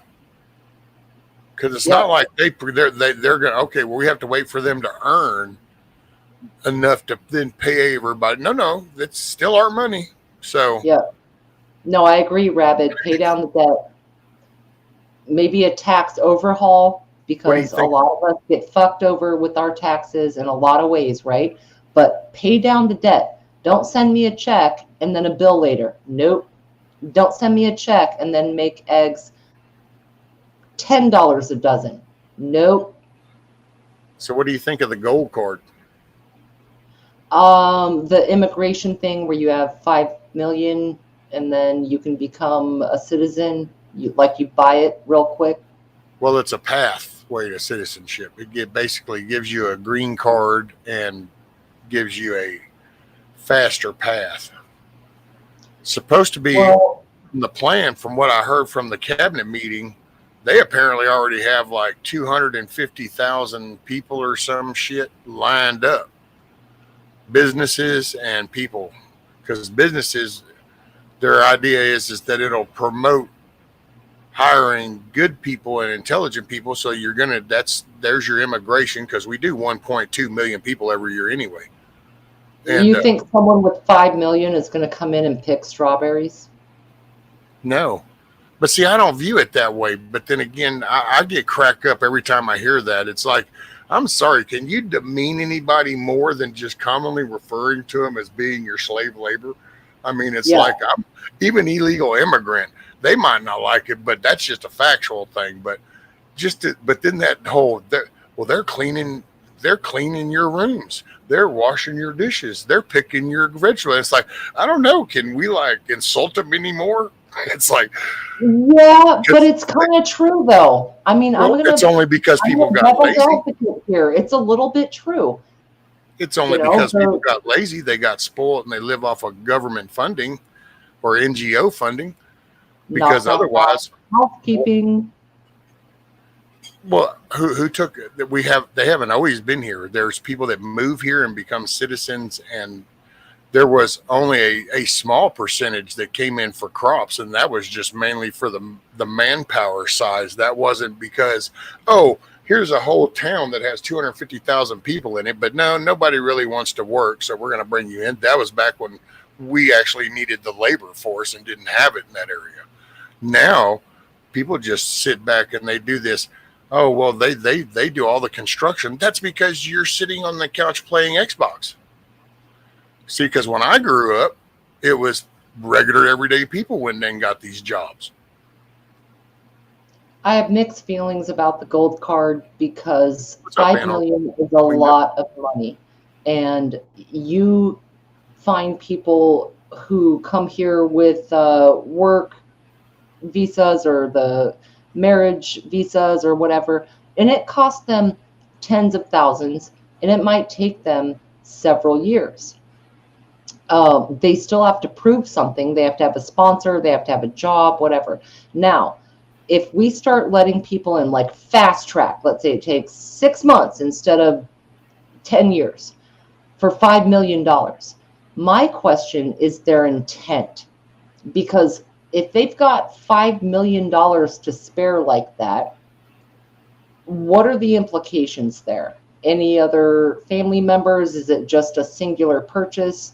Number two, what are the expectations for how they contribute to this country? Number three, you got that kind of money, you've got a motive, you've got maybe a business or a tech company or whatever. You're not going to be picking strawberries and cleaning the stay at hotel suites, right? Like that's a level, that's an echelon that I don't trust. Well, no, $5 they million well they're expendable. I don't trust you. well. One thing with this 5 million, apparently the people that are purchasing, companies, corporations, or individual for that matter, they're apparently going through a full vetting process through all the intelligence agencies, and so it's not a free willy-nilly kind of thing, like whoever shows up with $5 million gets one kind of thing. So I give them that. And Unknown, what's up, Unknown? I don't know if I said, hey, what's up? And what's up, Tuck? Hey, Tuck. But like Unknown said, it only pays down 4% of the debt. Well, but I look at that as it's better than nothing. So if that's going to take a chunk, and then they're finding money that we can claw back that wasn't already blown and pissed off, and so that ends up taking a little chunk down, then it just shortens and it makes the debt smaller. And then if it whatever, it's kind of like when you try to get out of debt yourself, you kind of start to shave things off. You start to maybe do without this, you do without, because you start to apply more money into this so you can get out from under that debt. Well, I can see us doing that, and It could, but what are these people going to do? Okay, you got somebody with that much expendable income. What are their intentions? Well, And see, do that's we not want really that? well, but it's not really that hard to think of, though, because all you got to do is like look at one instance with Elon Musk at SpaceX. I think it was SpaceX. I stand corrected. I can't 100% if it was SpaceX, Tesla, or the other one. But he hired and had some green card people, and they came in and wanted him to hire the undocumented ones, and they were going to give him a bunch of shit over it. And if I'm not mistaken, he ended up doing the whole court thing to get him to back off. And of course, then he was able to get with the Trump, and it started to change. But so there's like one guy that guy could bring in 2,000 people. And he opened, like, you got the Androl guy, the little Palmer Luckey guy. He's fixing to build the plant in Ohio. Well, are there going to be some engineers? Because you're going to, if you don't have people because we do kind of have a dumbed down generation. So it might take a kickstart to get stuff going. You might have to get partial people, as much as people might be pissed off hearing that, but it's the where we're at. If you got to bring in 200 people into this 500 people plant from other places because they know what they're doing, they're willing to get it, and here they are, then they help teach the other 300 so that you can end up with the full 500 working force. Because it's probably going to be hard to just open up a place and then try to just pull all local labor. That's not the generation. For sure. That's why intent is a major thing to me. They need to be vetted. I don't think that it should just be a dollar amount. They need to be vetted. Well, people. The benefit to this I see is the fact that we give green cards away anyway. And that's basically what Trump said. We give these away. Why? America's worth something. So why give them away? was sell them, 5 million. You get fully vetted. We can give them, and so it's really the same kind of thing. It's just instead of just doing it for nothing, we're going to actually, you got to put some skin in the game. And it does, if you're vetting people, then you are going to bring the cream of the crop. I mean, yes, there is the potential of the criminals because they can afford it, but that's where you're vetting. You either trust the vetting or you can't. You know what I'm saying? Yeah, facts. That's exactly what it is. Do I trust the vetting? Because you can come from another country if you are very apt with medicine. They do this with doctors a lot, whatever. Some of these work things where these people are extremely talented. They don't pay $5 million. They have to prove themselves through their schooling, through their work. Then they can work their way in. It's the process is important to me. The buying it, I think, opens too many doors to ill-intended people. You've got think how rich certain countries in the Middle East are with gold and with oil and with some of these families that are the richest in the world. 5 million is a piss in the bucket. They might be a total piece of shit. I might rather have a walker, a fence jumper, than one of them, because But those already, intent. they already come in roots. We just don't really get to know about them because see, those are the ones that come in with the temporary visa, and then their rich family over there does the little lobby thing down there at the senator's office that then helps push the green card through. So all of a sudden, their college kid that was going there now has his full card, or that's I think been a lot of them. So this is another way to kind of shift that away to where you take that option off the table. You kind of got to come through this chute in order to get into the rodeo. I think we need some semblance of checks and balances. And even some of those folks, like you're describing, they still, if they're busted before the process is done, which takes years, they will not be approved. They have multiple interviews, multiple audits on their work or school or whatever, and like intentions, right? So I think that doing a blanket $5 million gold card eliminates checks and balances. It's literally buying in, and that's dangerous. The people who can afford to do that might not have our best interests in mind as far as American citizens. This is true. But then again, we just had X amount of million just pour in. So you have like 20 of the richest Chinamen in the world that paid 5 million each. So for 100 million, 20 of the most ill-intended, intelligent. Can't have any ties to the Chinese corporation. If you have ties to the Chinese corporation, yes, that does exist, yes. But I'm talking folks that fly under the radar, people working in a lab right now that are not on the radar at all. Don't we already have that? Like, wasn't that even like a thing way back in the World Wars? I mean, where there was families that actually just grew up and raised here and just waited to ever get their moment. They did.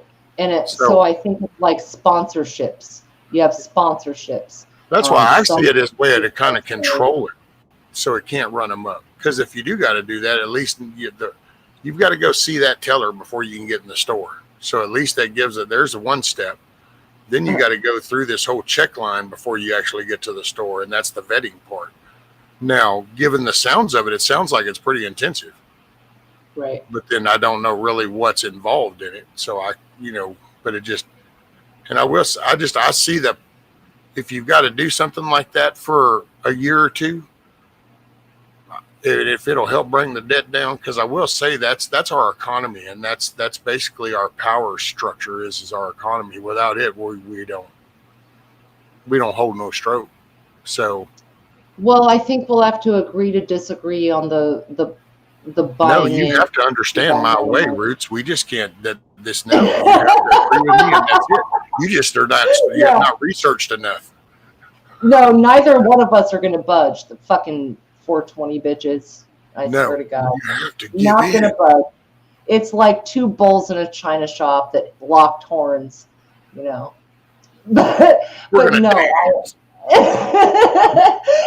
I mean, I think we're on the same page, but kind of Yeah. disagreeing on the nuance of it on some level, Yeah. because that does concern me. Because you can find sponsors, rich sponsors, that'll bring someone in that is not on the radar, and they might not have the best intent. And so, from a national security standpoint and things like that, what might the worst of that go to? Not to be a pessimist, but Well, no, that that's can true. be used really quick. That's true. Because I can, yeah, that's 100%. Hey, kiss off. And that's the only difference, God bless America. It's just Right. I'll lean on I hope they're legit with the vetting, and you're Yeah. just restricted from it, a little bit more, and that's all. But it's the same thing, I think, because I would worry about that. I would not want to see just some Saudi prince go, hey, well, cool. I have a cousin that wanted to come in. Here you go. Yep. What's up, A cousin that's been groomed the whole time, and we are not watching at all. I mean, 5 million is a lot of money. So what is that going to attract? It's going to attract money is power, in a sense. See, I guess that's where what I do is I kind of try to take it in from like a Trump perspective, not so much orange man bad Trump, but just that level of playing field, that business mentality, that approach. You would look at it, and I could see where then you're looking for you'll get the best and brightest kind of. Yeah. Because maybe. And he brought up, and I can't remember how to repeat the example. Like he gave an analogy, and it had to do with the colleges, like the way it is right now. That people will come over and give, $1 million to a college, or $500,000 to get this education, to then work at this company, and they'll be on the regular green card. But yet, if we did this, because I think that I'll put it like this. I'll try to find it so I can maybe post a link in the community thing, because I feel bad at bringing this up and I can't clarify it. But it was like the power play the colleges have over stuff. Instead, why don't we just collect this? We can vet the people, the corporations. If you're wanting to hire, you can hire. They can come in. You can pay for their schooling if that's what you're wanting to do. But it's like a sponsored type thing, or people that put up the money is like self-sponsoring in a way, I guess. I knew it tied into the college and the way things are going now, and how apparently crazy it is. Well, I kind of took that. Well, if you were running a company, you wouldn't just go pin up a help wanted thing at the 7-Eleven. If you're running like a top-notch company, because it's just that's just not where you're probably going to pull the best and brightest from. So you're going to go to where you think whatever your business is focused around, what's going to produce people in that field, and that's where you're going to kind of try to focus. And I think that's why this was our debt compiled with that the way our education level is. And I think that's what all mixed into maybe like that kind of decision. If it goes through, I hope it goes correct. Hell, I hope anything that they try to come up with, I hope is actually legit and works. I think we'll have to follow the money, and time will tell, where shit. I think so, Whitney. It's been a month and 7 days since the inauguration, and think about how many things have been shaken up, signed, done, appointments of people, and confirmations and promises, and all of that. It's too soon to tell. Like, we need some time to see what shakes out of this, because there are certain things that look really good on paper, and a lot of things, most things, we will not see the results of for a long time. Even if they go through, we won't see the consequences for a long time. So I'm not over hopeful, not totally pessimistic, but I want to see some results. You've said 90 days a couple of times, think in the next Yeah. probably year or two, to give it process, like something good has got to come out because we're gambling a lot.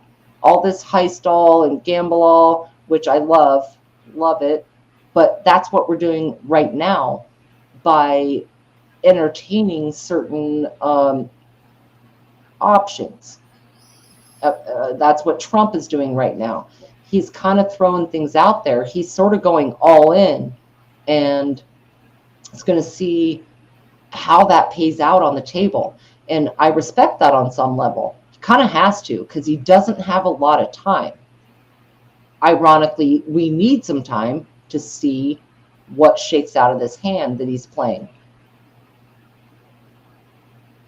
Yeah, I haven't heard of a cap, Indy or Johnny, but what Johnny just said, he heard about the 250, and I've heard of 250,000 people that they've got just in a line waiting. If That's this a lot. gets approved and goes through, and that's where they come up. It's like 1.2 trillion dollars, and that's where I know something. It'll be 4%,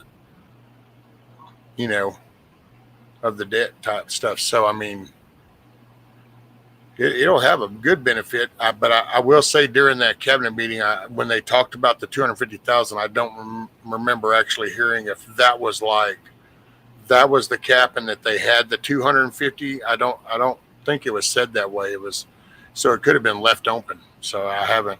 There's been nothing official that I can remember of going, we're gonna do this many. I just remember the statement that they apparently already have almost 250,000 ready to go if it's approved. 250,000 People or corporations participate $5 million a pop. Dude, It's can 1.2 we trillion trust that? dollars. Even if, yeah, all right, so there's that money that would go to the debt. I'm feeling that.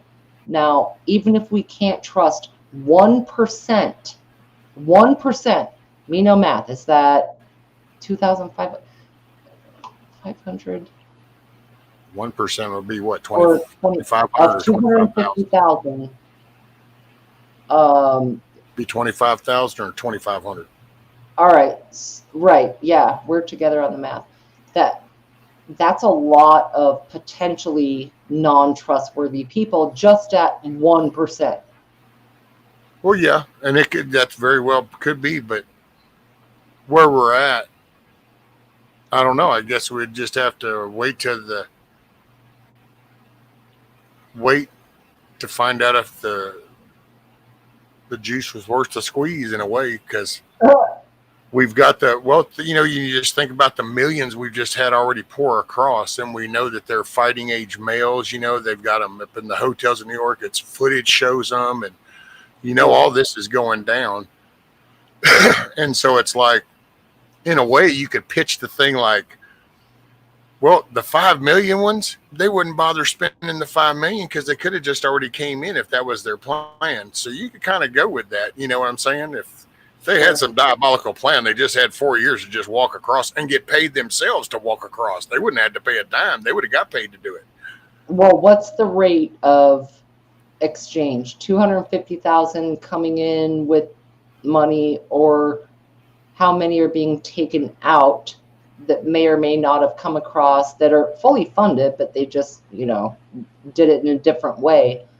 So what's that exchange, Like, hey, what's up, Kush? Well, we're I know flying that. them out of here as well. Oh, yeah. We just had 120 that were arrested in that Colonial Ridge yesterday, and they'll do another raid on it, I think.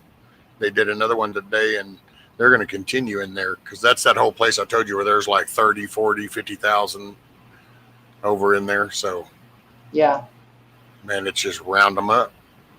Hey, Kush. I think it's going to pick up in Texas. It's going to escalate, even though things are definitely going bad in some other areas for sure, New York and the gangs. But I think things are fixing to take kind of probably a rough turn down here, because it's going to get a little nasty. Because the cartel with the border patrol, man, it's starting to become an exchange, and you start talking explosives and you start talking bringing that kind of level of battle into it, then we're not a cartel and we're not a third world country that shits in the dirt. So all of a sudden you have now the Marines, you have Ospreys that are flying up and down that border. And I think about one wrong drone bomb and that Spectre ship up there might just light some shit up. It's getting kind of tense because they've done that twice now. Done the little drone bomb thing like that goes down over in Ukraine.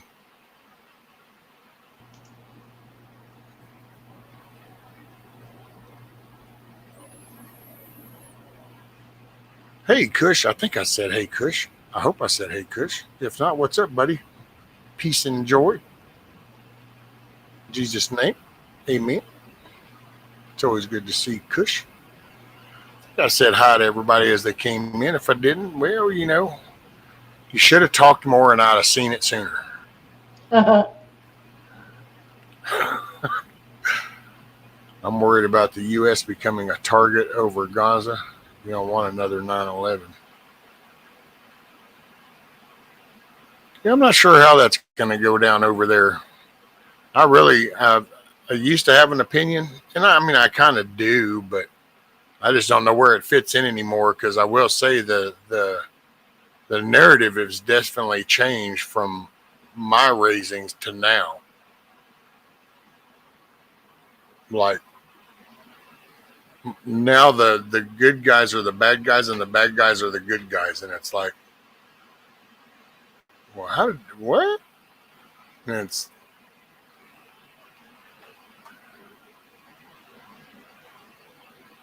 which I do think that Israel is way too, somehow, man, we're just, I don't know. And I know there's all kinds of thoughts. I'm just mine. But yeah, there's so much of a religious anchor to there that, and I gotta say, for the longest time, I kind of saw it that same way. I mean, it was the word Israel, and you kind of go with what you know kind of deal. And you're like, oh, well, that's the Holy Land. But then you read it and you realize that that's the book talks about the tribe of Israel, not a form of land that we kind of bordered off and said, hey, these people need a place to live, and they can call it this, because then it can be like their homeland. And somehow we just like went on with that. It's like, yeah, it's always, and it's like, but it hasn't always been that way. No, I agree. Good is bad and bad is good now in some senses with different countries, whatever. Even since 9/11, there's been a cultural shift, which that's a good thing for folks who are innocent. There was a lot of opinions all through that, right? But even Ukraine, I remember in the 90s, the early 90s, right after the fall of the wall. And Ukraine was one of the last countries that was known pure Nazi. They were not subject to the Nuremberg trials. I saw magazine articles. It could have been in like Playboy or Hustler, I'm not going to lie, because I was friends with a lot of males that had these magazines, and there were articles about the Nazism in the Ukraine and skinheads, and well, that's how you ended up with Crimea and Donbass wanting to be part of Russia. That's because of that separate. They didn't want to be connected to that. They wanted to be part of the Russia that was forming after the fall. Yes, but still, now we're sucking their asses. And think about it, man. We're looking at the Nazi shit that started in World War II. We did not win World War II the way we think we did. And these skinheads, as they called it in the early 90s, to me, man, they would show them in boots and with like their flags and doing their thing. And they were known as one of the last groups that still kind of had that ideal going on. And what has our government been doing for several years? Sucking Ukraine's dick. I find that super interesting ideologically over the last almost 35 years. Oh well, that was their money funnel. That's Mhm. what when you kind of as the whole world economic, the world trade stuff, all that. Once they kind of did that international shit and saw, well, this is where the next step up is to go international. That became like the dumping ground, the money funnel, because there was no real connection there. Like they really there was no prosperity. There wasn't like, oh, this is a thriving nation kind of thing. I mean, it's like they were rebounding too, and so they were thinking that's Obama, dude. They went in there and performed a coup and installed that dude so that they could provoke the war. They wanted the conflict with Russia, and that's. I mean, I'm not saying Putin's a good guy, but they wanted to provoke that. That's why they did the NATO. I had a debate with actually one of my son's friends. He works for Marine Intelligence, and we butt heads because he doesn't consider it, a coup, that it was a fair thing. And it's like, no, you just look into more. That was coup action. And I said, and there's a reason for it.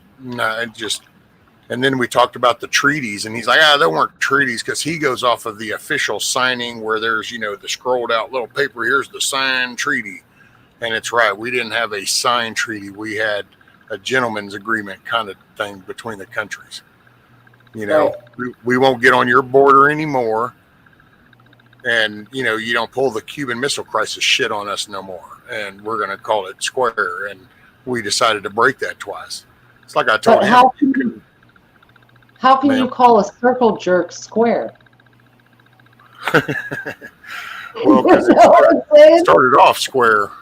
It never got there, and then it became the circle jerk. Right. Because that's the war machine, and that's like, and seeing like that concept. I don't understand why it's hard for people to understand.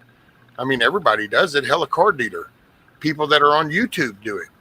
A channel does it. You're marketing your channel. You're doing whatever you can do. You're creating the most attractive thumbnail. Why? Because you're wanting that traffic. Well, yeah. if you want to build houses, what do? You go out and you start hitting up developers, or you buy land and to build the shit. But you want houses to build. Well, you got 5 major companies that are your defense contractors, and all they do is do weapons of war shit for battle. You need to go pick a fight, dude. We need to go to work. And that's why we perpetuate these conflicts, to always keep justifying their budget. That's one thing. That's another reason why I like the Palmer Luckey dude. He it's private. Go have a company like him. When he developed those missiles that they did, then he built it and then showed them. Not, hey, well, if you'll just give me this much money, I'll get around to building it. But we provoked I'll that. get around to it. That's classic. I promise.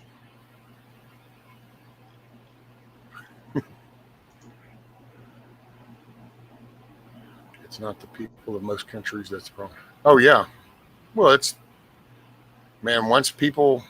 once somebody has the option to tell you or ask you, that shows you the character of the person, because a person with integrity and some character will still ask you. Even though they know they have the option to just tell you, they will ask you. The person that's all about nobody listens to me and I get to flex on you, they're the ones that are going to tell you what you need to do. Yeah. It really is not the people. We are in a spiritual war, but also, those higher echelons fighting for power trickles down to all of us. But person to person, the average Chinese grandma sitting there making dumplings thoroughly enjoys an American tourist. It's like, hey, here's my food, enjoy. You go to places all around the world. The people themselves, nobody Night Indy. really has beef. It's Night Indy. Nobody really has beef with humanity on a larger scale. I know we can talk about certain social issues, but it really is the governments of all these countries fighting for distributing power. And I think they're trying to funnel down to a certain number of, like, balkanizing the world. That's how I think that's the best way to put it. Balkanizing the world. And I think that the powers that be are trying to pare that down to, I don't know how many spots of power, maybe 3, 6, 9, 12. I'm not sure, but there's roughly 200 countries in the world. I think they're trying to get that down regionally to a manageable number, all the more to monitor and control the people. That's what I think shit hits the fan is.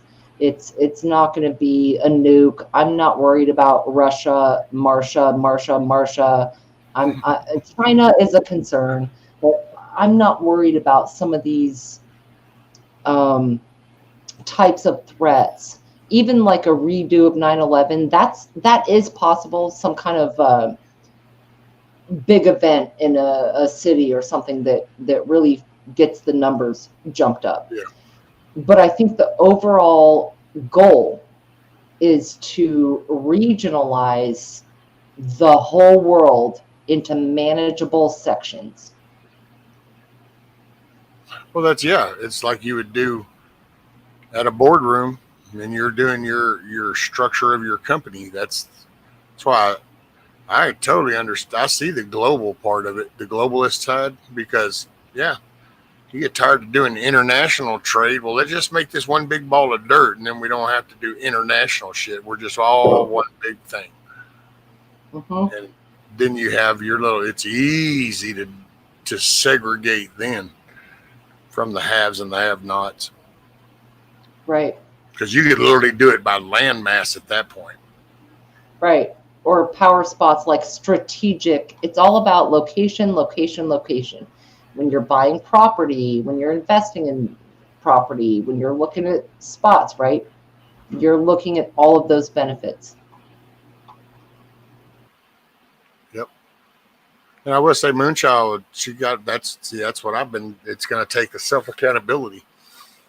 She said, "So what should the people do about the government when the people doesn't agree? We've been good at just blaming the government when we should be taking accountability. That's it." Because I think when that comes back, then it'll trickle effect. Diabolical Debbie, I'm based in Australia. We get threats from China all the time. They send their military into our waters to intimidate us. Yeah, I can believe that. And by the way, I don't make a sin either, Diabolical Debbie, and I wasn't trying to say that about any. I was just, it was the reference of how we try to, get people's attention is what I meant when I said YouTube channels and the marketing side. I was just pointing out that that's what the war machine does for conflicts is they, if there isn't one, they'll create one so that they can go to work. Yep. Like Wag the Dog. We just watched that with Indy recently. Wag the Dog. They create a situation in the media to stir up emotions of people. And we can all see this. I think this is part of discernment in general. Is that was orange and red. Yeah, the the TDS, anything on The View, looking at headlines, anything mainstream, the propaganda machine is alive and well. It is very strong. Think about the target audiences. It's people that What's up, Eric? are maybe some grandmas. My grandma is victim to that. Maybe some people that are younger and don't know. But as long as they can control the flow of information, they can control what we think the outcome will be and our expectations on top of that. Yep. Florida Governor Ron DeSantis talks up his wife possibly to be the next governor of Florida, going against President Donald Trump. Picked Byron Donalds. Huh. Well, all I can say, the one thing, I got to say, see, now just going a little off topic about that, they're so quick, and I like Byron Donalds. He seems like a good dude, sounds smart, sounds like he got the right intentions, good stuff. I just don't understand the battle plan here when we keep giving up flipping ass seats in the House or the Senate to go do something in a state. I mean, the state's important, but at the moment we kind of need both until we can at least get the state under control. And then, we can go back to playing around with the government because we can always tell them to kiss off. But to this, hey, we've got the majority of the House and the Senate. Oh, hey, how about if you decide to be governor of a state? Yeah. And it's like, wait a minute. What about then? What do we do about the representative seat? Are we sure we're going to get somebody just as good as him in that seat? Because, he would be an awesome governor. I always wonder about, they keep trading these spots off, and it's like, wait a minute, don't we need both of these damn things? We'll quit trading one for the other. Byron Donalds, I do think that if he actually is going to run and Trump backs him and things are still picking all this speed up and we're maintaining this, then Byron Donalds will win it hands down. But see, I don't understand just Ron DeSantis. Just be a governor again, dude. He wants to try to prep and ready for 28. See, that's what his thing is he still got that on his goal. And it's like, you don't have America on your mind. You got yourself in mind.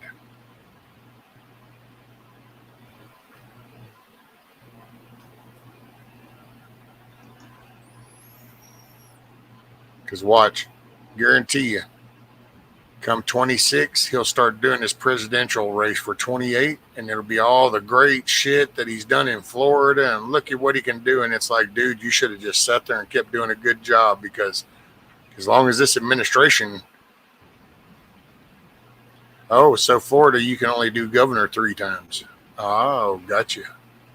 Mm-hmm. That puts it in a different perspective for sure.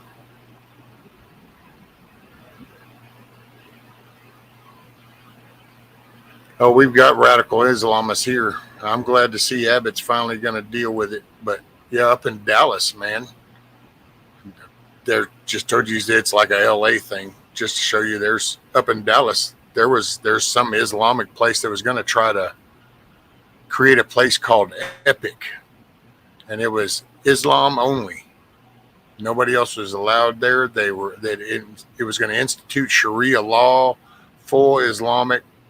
I saw, and Abbott was like, nope, Sharia law is illegal in the state of Texas, and these no-go zones are not allowed either. Huh. Yeah, I like Vance too, Johnny. That's what I'd like to see happen. I'd like to see this administration keep moving, pushing this shit, getting the trash cleaned up, and when it comes time, then JD Vance do it for 8 years. And then I don't know, maybe he would be Don Jr. for 8 years. Well, Vance would be the next obvious shoo-in, and he has grown on me. Yep.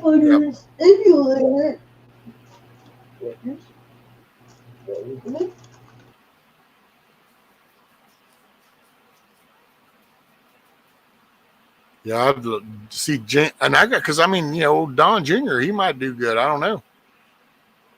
That or see somebody who comes up out of this administration, Hell, there might be a rock star come up out of the House of Representatives or senators in the next, 4 or 6 years. Because that's what we need to kind of, we're not all going to be happy with everything that happens. That's just a given because we do live in America and because there is so much diversity and difference of opinions and way of life. But it's just concentrating on at least Constitution, and the rule of law, and get some foundation. Now, personally, that's my little personal pet peeve is the rule of law shit, man. That's why I want to see somebody. There's plenty of people that have broke constitutional law, and by God, you might, if you don't get them all, at least better get some, because otherwise, I'm really oof. Yeah, I think we're seeing a new empire. So Vance, maybe 8 years. I think I'm cutting out. Okay, so Trump would go to 2029. What, 8? 28? Okay, so then the Vance for 8 years, that'd be 2030. Now, Barron, I think, is what they're grooming. Ooh, that would be some, Yeah. Yeah, and he's only, what, 18 or 19 years old, so that would, in 12 years, he will still be like 6 years too young. So who else is being groomed? Because I think they are trying to build an empire on the wings and the momentum of this current administration. Vance is that shoe-in as the vice president. I'm kind of curious who would be the gap between Vance and Barron. Is there an age limit on vice president? No, I don't think so. Okay. I mean, I think it's what, 20? Is it 25? I think it might be 25 years old. I think it might be that. Here, I'll look that up. What about Tulsi Gabbard? What if she were to end up popping up?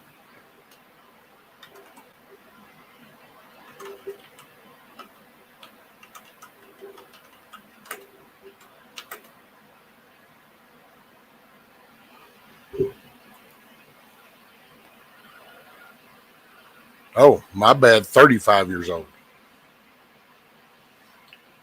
A natural born citizen and have been a resident of the United States for at least 14 years and 35 years old.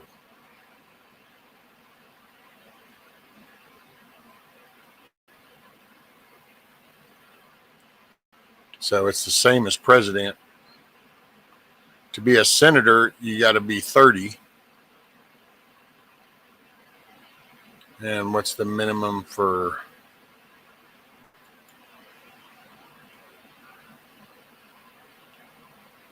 25 is the representative. So representative is 25, senator is 30, and president or vice president is 35. That's weird how they spaced that out, isn't it? It's almost like they were still thinking that with age there was wisdom. Uh-oh. I was busy looking that up and I didn't realize I lost roots.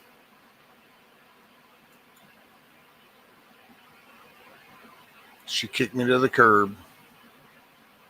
She got tired of talking to me.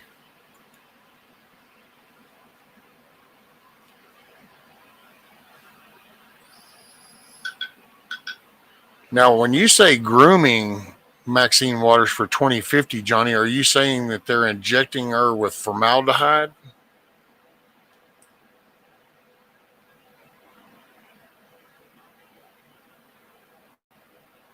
Oh, her computer completely froze.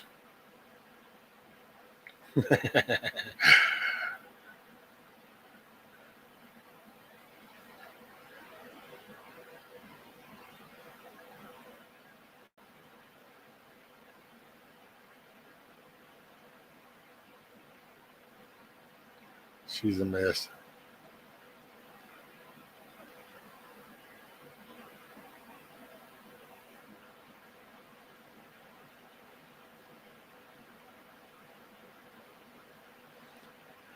She said she'll be in chat shortly. The computer screwed all the way up.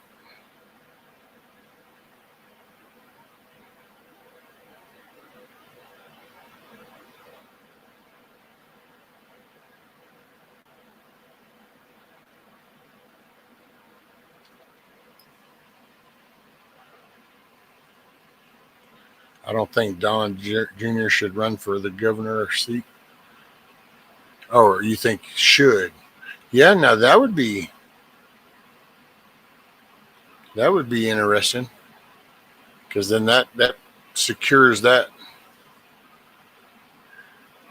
Because I think that, you know, it's anchoring these spots, and so that way it's kind of building a coalition. You want to build the coalition kind of thing. Check out the guns on. Oh, thank you, Diabolical. Them are some old Benjamins.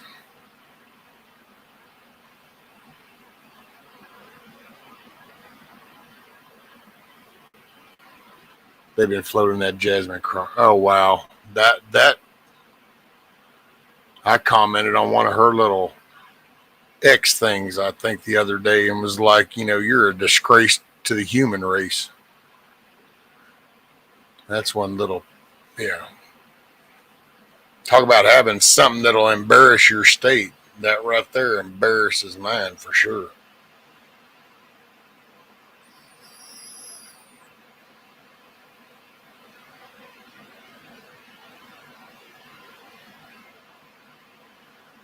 We at 2:30 in the morning in the Central Time Zone, the only time zone that really matters. That's why it's called Central.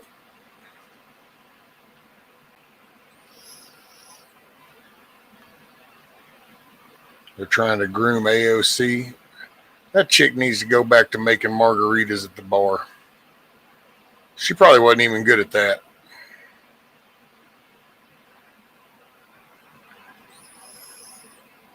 They did that in 1912.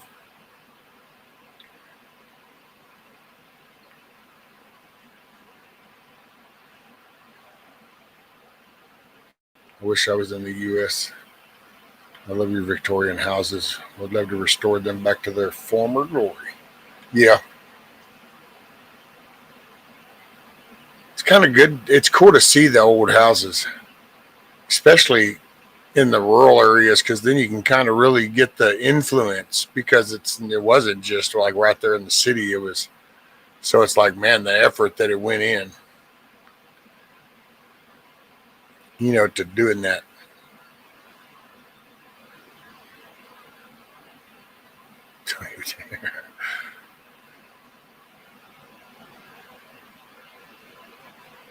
Apparently she was a bartender at a place, and Joe just happened to walk in there and give her a job. That's what was said before they installed him. I can believe it.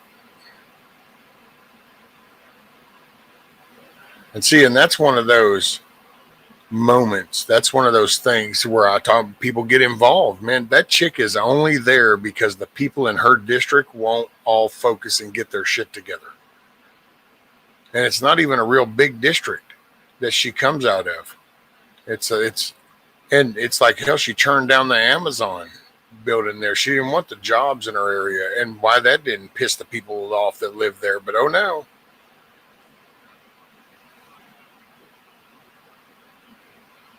Which states has the best Victorian houses? Ooh, I don't know. I mean,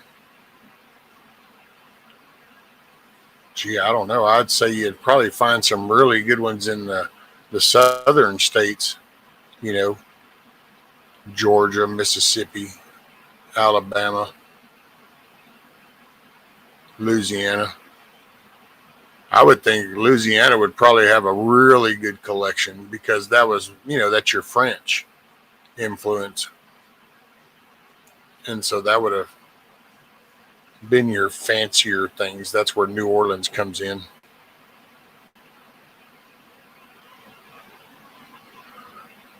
back in the day.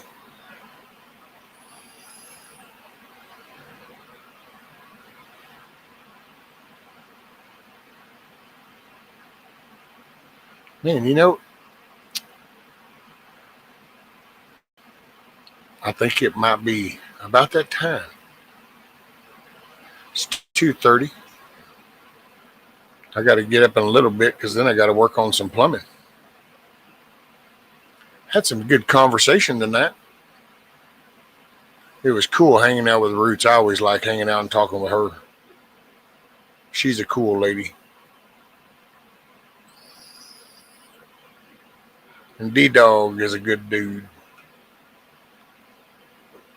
Yes, Garrett?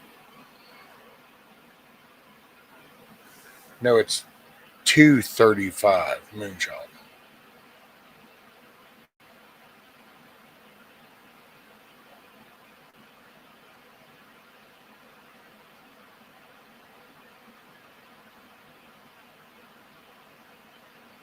Oh, Crenshaw? Yeah. That Crenshaw, that dude's a worm.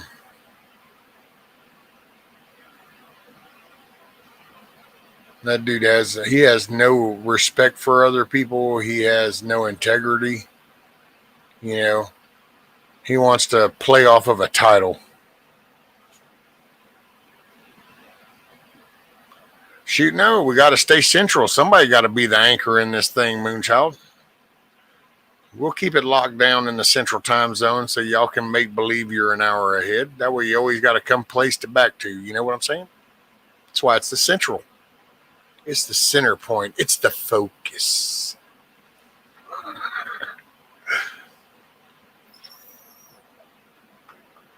Hey, you know what? I might could find a few songs to sit here and play or something. Let's see if we can't jam a little bit or something.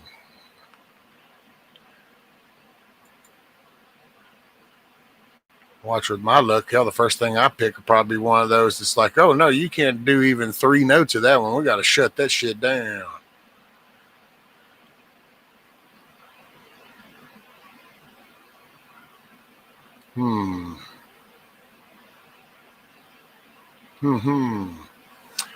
I'm deciding. Man, so many options.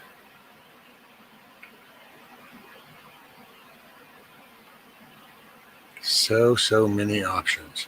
Hey, where's that one? Where is it?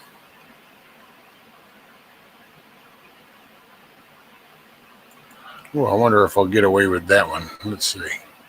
So I'll do that one.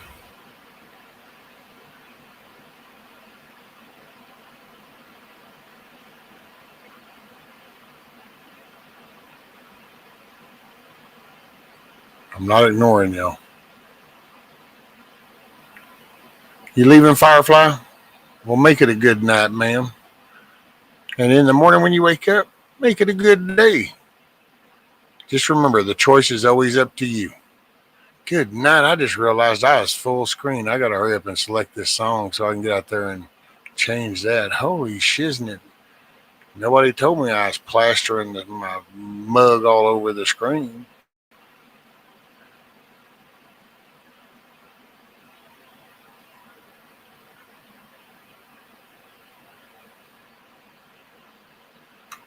Well, here, maybe I can get away with that one too.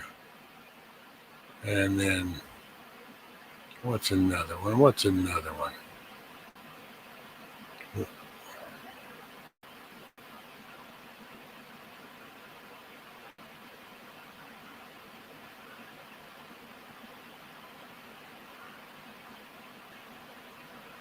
Man. Sorry, I'm just like,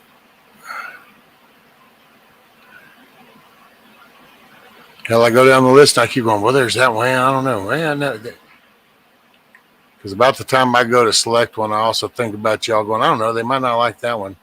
I probably ought to just go, whatever, man. Y'all just have to listen to whatever I put on or don't. But, you know, I try to be a nice guy. Hey, we'll do this one. All right, so let's see what happens. Nope, we don't want that one first.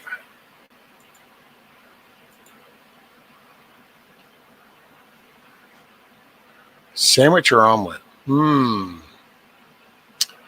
Omelet. Omelet. Oh man, get that big old thing off. All right, let's see. So we're going to do this, this, this.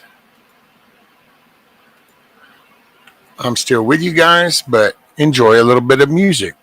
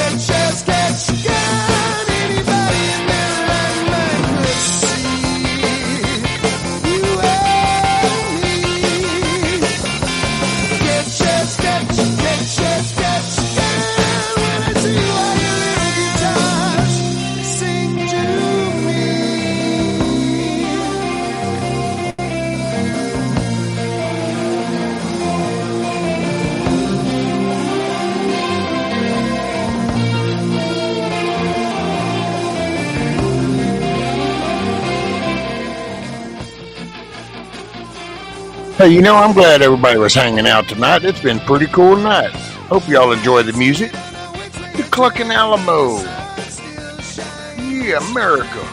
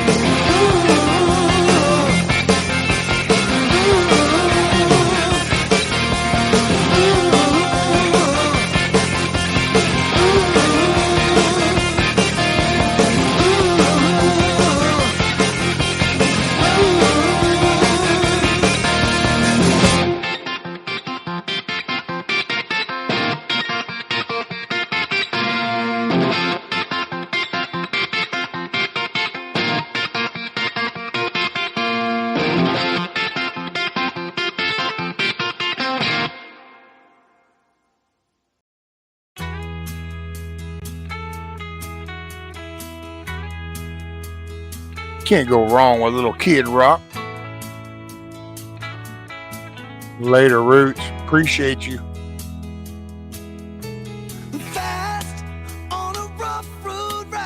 Enjoy your omelet.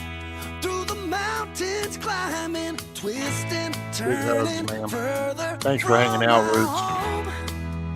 Make tomorrow a good day, ma'am. Young, like a new moon rising, fear blind.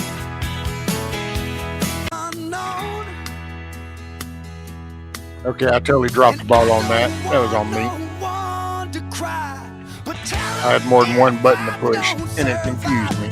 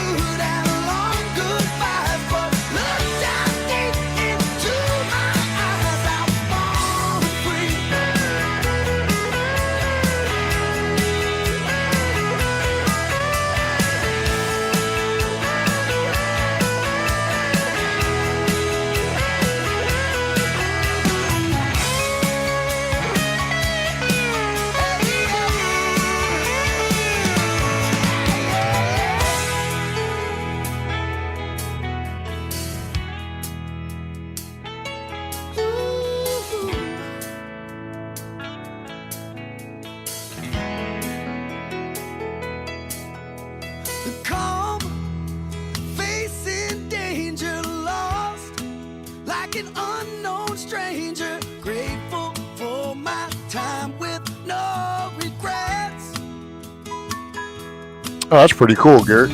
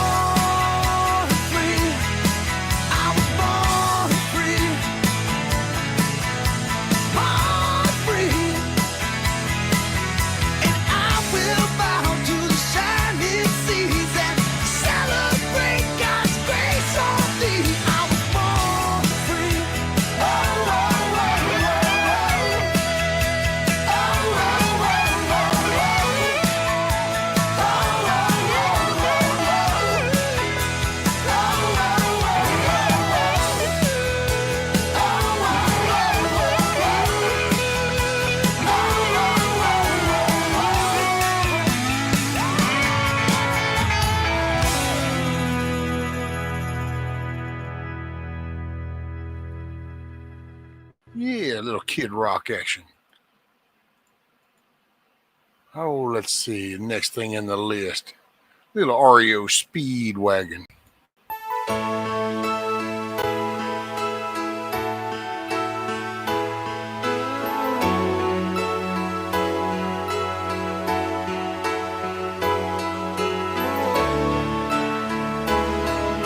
I just don't think I can. I just can't. I'm not there. I'm just not there. Sorry. Y'all just have to get over it. I just wasn't there. Sometimes it is. Not now. It just wasn't there. Just wasn't the thing, man. Just wasn't the thing.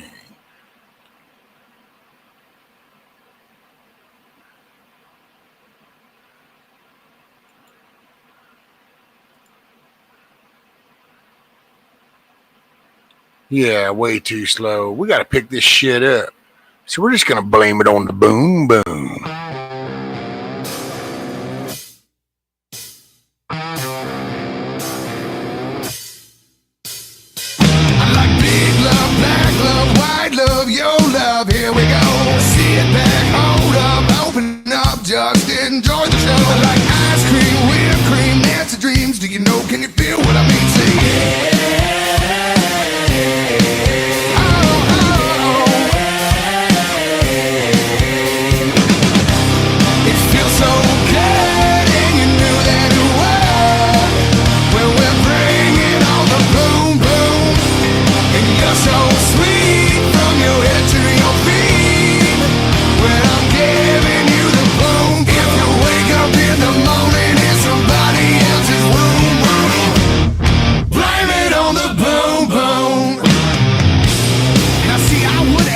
way you like it.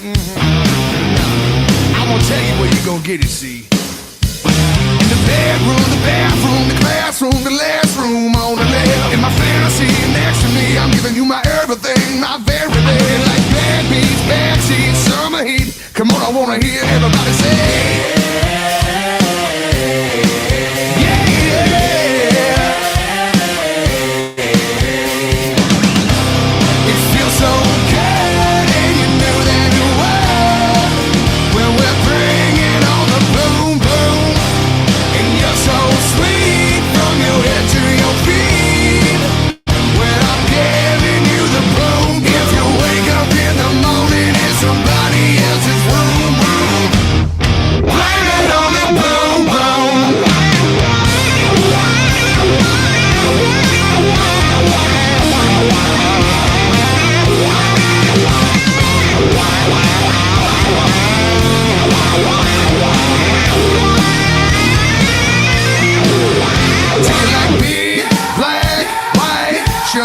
Here we go.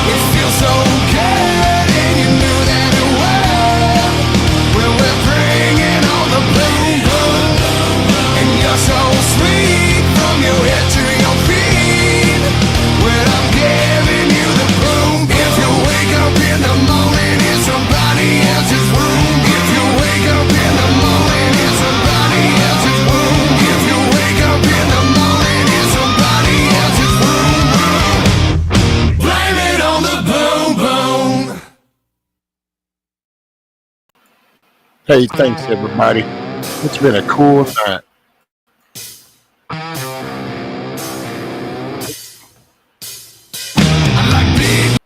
Hey, it just started to do it again.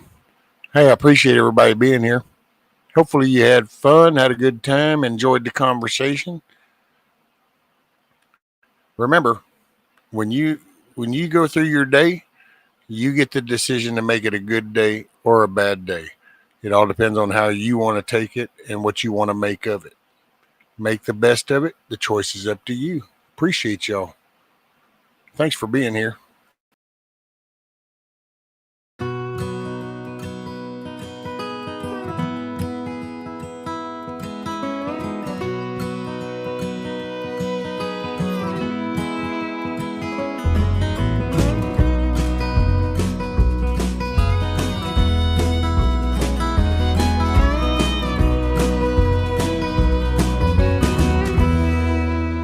I ain't here tomorrow.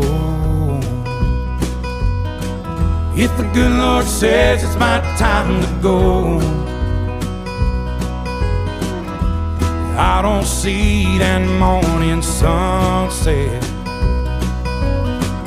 There's some things I need for you to know. The truck is yours if you want it. It'll run forever if you treat it right. When you think of me on some back road,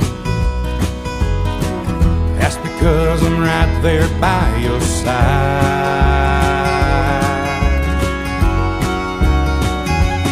Chase your dreams until you catch on. Leave your doubts in a cloud of dust.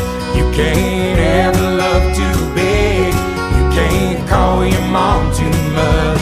Do your best to get it right. Forgive yourself when you don't. Hope you don't forget how much I love you. I ain't here tomorrow.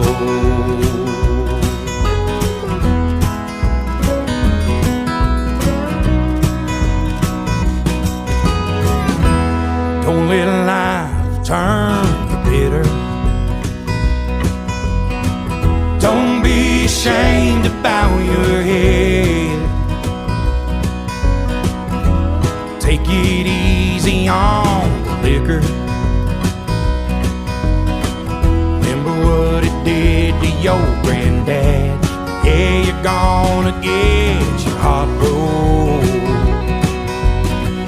but a couple of tears don't make you weep. Gonna find that girl got made just for you. Knows what he's doing, wait and see.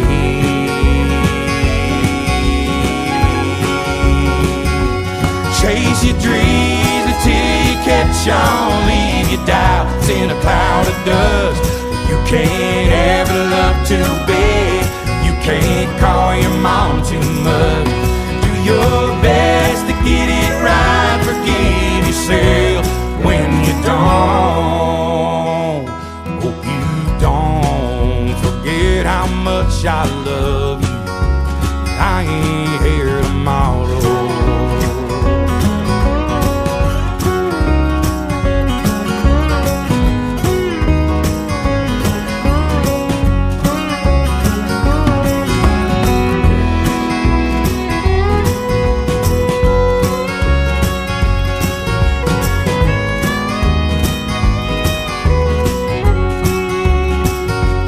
Keep the shotgun in the family, raise your babies by the book, and keep my picture in your wallet, keep your car keys on a hook.